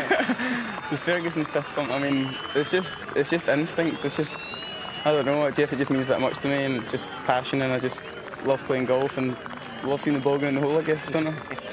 Gentlemen, this is one of the really rare events in world sport where you're not playing for riches, you're playing for honour and pride in your teammates. And I wonder, when you both turn professional and you look back on these days, what do you think you'll take away from this weekend, Bo? It's funny, you just gave me chills thinking about that, because it is, I mean, the epitome of amateur golf, playing not for prize money, but like you said, for honor and dignity, and playing for yourself as well as your team, and in this case, your country. And to represent my country is a huge honor in and of itself. And I think I did a good job. Regardless of the score, our team was very, I think we played for the good of the game this week. I don't think we played for anything other than that. And I'm proud of every guy on our team for that. Gentlemen, I really hope personally that this personal rivalry between you two is renewed in the Ryder Cup one of these days. I shall look forward to that day. Well done, guys. Thank you very much. All right, thank you. Cheers, well done. enjoyed it. Thanks, man. Good week. Good playing. Okay. Thank you very much. Nice words from two very nice young men. Back out on the course. I think, Peter, if I were to pick out one player from the Americans, I know Bryson DeChambeau's looked impressive, but Bo Hostler, if you look at a player that might make it as a professional, he's only 20 and he's already played in 3 US Opens. He held the lead at one stage in the second round of the US Open a couple of years ago. I mean, he's a big talent. Yeah, you never know what's round the bend. Hurley, long putt. If this goes in, he's won his match, but odds against.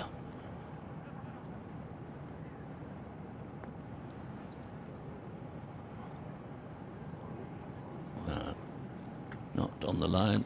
A tidy putt if you're aiming to get down in 2.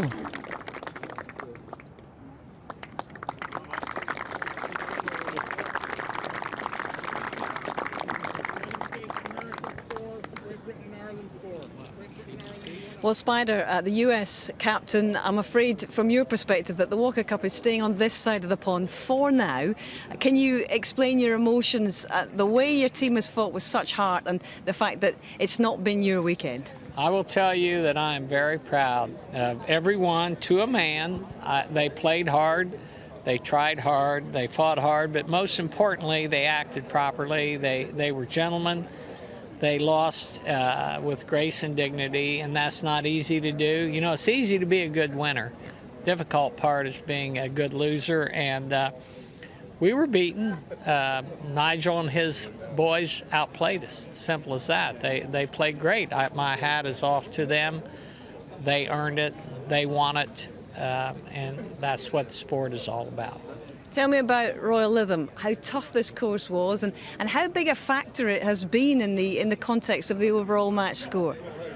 Well, the golf course is fantastic. I can see why they have had 11 Open Championships here, and local guys have told me this is one of the best sets they've had, that the course is in great condition, and I understand that. It's a difficult golf course. Doesn't offer you any easy outs anywhere. You have to be on your toes.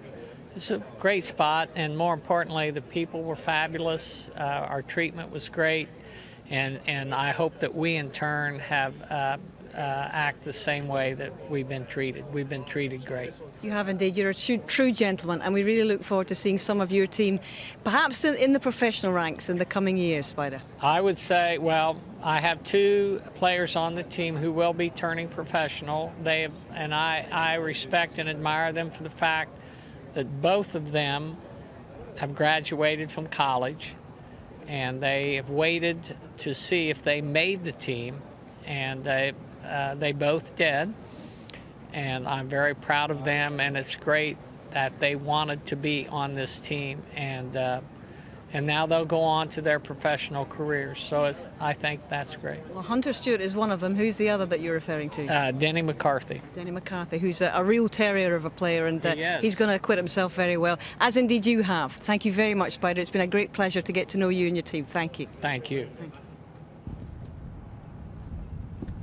Gary Hurley waiting on the 18th tee. Mentioned playing Hunter Stewart, and one up playing the last. Do you think something? Who's Stewart? Get him to stop. Not sure what's happening ahead of them. I don't really know. Well, no more matches ahead of them. There might just be a bit of spectator movement down there with some thinking everything is over.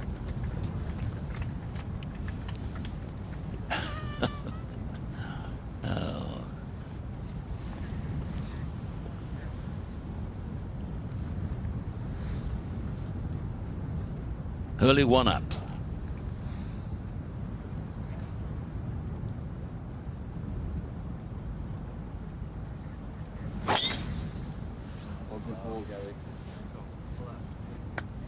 A little bit anxious. Oh, that's going miles, or did it pulled up in the rough? Good shot though, good position. Depends on the lie.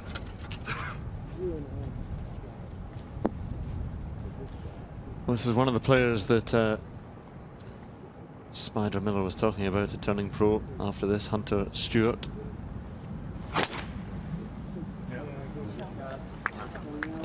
Lost the drive right in one of the previous matches, but that one, well, no, heading down into the bunker. Oh, he sighed.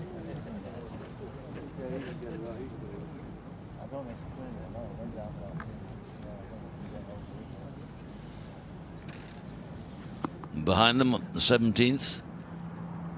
Second shots on their way. To Jack McDonald. Playing Lee McCoy.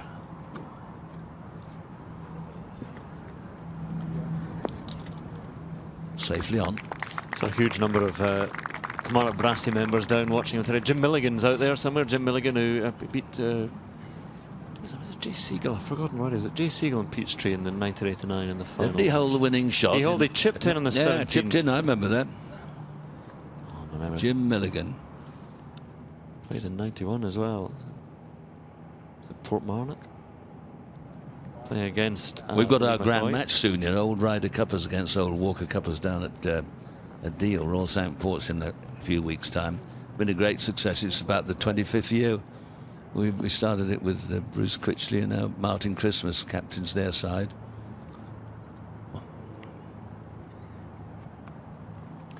McCoy. Sounded good. And it was good.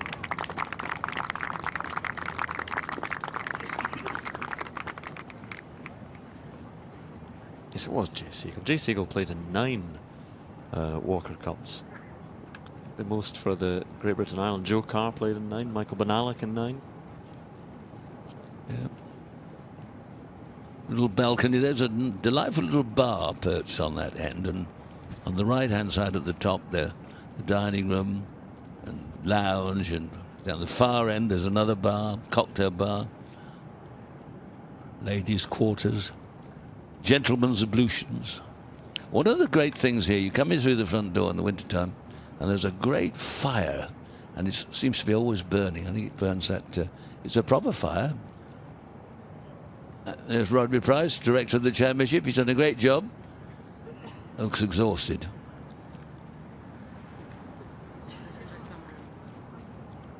This is a great club. Scott Harvey was talking about coming over with his family and enjoying the experience. He's one of the career amateurs along with Mike McCoy. Oh, it's all taken its toll on him as well. There we are. But enjoyed the experience as well. On the putting green, as I said, where Ernie Els discovered that he had won the Open Championship again in 2011.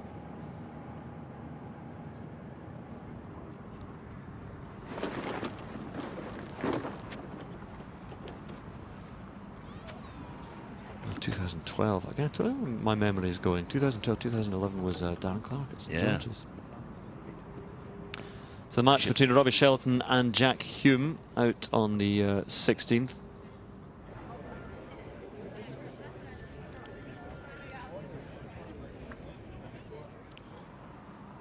There is Hume.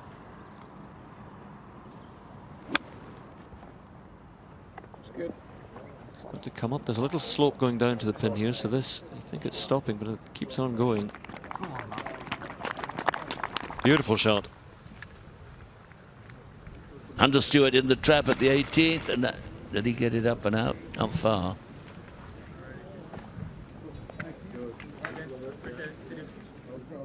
Match also. Oh, Hurley's one up in this final scenes here, and he's on the other side of the fairway with a clean shot into the green if he's got a decent lie or any sort of lie.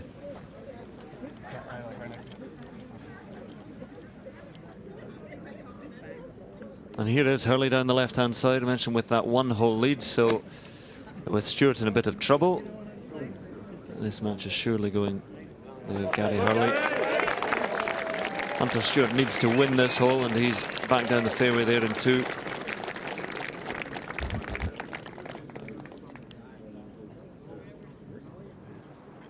Shelton at the 16th.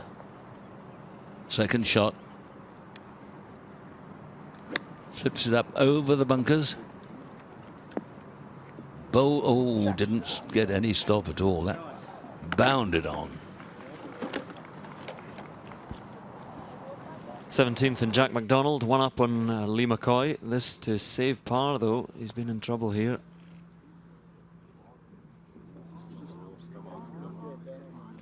So this match may be heading back to all square. Hunter Stewart, third shot at the 18th. He's one down. Hurley's on the green.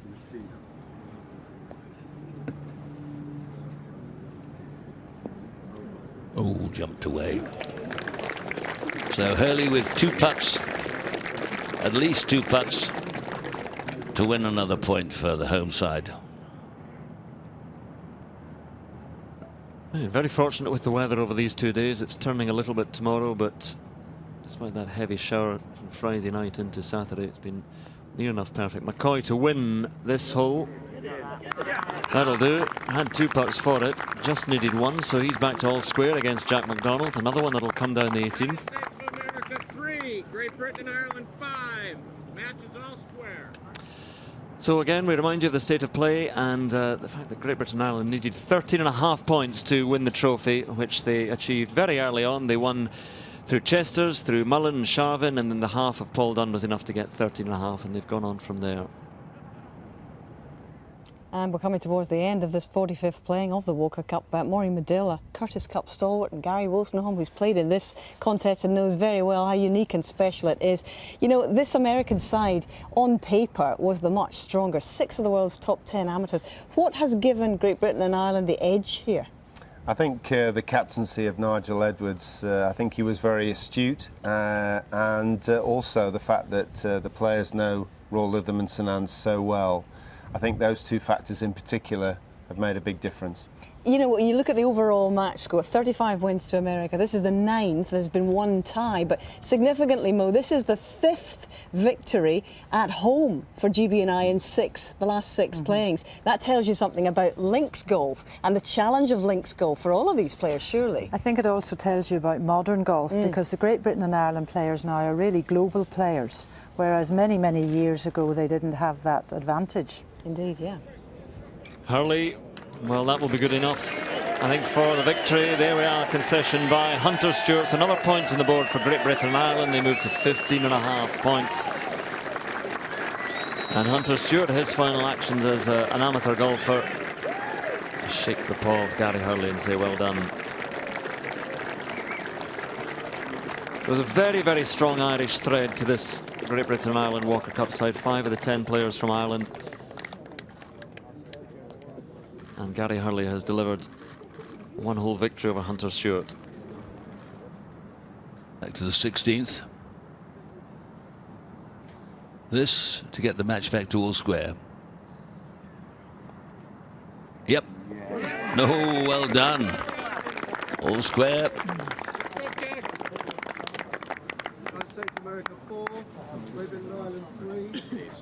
Well, these are the scenes at the 18th here at Royal Lytham St Anne's, and this Walker Cup actually completes quite a set for this club. They've actually hosted the Ryder Cup twice, 11 Open Championships. They've had 4 Women's British Opens and, of course, the Amateur Championship. And only 3 clubs in Great Britain have ever done that set. So this is a special weekend for the home club. But it's a special weekend in what is a unique atmosphere. So seldom do we see the walking rope. Spectators actually allowed on the fairways. And there's a real intimacy about this event, Mo, isn't there? Plus, there are so many friends and families here going through it with the players. It's the highlight of their careers to date. You know, there's great excitement because so many of them are on the cusp of a very exciting future, and who knows what that's going to hold. But Great Britain and Ireland putted better. I think that's always the case. The team that wins has held the most crucial putts at the most important times. And the most impressive players, because we think probably more than half of this roster of players on both sides will be turning professional. I know it's a bit of a sort of, well, needle in a haystack. Which of those do you think is going to make the biggest impression? Who are we going to see more of, Gary, do you think, in the professional ranks? Put you on the spot there. If I had a crystal ball, I don't think I'd be here. I'd be winning the lottery or something. But obviously Ashley Chesters comes to mind, Paul Dunn. There's a whole hatful. And to be honest, I wouldn't be surprised if we don't see some of these guys in contention for big titles in the next 5 years. Well, 15.5 points, 8.5 points is the current score. 2 matches still left out on the course. If they were to be halved, that would mean that it's a record score for GB&I, beating a 15-9 margin of the last time. And that is truly remarkable, isn't it, Matt? Yeah, I have to say I didn't see that coming at all. I thought we'd a very, very strong team, despite the Americans being better on paper. But as we know, the matches aren't played on paper.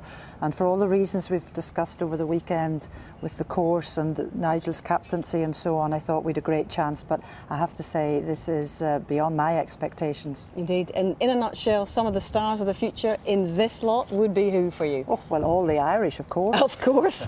Need I say more? That's a difficult question to answer. If you'd asked me that at Royal Aberdeen, you see, I wouldn't have picked Jordan Spieth. Indeed, so, I mean, don't ask me. OK, I'm not going to ask you any more, but suffice to say there's going to be a number of players that we'll be seeing a lot of in future. Well, let me just tell you about the coming days on BBC Sport, because this evening, match of the day 2 on BBC One at 10:30 in the evening. And then don't forget the big Davis Cup semi-final. That is from Glasgow. It's Great Britain against Australia from Friday, BBC 2, 1 o'clock. Sue Barker will be in Glasgow for that. And of course, immediately after this event, you'll see highlights of the Great North Run, which took place on Tyneside this morning. But thank you very much to Gary and to Mo and from all of our team here. You know, for many of these players, the pursuit of riches and glory in the professional ranks awaits them. More than half of these players are likely to turn professional. But this weekend, they have pursued only pride and a giant Walker Cup. And we will be seeing an awful lot of them over the coming years. The Walker Cup will be presented, a long time from hence. But in the meantime, from us all here, on what has been a very special Walker Cup and a special weekend in Lytham, it's farewell.